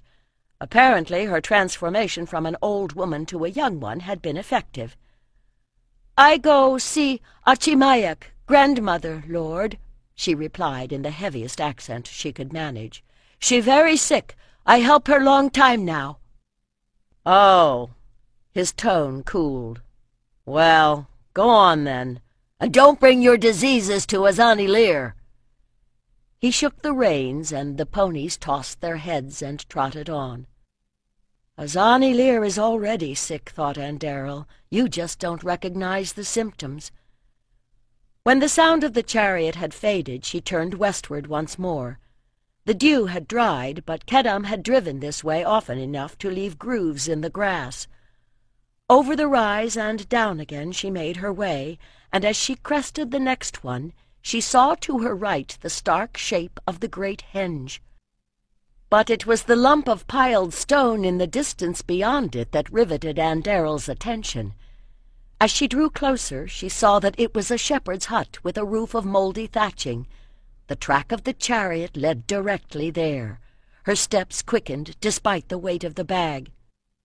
The hut was silent. Anderil fought to control the pounding of her heart. Kedem had looked cheerful enough. Surely if Tiralan had been dead, fear of his master's anger, if nothing else, would have caused some concern. She set down her bag and approached the door. "Tiralan?" she called softly. "Tiralan, are you there?" She stilled as she heard a sob, quickly stifled from within. "Tiralan!" she called again, but there was no reply. Anderil was a small woman, but desperation lent power to her arms as she dragged the heavy bar aside. The door swung open, releasing a wave of foul air that reminded her of Galid's hall. She recoiled, then took a deep breath and stepped inside. Near the open door she could see a bag of bread and 2 water-skins, a pile of earth surrounded by buzzing flies in the far corner, and between them, Tiralan, hiding her eyes from the light. She was emaciated and filthy, but she was alive. "Sweet goddess, help us," murmured Anderil, bending to grip the thin shoulders. "Can you walk, my darling?" "Yes, it's me. You're not dreaming." "I'm so sorry, my dearest, that it took me so long to come." "I didn't think I was dreaming," said Tiralan, as her mother got her upright and assisted her out into the light. "I thought I was going mad. I'd heard your voice inside my head so often, you see. I thought I'd forgotten how to tell what was real." "Well, this surely qualifies as a nightmare," said Anderil. She felt Tiralan's recoil as she drew her toward the bench and laid her down on the clean grass instead. "You need feeding, and you're weak," she said briskly, though she was weeping inside. "Is there anything else wrong?" "I'm dirty," whispered Tiralan. "The hunger was not so bad. Avalon taught me how to fast. Not being able to get clean was the worst of all. You are real, aren't you?" She clutched at Anderel's arm. "Although, if you are not, still I like this dream." She sank back again. "We can deal with that immediately," said Anderel. She returned to the hut and brought out the water-skins and food bag. "I'll sponge you clean with this. We can get more from the pond I saw nearby." She winced again when she got Tiralan's clothes off and saw how the bones poked against her skin. Galed had kept her alive, but only barely. Her clothes were hopeless, but Anderel had brought others. After a moment's thought, she took them back to the hut, and the emptied water-skins and food bag as well. Then she carefully replaced the wooden bar. Let Kedam try to make sense of that when he came again. Volantos had told tales of a sorceress from his own land who summoned dragons to carry her away. Anderel wished she had them now, or even one of Galed's chariots, though that would have been hard to explain to Kedam when she met him on the road. If the schedule remained the same, Tiralan's keeper should not be back for 2 or 3 days. But things could always change, and they could not stay here. Tiralan was looking a little better already, but it was equally clear that she could not walk far. They would have to take it in slow stages, thought Anderel, returning to kneel by her child. "Up now, my darling. I am sure you want to be away from here as much as I do." "Yes, Mother." Tiralan did her best to help, though she was trembling by the time Anderel had her on her feet. "Where are we going?" she asked as they began their slow progress across the grass. Anderel got her shoulder more firmly under Tiralan's and shifted the strap of her bag. Above the next rise, she could just see the crisp line of great gray stones. "Until you are stronger, we will take refuge at the henge. If anyone thinks to look there, I can draw upon its powers." "Galed will be sorry he tangled with the Lady of Avalon." Tiralan managed a smile. "Hush, child, and save your strength for walking," said Anderel. But she was bitterly sure that when Mycantor and Volantos and the folk of the tribes learned what Galed had done to Tiralan, she was not the only one who would make that vow. And Tiralan was not the only one who needed avenging, she thought with a stab of guilt. Only the one that Anderel had been able to rescue. It was time to make an end. Volantos looked at the huts the elder folk of the White Horse Vale had built to live in while they served him, and felt ashamed that it had never occurred to him to visit them before. They were rude dwellings, nothing like so well made as the smithy they had built for him. He cleared his throat, looking at the apprehensive faces around him, old men and women mostly, with a few younger ones and a child or two clinging between their elders. He supposed that Grebe and the other young men had already left to join Mycantor. Had he really been so frightening? Perhaps so. Serving him this past week must have been like trying to tend a wounded bear. "I come to thank you," he said slowly. "I finished the sword. I want you to see it. It belongs to you, too. Without your help, I could not do it." He shrugged off his pack and untied the long bundle that held the sword, laid it on the ground, and turned back the folds of linen. There was a whisper of indrawn breath as they saw it shining in the sun. "Do not touch," another voice cautioned as they bent over it. "Is a thing of power." Volantos looked up at the old woman who sometimes brought his food. From the ornaments around her neck and the tattooing on her brow, he realized that she must be one of their wise women. He was ashamed once more not to have noticed that before. But his dream of the Age of Iron had lanced something that had been festering in his soul. or perhaps simply put his own problems into perspective. In any case, his mind was clear once more. "Yes," he answered. "The metal was powerful when you gave it to me, and the goddess gives it more." "What do you do with it now?" they asked. "I will take it to my cantor, to the king. I ask that someone takes that word to the lady at Avalon." "Oh, she is not there," said the old woman. "She and the warrior were going to Wazan. He comes to say that Galed has her daughter.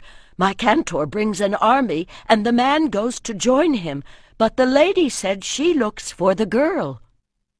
Volantos blinked, wondering why his vision had darkened so suddenly. How could Galed have gotten his hands on Tiralon? It made no sense. And it made no difference. Despite their quarrels, or perhaps because of them, Andariel would do anything to save her child. Even, he thought in anguish, if it meant sacrificing herself. She was like a queen, and he did not want to watch a third queen die. "Why didn't she tell me?" wailed his heart, and his head supplied the answer. "Because she didn't want me to follow her." But the sword was finished now. He bent swiftly to wrap the blade and sling his pack again. "I ask one thing more," he said harshly. "A guide to show me the fastest road to Azan."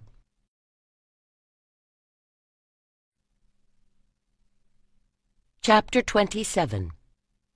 A mizzling rain had been falling since early that morning, not hard enough to slow the march, but sufficient to make it thoroughly uncomfortable.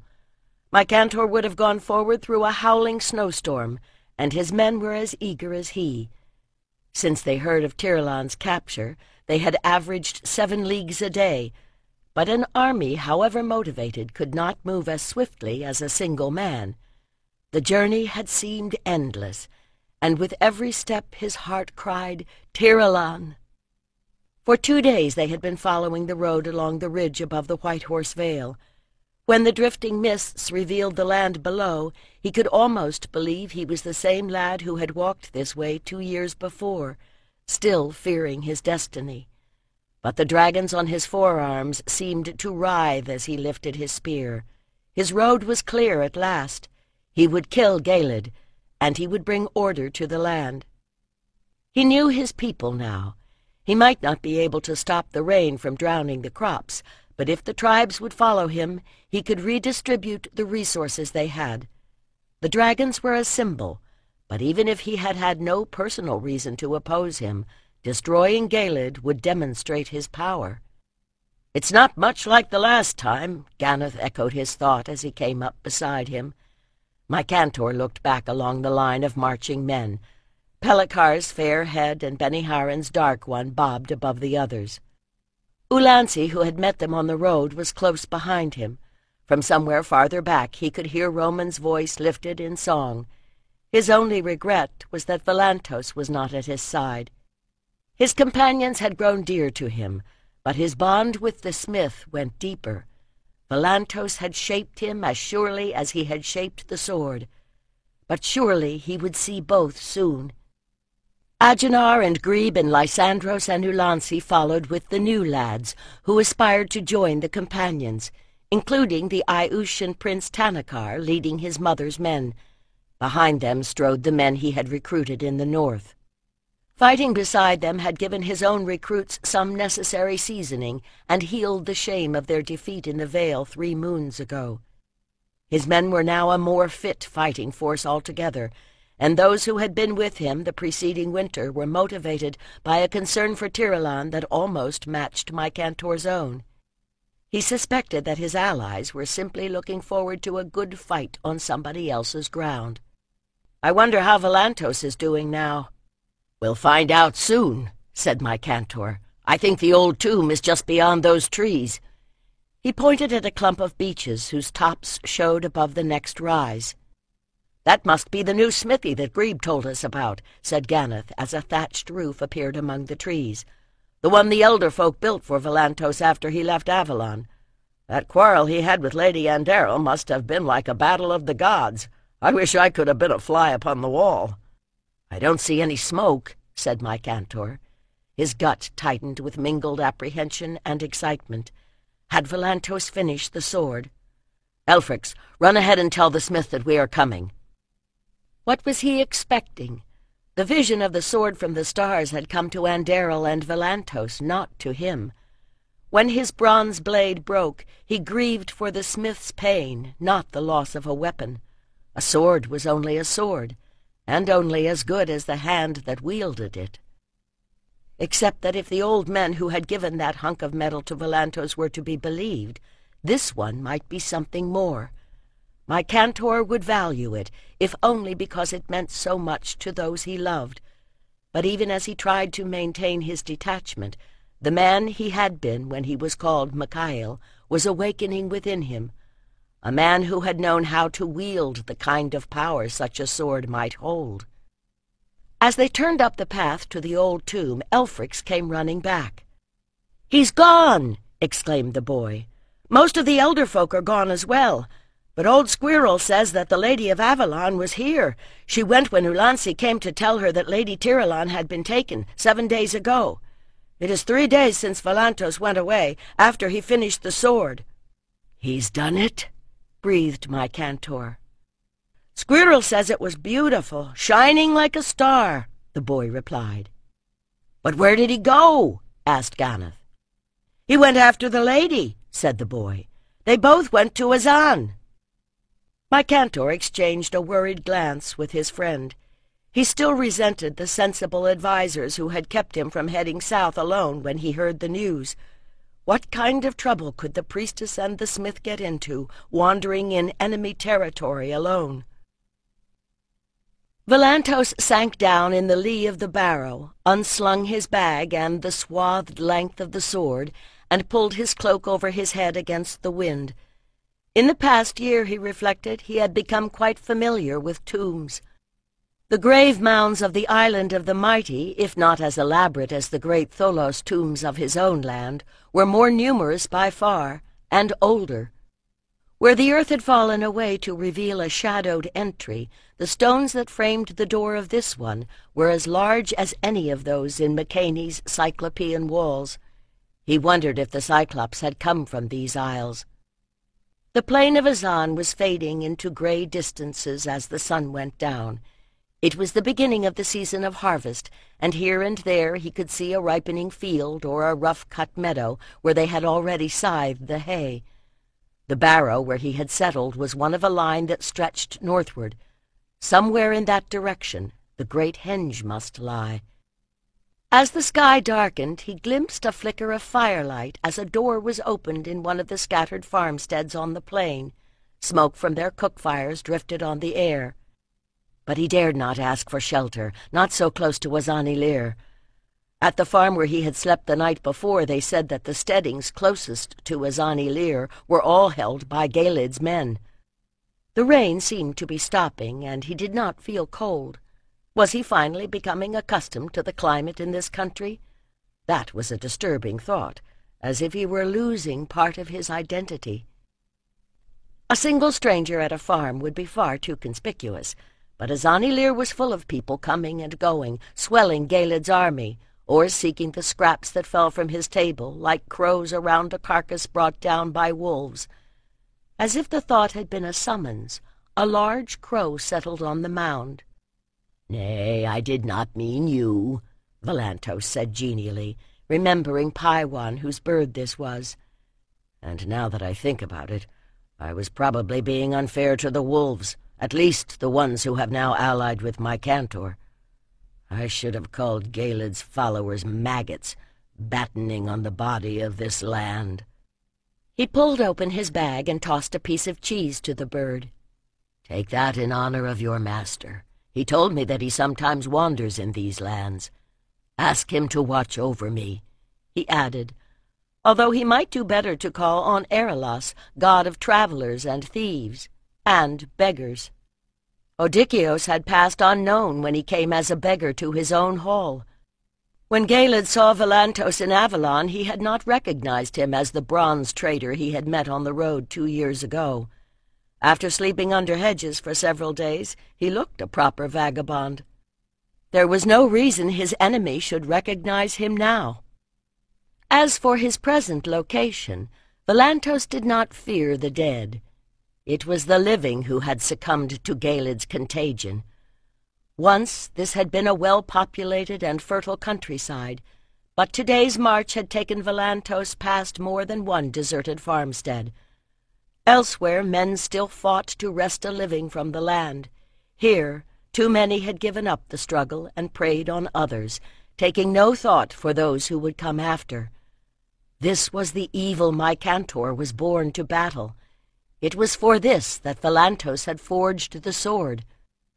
The smith ate the rest of the cheese and drank from his water-skin.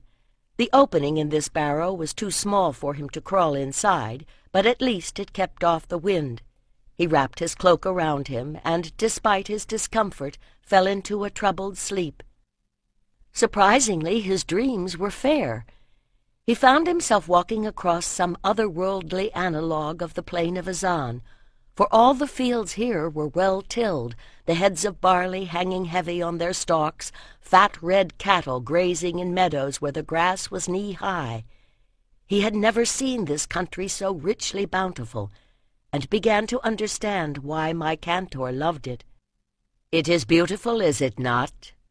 Someone spoke behind him. As Volantos turned, a crow glided past him, its feathers flashing white in the sunlight, to perch on the outstretched hand of a young man in a white tunic and red mantle ornamented in the style of this land. But the dark curls and lambent gaze belonged to the god he had met when he dreamed in Corinthos, in Pion's shrine. "I told you that I had another home here in the Hyperborean lands," said the god, "and that you would meet me here." "We have met here already," answered Volantos, "when Galed came to Avalon. You helped me then. Will you hide me from him now?" "You are going into the bear's den, and you ask me to protect you from the bear?" Apollon laughed. "If you want to be safe, you are traveling in the wrong direction. Turn around, and you will find your beloved with an army at his back, hot for revenge. You will be well guarded then." "Lord, it is not for my own sake that I ask, but for a woman who may be in danger." "And what is this woman to you?" Volantos gazed at him for a long moment, seeking a reply. "My lady," he whispered at last. "She is not the lady of the forge, though the lady spoke through her," warned the god. "I know it. She is an opinionated bitch of a woman, and a witch. And yet in her I see the goddess I have served. I am a man of my hands," he exclaimed, "not of words. I do not know how to explain what has grown between us. I only know it is there." "Are you a hero, I wonder, or a fool?" asked the god. "I wonder that sometimes myself." Volantos tried to smile. "I am compelled to make sure she is safe, just as I was compelled to craft the sword." Apollon sighed. "Even the Lord of Olympus cannot fight fate." "Is that what drives me?" Volantos asked. "If you must go forward, leave the sword in the barrow," the god said then. "The ancestors will guard it well." "If I have served you by forging it, I ask whatever aid you can give." "I cannot change your fate, only give you the power to recognize when it is time to choose. But I will give you an oracle. If you go to Azan-Ilir, your heart's blood will be the price of your heart." "If that is the price, I accept it," Volantos replied. The figure of the god grew brighter, so radiant Volantos had to hide his eyes. When he opened them again, he was looking at the golden light of a new day. "What was that?" Tirelon jerked upright, staring. "It was the wind, my darling," Andero replied. only the wind on the plain. No, I heard hoofbeats. She ran her hands through her tangled hair, looking wildly around her. "Breathe, child, it is only the pounding of your heart," her mother replied. She had hoped to be gone from here today, but Tiralon was not yet strong enough to walk far. She needed hot food. Perhaps for a little while they could dare to light a fire. The last time she had been here the henge had been a gateway for the dead, but it would restore life to Tiralon. "You can laugh," the girl said bitterly. "You are the one Gelid lusts after. Me he only kept as a weapon against my cantor." "Be still." And Darrell felt her patience snap. "I've half a mind—" "To let him have you if you cannot act like a priestess of Avalon," her thought ran on. "Do you remember what I taught you about these stones?" she said instead, indicating the 4 tall trilithons still standing within the henge. The uprights and lintel of the 5th were fallen. She and Tiralon had slept in their lee the night before. The smooth surfaces were slightly concave, a solid gray in the morning light that slanted across the toppled stones on the eastern side. It was said that they had been felled in a magical battle between 2 factions of the priests who had founded Avalon. But power still flowed through the stones. "The henge lies on one of the rivers of force that flow through the land. Whether the power rises here because of the henge, or they built the henge to mark an intersection of forces, I do not know. But those who have been trained as we are trained can draw that power up into the stones. Try it now. Breathe out and let your awareness sink into the soil. Reach out, sense the power." She saw Tiralon's eyes widen as she felt it, and smiled.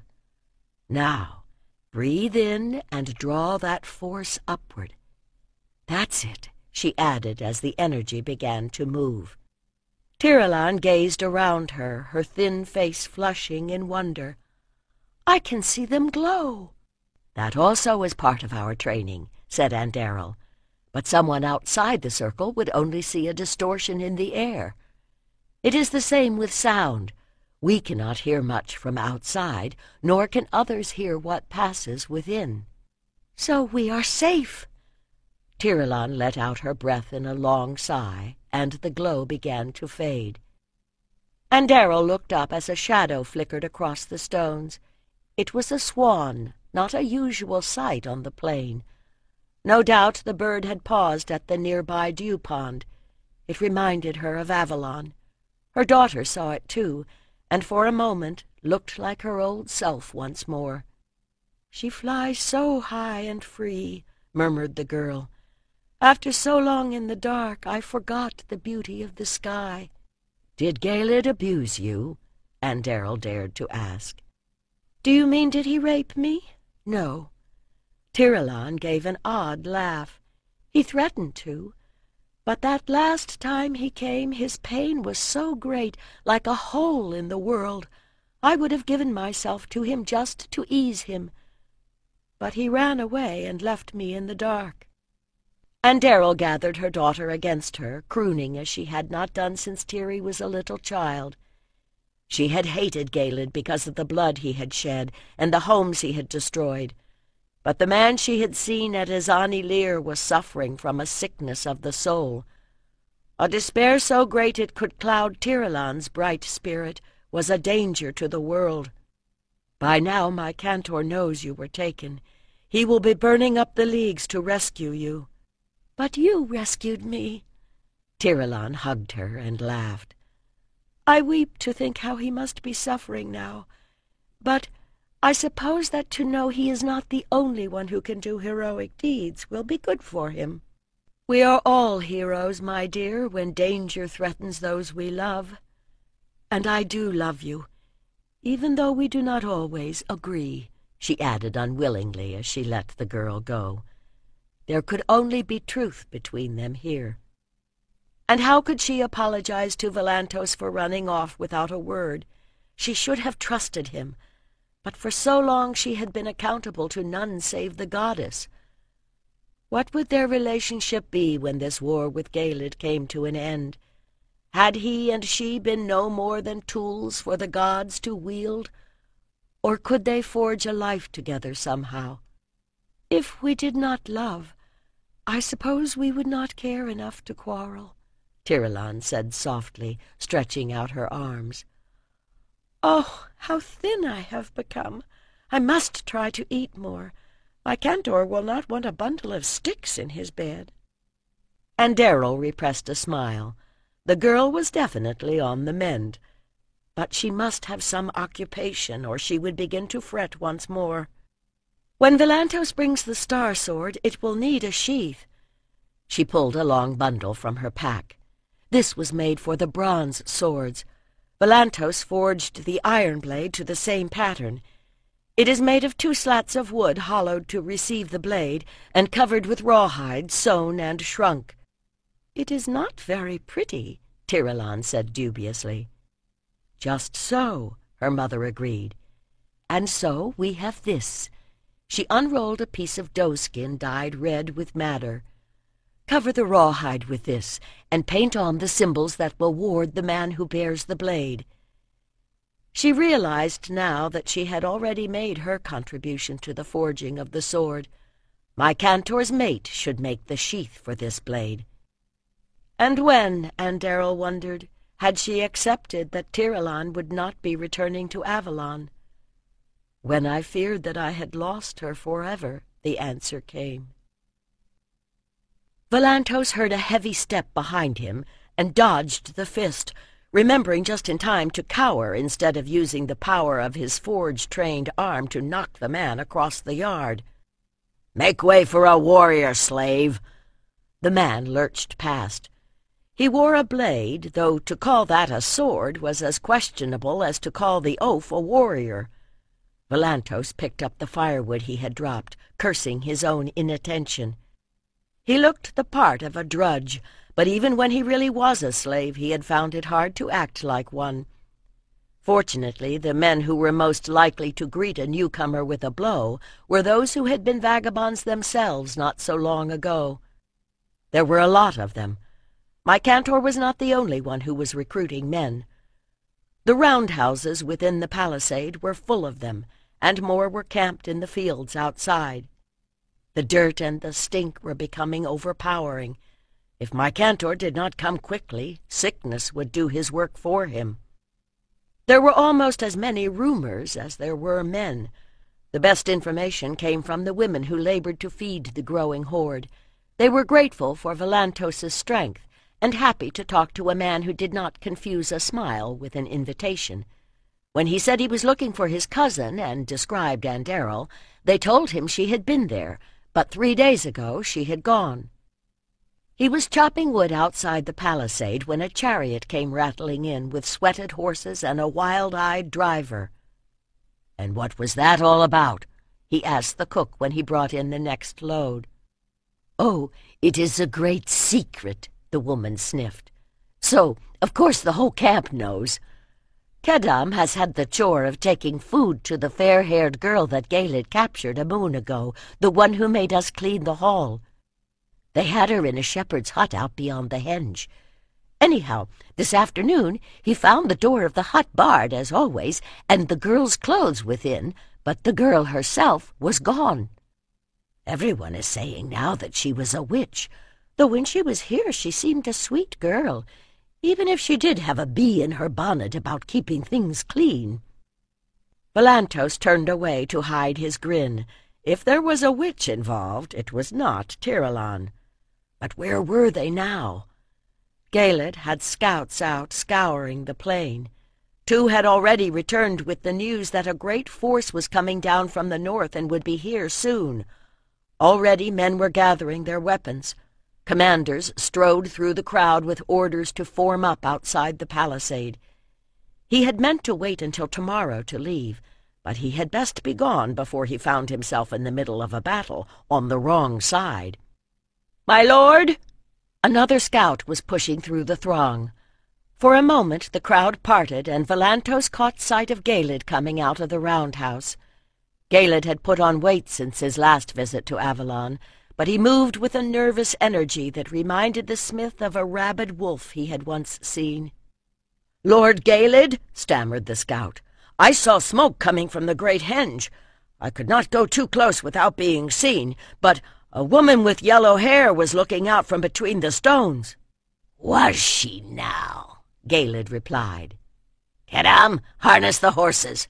While Daman gets the men in motion, let us go and see if your lost lamb has been found." "He saw a spirit, lord," said the warrior who had followed Gaelid through the door. "If it is she is a sorceress, and best left alone." "I will kill her before my cantor's eyes, or she will kill me," snarled Gaelid in reply. "And I don't much care which it is just now. It is time to make an end." "And time for me to go," thought Valantos. "Something is moving down there," said Ulansey. "Men are marching. I think the bastard knows we are coming." They had crossed a fold in the land and found a slight vantage point as they came over the rise beyond. "Good," muttered my cantor. "It will give him more time to be afraid." He bent his head so that Elfrix could finish lacing up the coat of bronze scales they had found at the smithy. The boy said that Valantos had made it while he was waiting to forge the star sword. "Ah, in this coat you will blind your foes." The boy stepped back. "In the sunlight you shine like a god." "A god of vengeance," said Ulansey.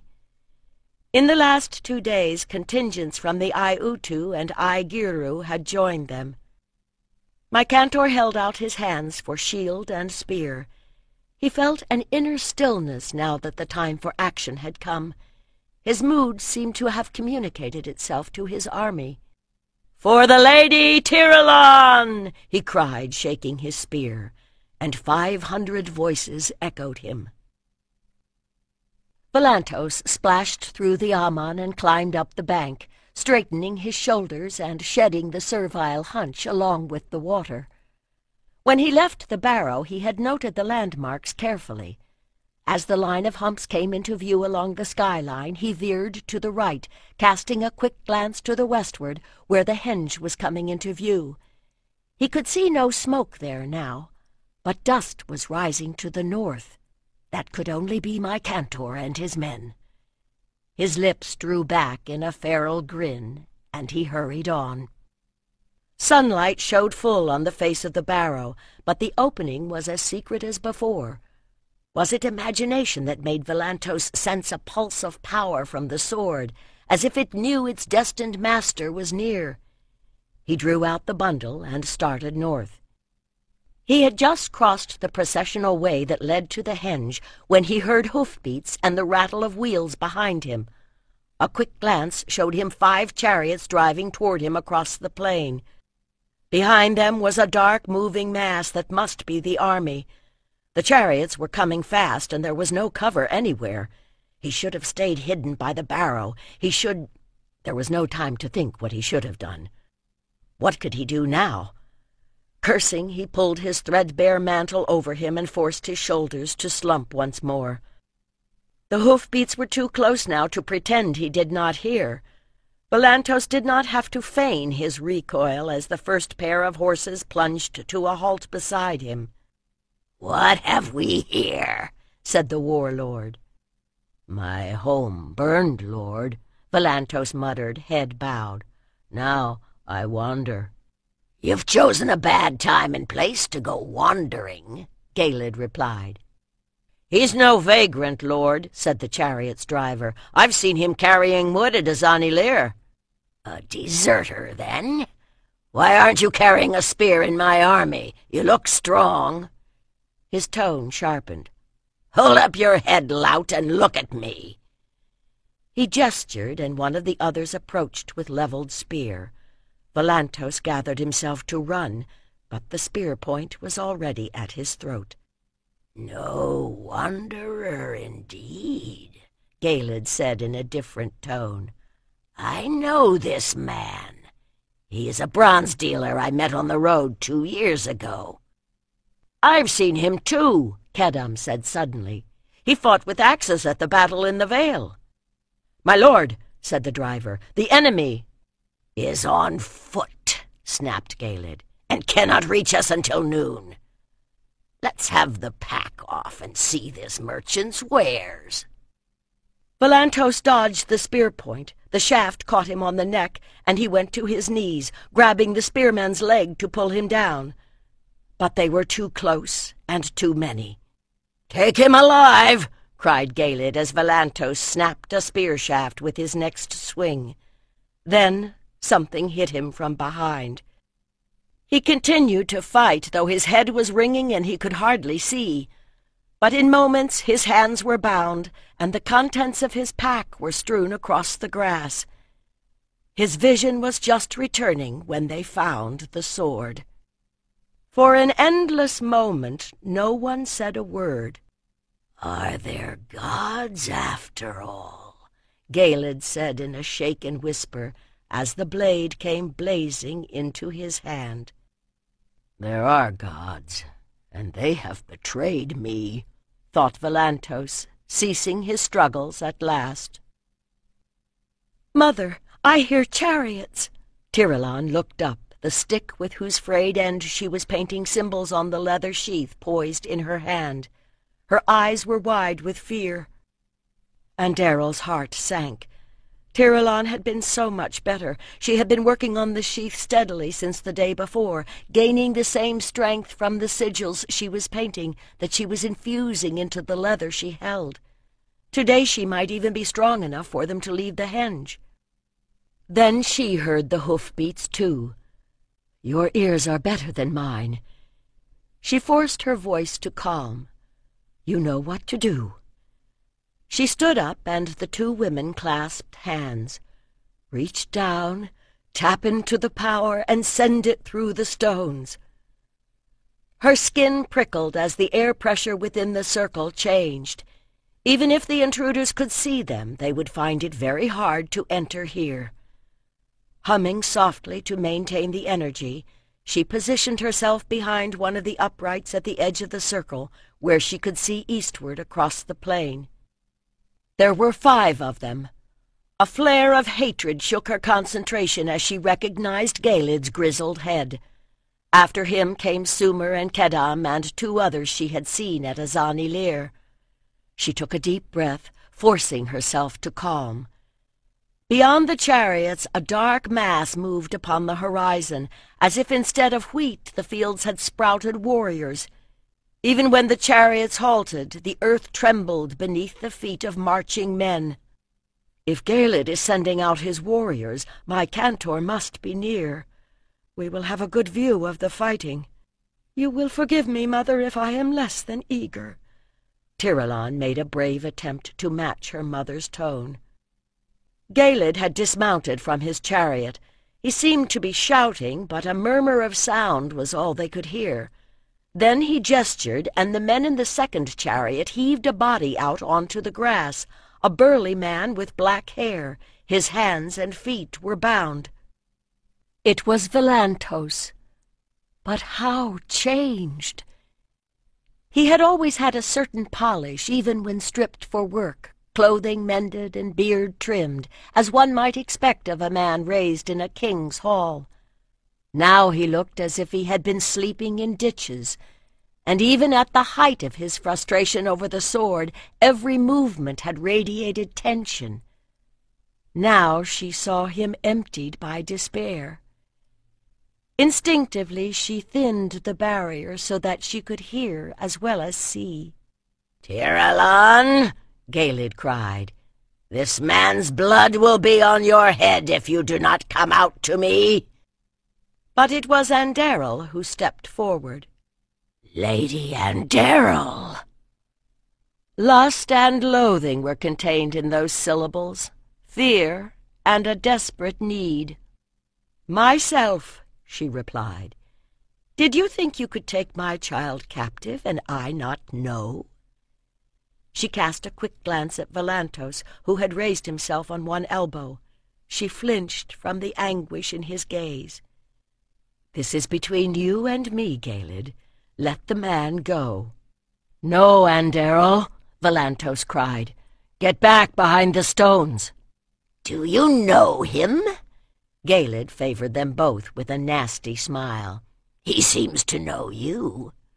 Do you care if he keeps his head?" He giggled suddenly and reached back into the chariot for a long bundle.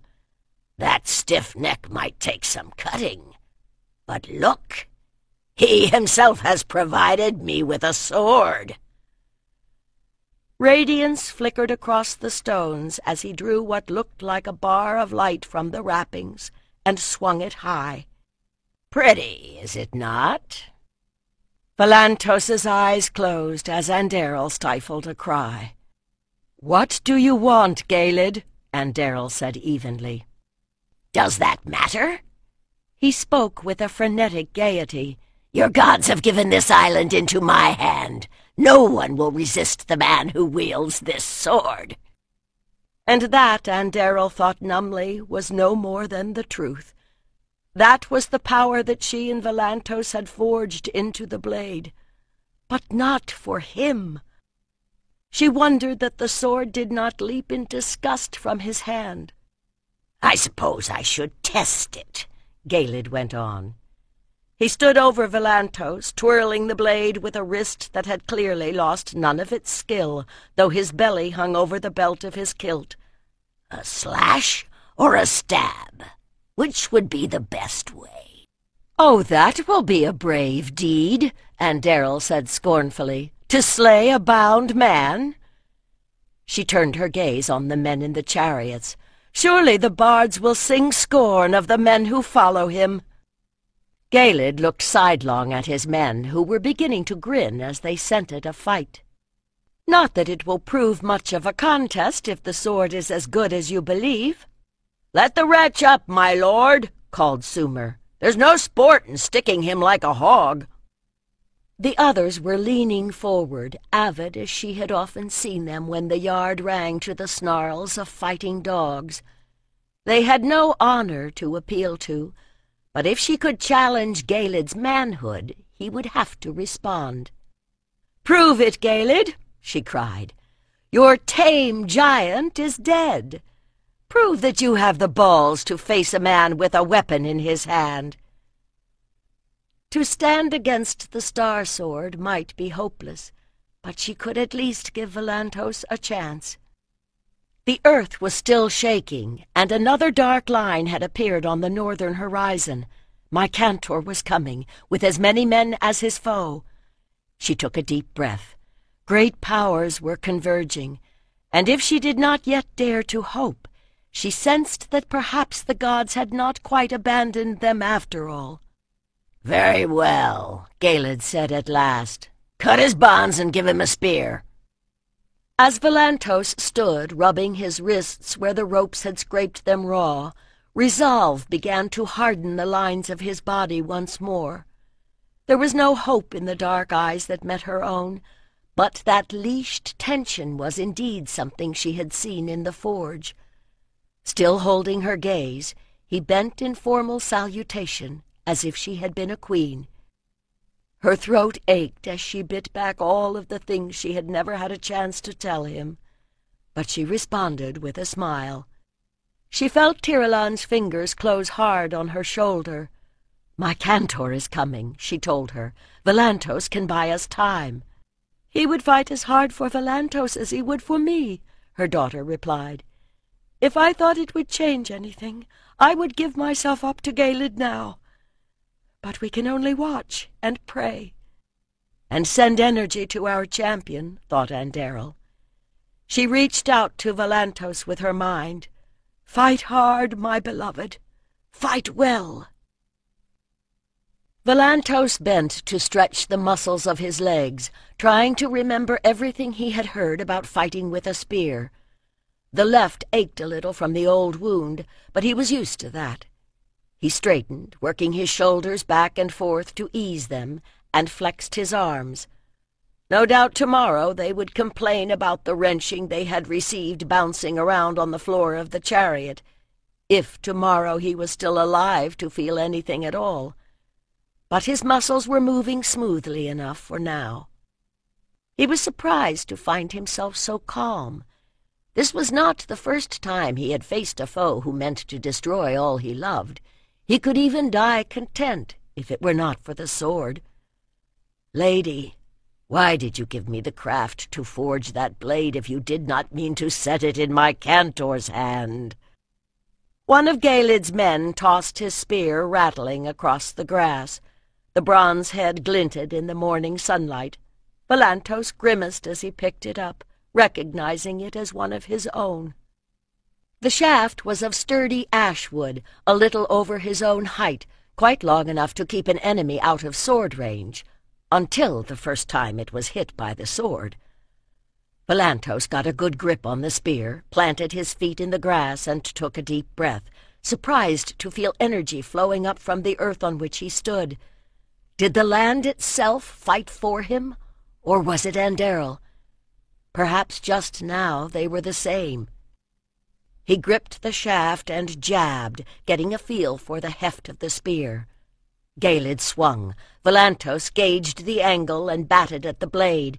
The sword rang, turning in Gelid's hand, and a splinter flew from the shaft of the spear.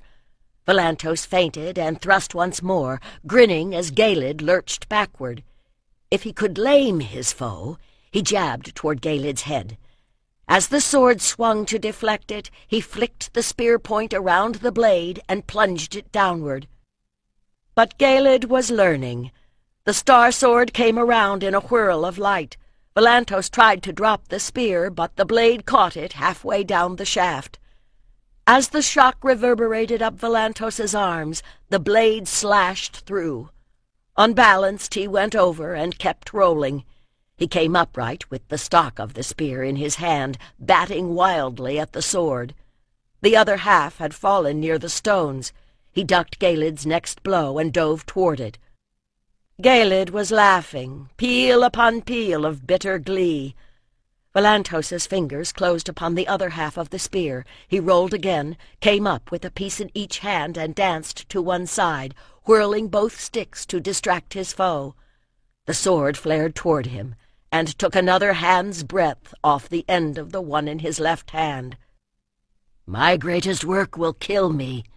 I wrought too well." He had no defense. The sword might even shear through bronze. It would reduce wood to splinters. That knowledge brought an unexpected peace. If he no longer had to worry about survival, he could focus on saving the sword. He dodged another slash, that strange clarity allowing him to foresee his opponent's movements even while his own seemed to slow. He had all the time he needed to feign a jab at Gelid's feet with the spear point, and to turn, rising as Gelid reversed his hands on the hilt and stabbed downward.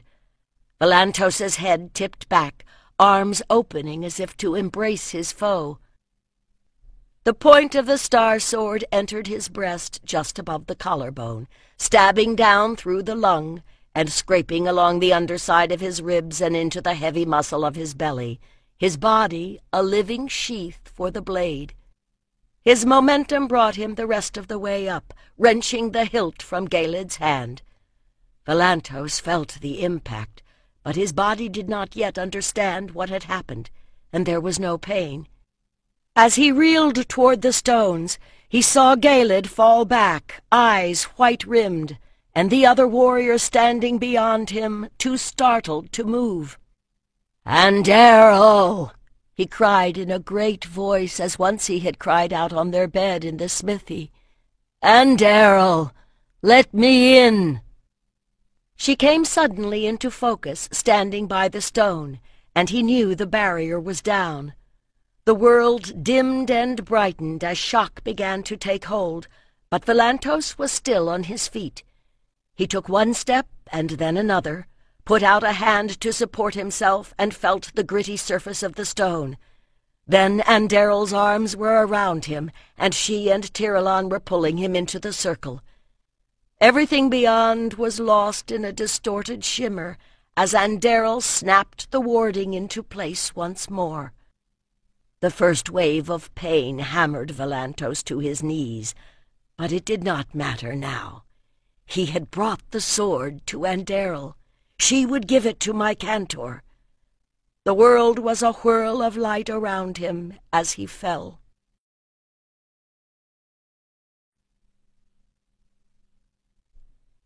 Chapter 28.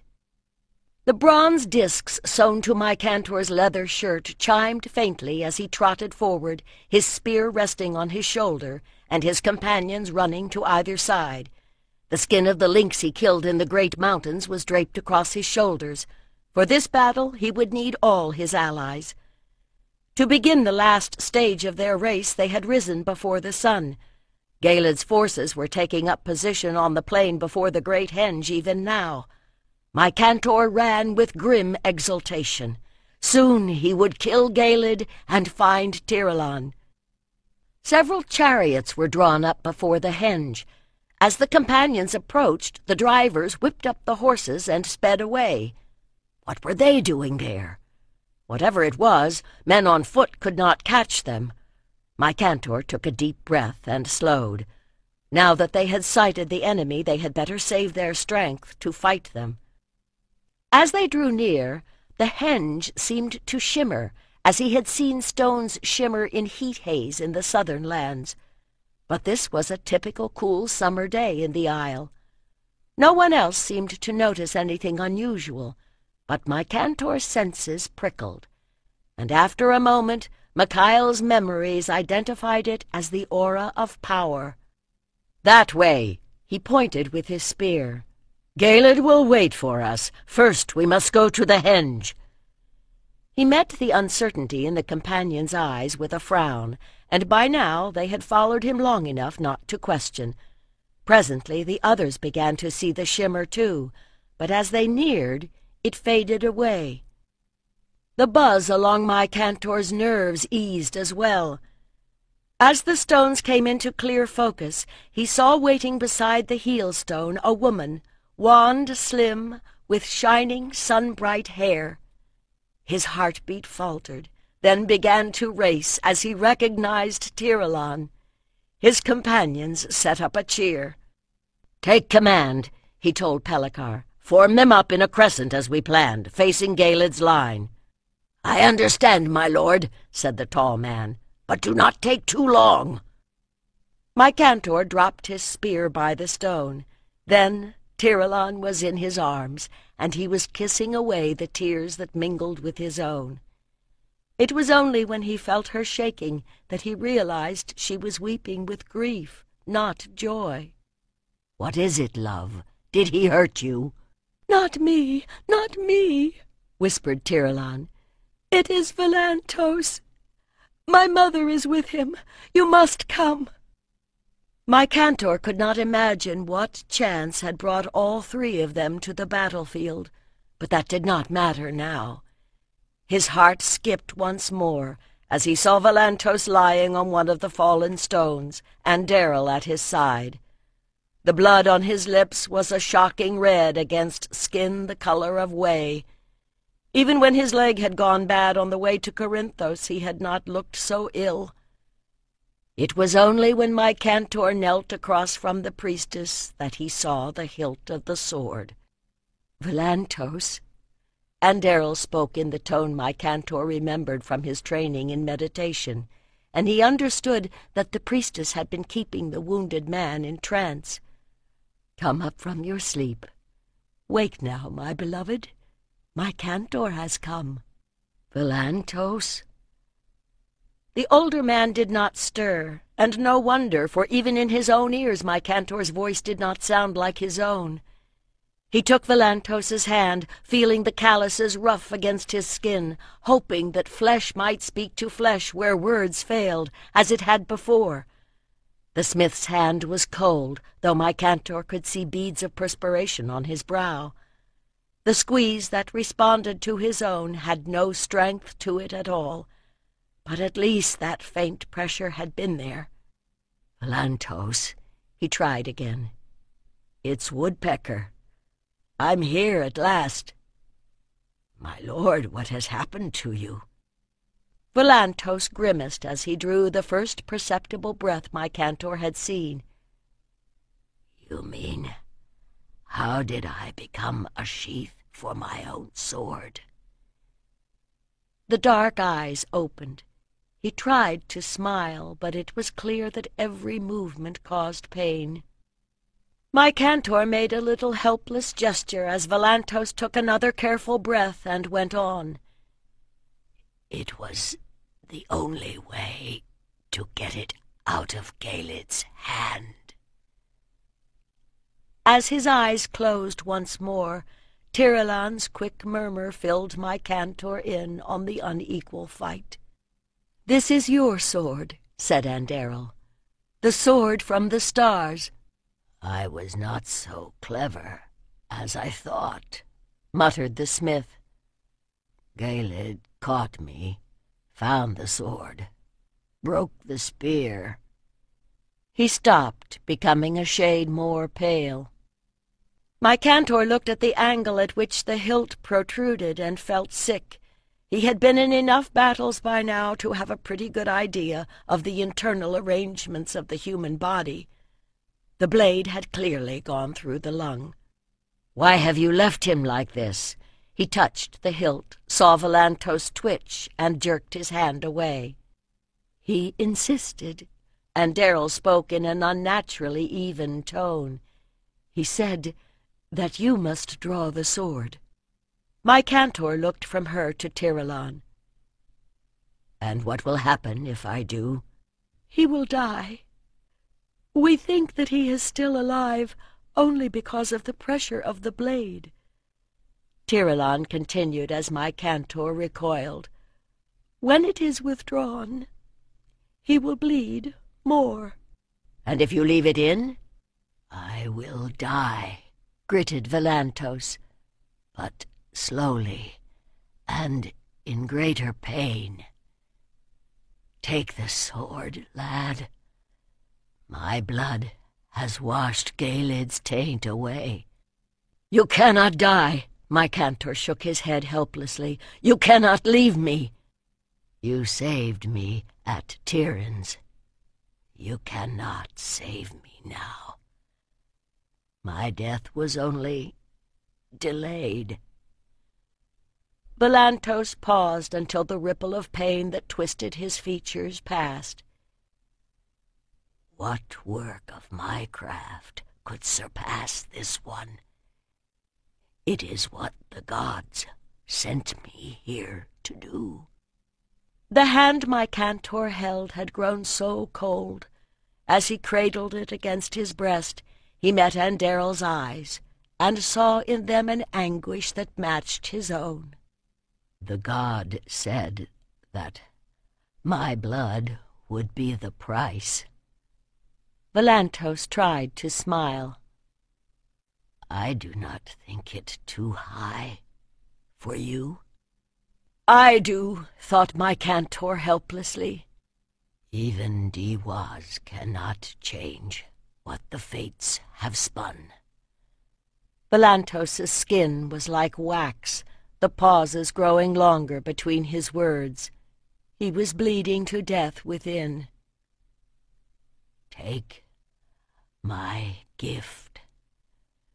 Claim your destiny, and grant me mine." The next breath caught on a new wave of pain. "Stay with me," my Cantor's heart cried. But in Volantos's gaze he read a love and a resolve that overmatched his own. "Must I beg you?" came the silent appeal. "Let me go." "Before you came he told me how it must be," Andariel said in that same even tone, as if grief had already extinguished all emotion. "Kneel by his shoulder and draw it out, smoothly and slow." "And then you will heal him?" thought my Cantor. But there was no hope in her eyes. His body seemed to move of itself as he obeyed her command. He had killed men, knew the feel as the sword goes in, the shock as a man realizes his death. He had given the mercy stroke to wounded comrades and felt the life slip away under his hand. But never like this. And even as the thoughts passed through his mind, he gripped the gold-wound hilt and began to pull, until the sword was freed from its sheath of flesh and came sheened red with blood and shining into the day. Blood bubbling from his lips, Volantos gave a long sigh, and the last tension in his strong features eased. "Is he dead?" "He still bleeds," answered Tirelon, as Anderil bound a folded linen pad over the oozing wound. "But I do not think he will speak to us again." Anderil straightened and spoke with the voice of a priestess once more. "Volantos and I created the sword, but you are its master. The time has come to use it. Destroy Galed, and then heal this land." For the first time, my Cantor really looked at the weapon he held. Through Volantos's blood he could see its silvery gleam. It felt light and eager in his hand. He got to his feet, swaying on legs that hardly seemed his own. "Go," echoed Tirelon. "My spirit will ward you." My Cantor nodded. He walked out of the circle to the plain where two armies waited for the decision of destiny, and the sword from the stars shone red beneath the sun of noon. Tirelon sank down with her back against one of the stones that supported the southeastern trilithon, and began the sequence of breaths that would set her spirit free. Through a gap in the outer ring she could see the battlefield. Her mother remained beside Volantos, murmuring the spells that guide the spirit to the other world. Neither of the men they loved would journey alone. Surface awareness faded away. Tirelon drew power from the earth and felt heat rush up her spine. Consciousness rode with it, for she knew herself strong enough now to launch her spirit outward and still return. Swiftly she assumed the swan shape she had used before, beating upward on shining wings, the last fears that had kept her from offering her full power falling away. Volantos had given everything. She could do no less now.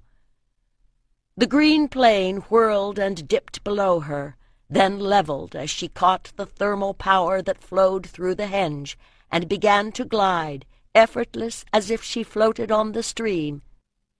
To the east she saw the shining serpent that was the river and the round thatched roofs of Azani Lir.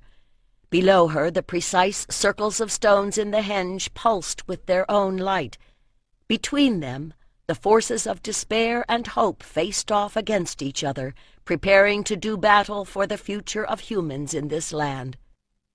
The battle was not, she realized from this vantage, for the earth itself. The life streams of the land flowed strongly, any areas of weakness local, and already adjusting to the challenges the changing climate would bring. It was only humanity that believed things should always stay the same. She must remember that. It was something that my Cantor would need to know. Galed had divided his forces into 3 groups, with his chariots in a line before them. My Cantor's companions formed the center of a crescent whose wings curved forward. The golden scales of his armor gleamed in the sunlight, but to her eyes his spirit blazed even more brightly. She realized then that the light around him had 2 sources, my Cantor's golden aura and a white radiance that must be the sword. As her glide carried her across the line of marching men, she saw the glow expanding, kindling the life-lights of my Cantor's companions and spreading to the bands of allies that had joined them. She had seen a group soul form in this way in ritual, when trained adepts linked their spirits to work magic, but she had never imagined that so many untrained minds could be bound. But of course this was not a binding at all, but an offering made freely, as Volantos had poured his soul into the sword. Was the same thing happening to the enemy? She willed herself eastward, circling, and recoiled from the miasma that rose from Gelid's men. The darkness was not universal. Some sparks burned brightly, even among that crew of cutthroats, just as not all of my Cantor's warriors had blazed with equal light. But Gelid's infection of souls seemed to be contagious. At least, she thought grimly, it would be easy to tell friend from foe. She soared in a long glide back to my Cantor's men. Ganath looked up as she passed and touched my Cantor's arm. One or two of the others who had the sight saw and saluted. Someone called out, "A swan! A swan!" But it was the radiance that eased the grim lines of my Cantor's face that warmed her spirit, and the connection that flared between them as she added her power to his. He lifted the sword. "The sword from the stars!" cried Beni-Haran. "The sword from the stars and the Lady Tiralon!" Ganath echoed him, and the host behind them took up the cry. From the other side Tiralon felt a cold wind of opposing power. It bore a cloud of arrows. She beat upward on strong wings. In the wake of the arrows, Gelid's chariots lurched into motion, a warrior with a bucketful of javelins behind each charioteer. My Cantor's front line locked shields against them as they charged. Javelins arced outward like a flight of serpents as the chariots swung past. Most glanced off the hardened hide of the shields, but a few found targets, and men fell. Their friends lifted shields and straddled their bodies, waiting as the chariots wheeled around for another pass. My Cantor whistled, and his own archers sent a cloud of arrows after them. Two of Gelid's warriors fell, screaming, and a maddened horse stampeded back into his own line. Before the enemy could recover, my Cantor whistled twice more. The men in his center began to jog forward, increasing their pace until their crescent had become a wedge. Their allies fell back to either side to guard their flanks, while the companions, better armed, trained, and armored, drove forward. The enemy were closing ranks, making a bristling hedge of their spears. Tiralon swooped lower, tracking my Cantor's glow. Light was all around her. She drew it in, sent it through their link, and saw him grow brighter still. A great cry rose from the running men.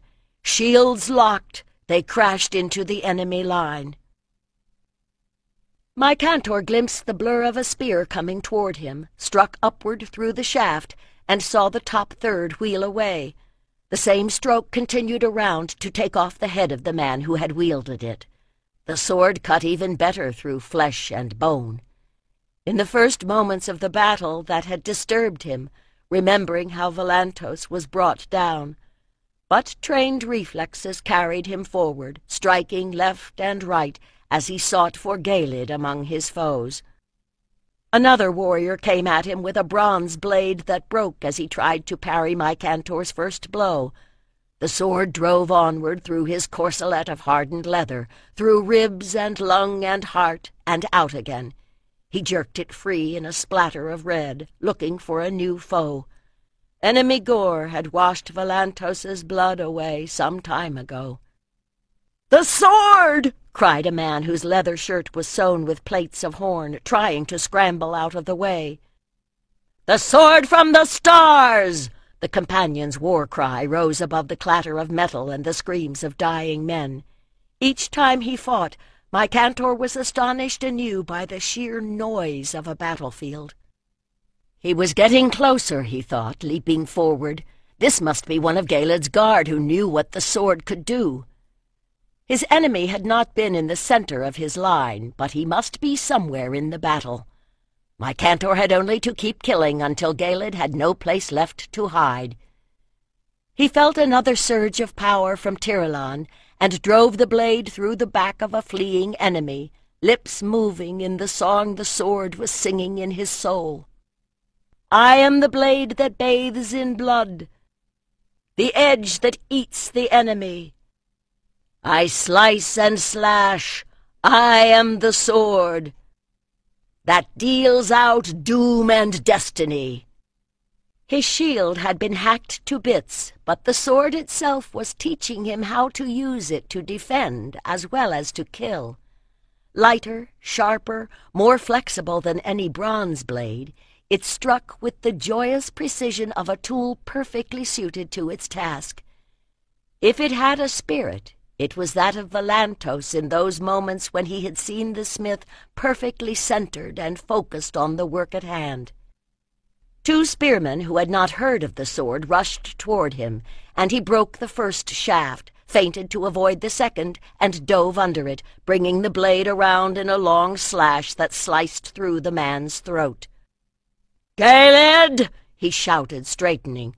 "Come face me! Come face the blade you used to spit a disarmed man!" They were trampling someone's wheat field. The dry stalk scratched my Cantor's ankles. As he turned, the sword flared crimson in the light of the sinking sun. Men gave way before him. There were not so many now. Here and there knots of men still struggled, but a bloody harvest of the dead lay on the field. Of those still standing, most seemed to be his own. They had beaten the foe back almost to the river bank. At the edge he saw a concentration of enemies. In his mind the sword was whispering, "Dividing lives, deciding death. I am the force to face the foe. I am the sword, but you, the soul, defining where that force shall go." "To Gaeled," he replied. "Find him and avenge your maker. Find him and free this land." His companions fell in behind him as he strode forward, and seeing their grim faces, the heart went out of what remained of Gaeled's guard, and they melted away to either side. Gaeled was standing there, a bronze blade in his hand. A lucky slice had left part of his corselet hanging, but he seemed otherwise unhurt. My Cantor himself could feel a few scratches, and the stress of an afternoon of furious activity ached in his shoulders and arms, but he too was essentially unharmed. "Good. No one will be able to say I killed a wounded man." My Cantor wondered why he should care about giving justice to a man who had denied it to so many others.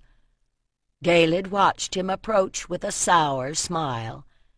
But though he knew better than anyone what the star sword could do, he did not seem to be afraid.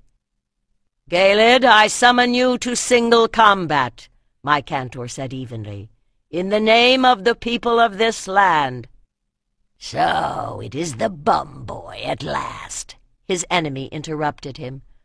"I pronged your master, but now you have the bigger weapon, and I suppose you intend to spit me.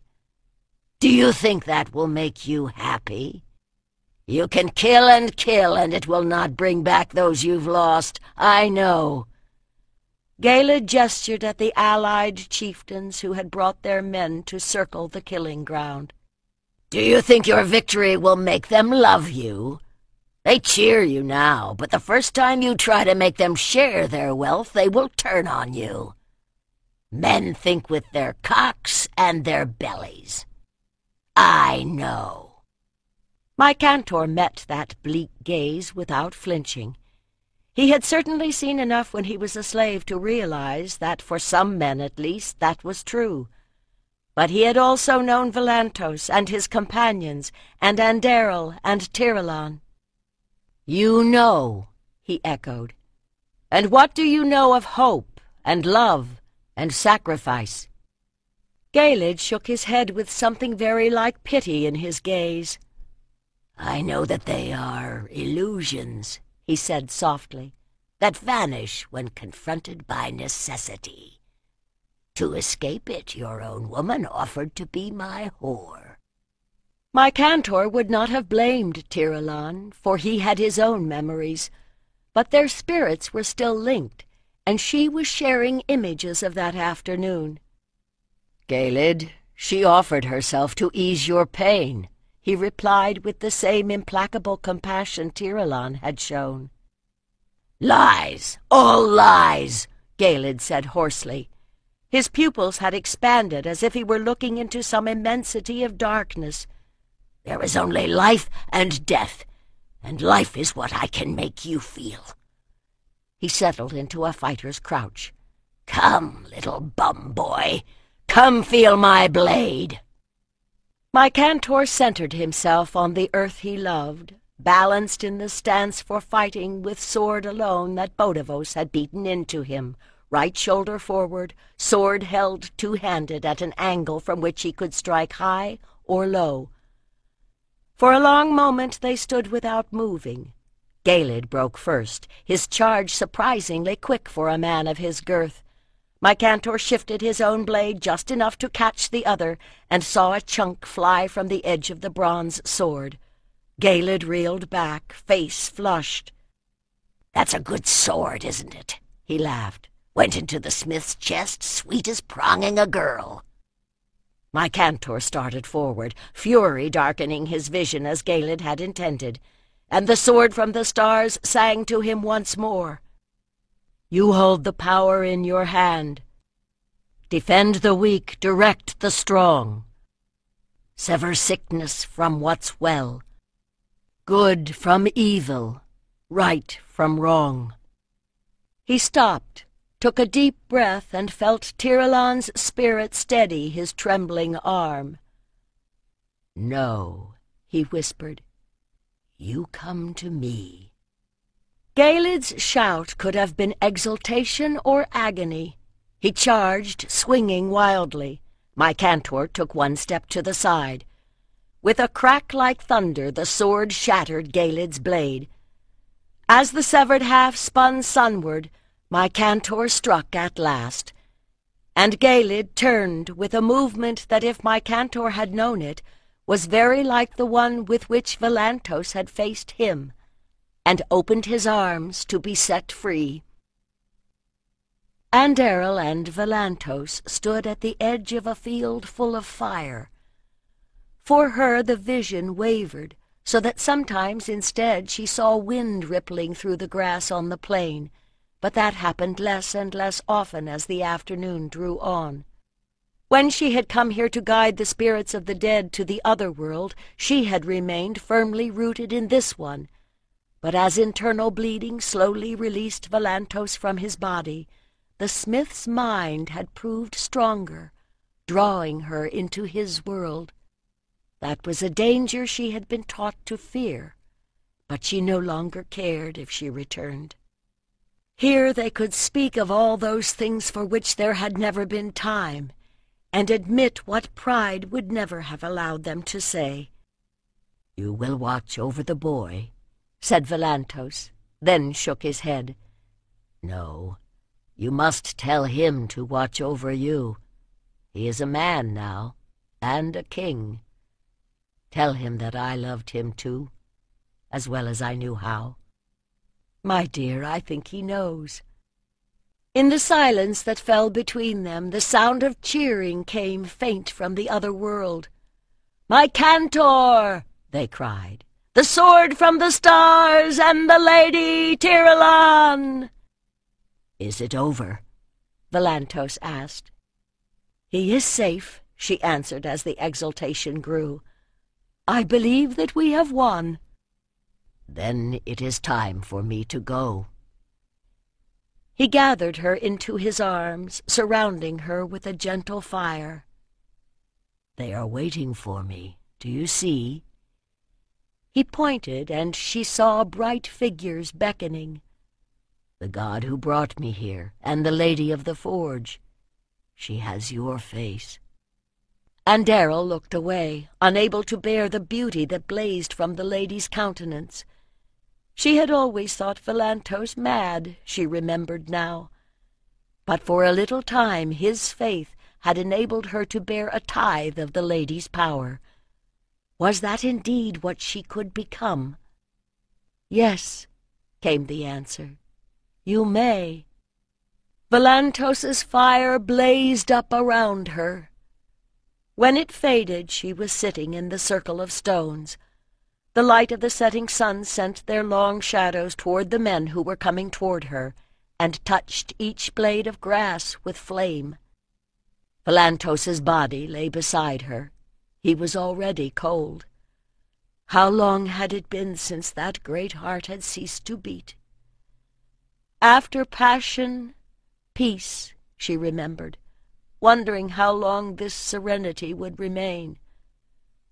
But for now there were things that must be done. My Cantor was coming. As Tirelon woke from her own trance, he began to run. As the first stars lit the heavens, the funeral pyres were kindled upon the plain of Azan. 3 days had passed since the battle, time enough to search the field and identify the slain. In the fighting, Agenar had fallen, and Roman, and Beniharan, felled by a stray arrow as he tried to drag a wounded man off the field. Those too badly wounded to recover had received the last mercy from friend or foe. The prisoners had been put to work carrying bodies and gathering wood for the pyres. Much of the labor of organizing the funerals had fallen to Tirelon. Andariel could have presided, but she had scarcely spoken since Volantos died. She sat now upon the grass beside Volantos's pyre. The lute of Azani Lir had yielded a length of linen of intricate weave from some southern land to wrap his body. He looked like a carven image lying there. The authority which the queens had given Tirelon included the duty of leading the rites for the slain. Her function here was, she realized, the complement to the power the people had granted to my Cantor. And so, one by one, she had blessed the pyres. This was the last, and the chief men of all the tribes had gathered to bear witness as my Cantor said farewell to the man who had forged the sword about which so many tales were already being told. She heard a murmur from the crowd and turned. My Cantor was approaching, with Ganath and Grebe, Lysandros and Pellicar and Ulansi behind him. He was carrying the sword. It was not only the gold headband and the gold that pinned the white mantle that made him look like a king. His dark eyes seemed set more deeply, the line of jaw and cheekbone clearly defined. Her heart gave a little skip, as it always did when she saw him after an absence, opening her soul to his. He looked up as if she had called his name, and his fixed expression eased. Tirelon stooped at her mother's side and helped her to stand. Their roles, she thought wryly, were reversed from those of a few days before. Now it was she, newly clad in a crimson robe, who was strong, and Andariel who wore the black rags of grief. She seemed to speak to them from a distance, as if a part of her had gone with Volantos to the other world. My Cantor came to a halt, gazing at the pyre. A muscle twitched in his jaw. Then he turned, forcing his own features back to stillness, as he faced the warriors and chieftains who had gathered around it. "We are gathered here to honor the passing of Volantos, son of Phorkaius, a prince of Tiryns by the Middle Sea. You know that he crafted this sword. Know also that Volantos faced Galid weaponless and alone, allowing his foe to sheath the blade in his body in order to wrest it from his hand." He waited as a murmur of appreciation rose from men who remembered vividly the terror of battle, even when they fought with comrades at their sides. "We must be worthy of his sacrifice," my Cantor went on. "With your help a great evil has been cleansed from this land, but there is much left to do. The times our fathers knew will not return.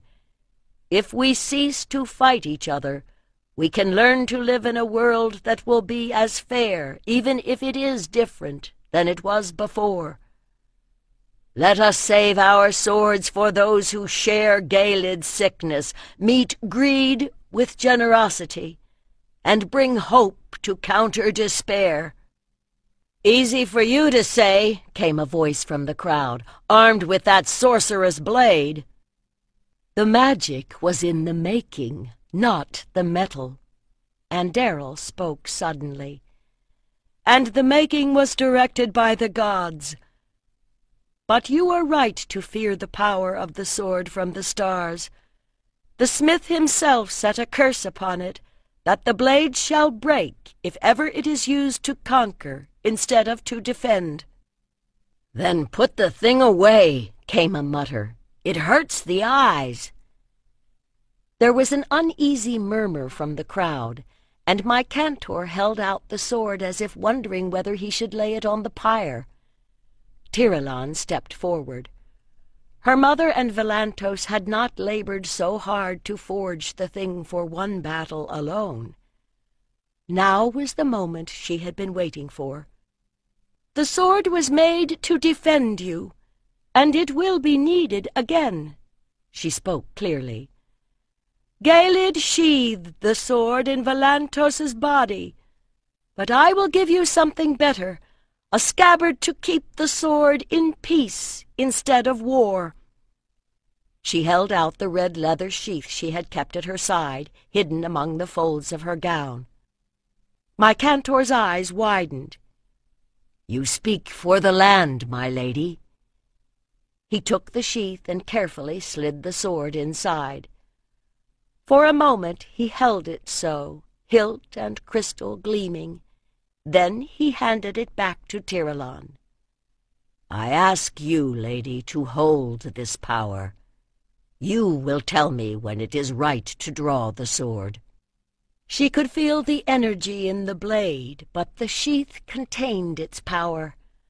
My cantor held out his hand. "I defend you," he added softly, "but you sustain me. Your place is here."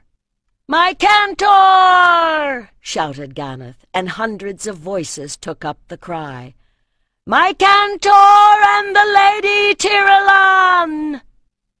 The earth trembled to that shout, or perhaps it was she and my cantor who resonated to the waves of exultation coming from the people who surrounded them. She opened her awareness to respond, and realized that she was also sensing the flow of power through the earth. This was what the Lady of the Hidden Folk promised, she realized then, the thing my mother could not understand.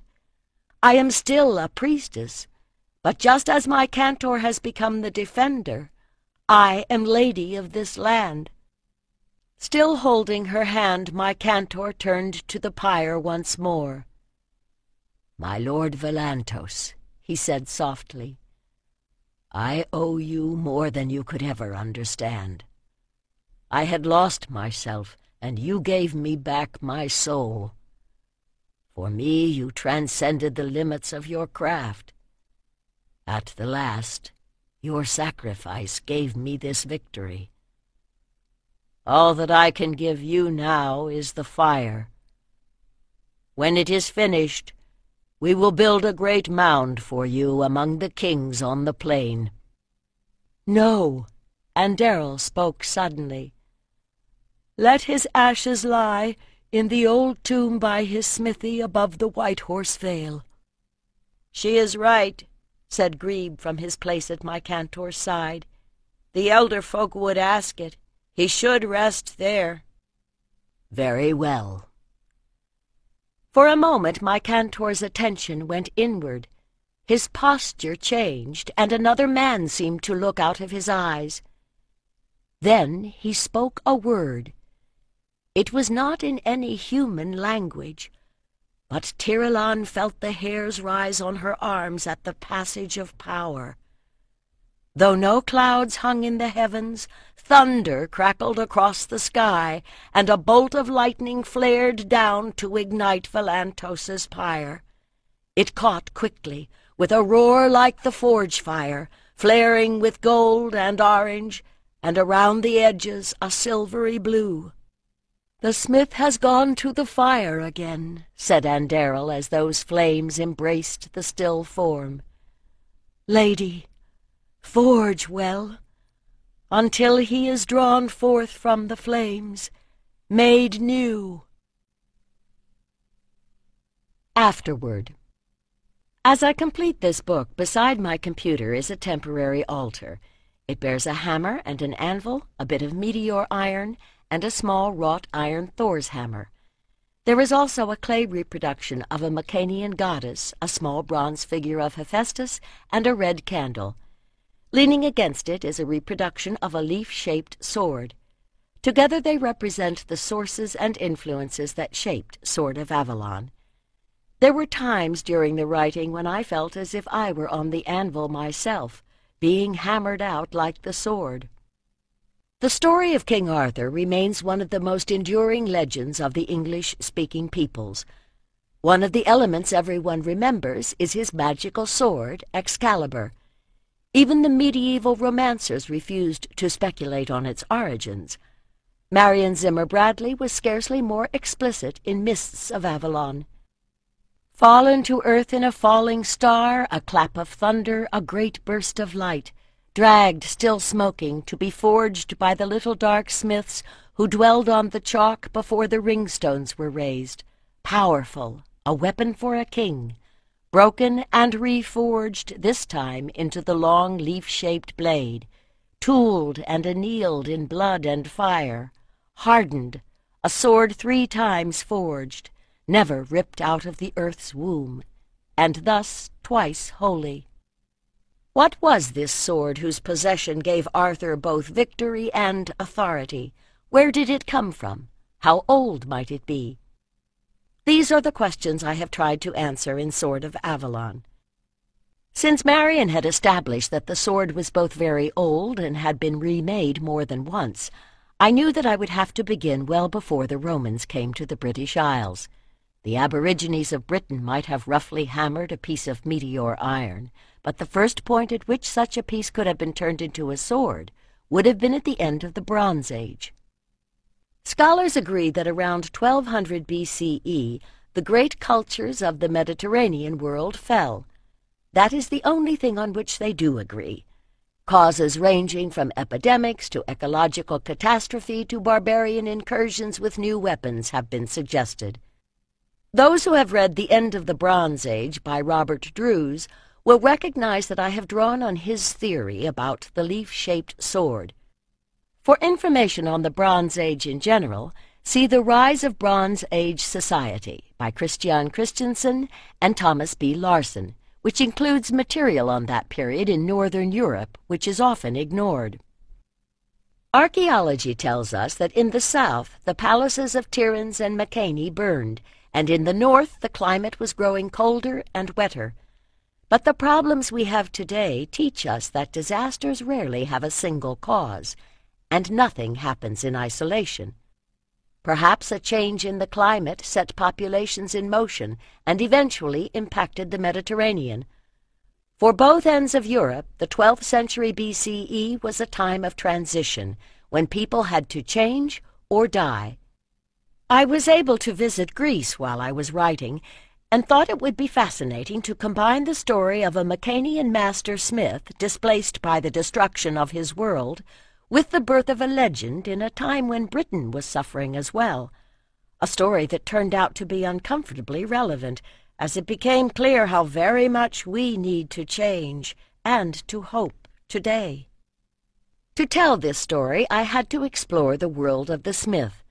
What inspiration, divine or otherwise, led men to discover the secrets of making bronze and working iron? For some time now it has been popular to assume that the magical swords of mythology were made from meteor iron, which is tougher than pure iron because it includes nickel. Until smelting was mastered, it was also the only source of large lumps of iron. The tools of smithcraft have not changed all that much since the Bronze Age. The technology is historical, but the knowledge of how to apply it to iron, there lies the fantasy. To understand the mystique, I drew on many sources. Published materials that were particularly inspiring or useful include The Forge and the Crucible by Mircea Eliade, Craft and the Kingly Ideal by Mary W. Helms, Ukko by Unto Salo, and Jane Sibley's The Divine Thunderbolt. For methods, I drew on The Complete Bladesmith by Jim Chrysoulas, Iron for the Eagles by David Sim and Isabel Ridge, and The Amazing Wealth of the Internet, from debates on the properties of meteor iron to a YouTube video of bronze casting at the Experimental Archaeology Museum at Old Læra in Denmark. In fact, I should put in a word of praise for the burgeoning resources available online, which have added immeasurably to the accuracy of my information. I was delighted to find that other scholars have also speculated that the name Excalibur, or Caliburn as it is in some of the medieval romances, might come from Chalabi, the old Greek name for steel, which itself comes from the name of the Anatolian tribe whom legend made the discoverers of ironsmithing. I am even more grateful to my correspondents from the SCA West E-List, to Scott Thomas, the blacksmith at the Ardenwood Historical Farm in Fremont, California, who spent an afternoon demonstrating techniques, and to Lauren Moyer, who let me come and hammer both bronze and iron at his forge. Many elements of late Bronze Age culture survived into the Iron Age and beyond. Language and mythology were evolving into those we know from history. A reference to a Lady of the Forge in Macanian documents suggests that the archetype of the goddess who is both the forge fire and the inspiration of the smith goes back a very long way, as does the archetype of the dour smith who strikes lightning with his hammer. We find him in gods from Ilmarinen to Ogun and Wayland Smith. We may find her in the later relationship between Athena and Hephaestus, see Karenyi's monograph, and the identification of Brigid as a goddess of goldsmithing. And so, in Brigid's season, I offer this book to her. May she shape us well. This concludes The Sword of Avalon.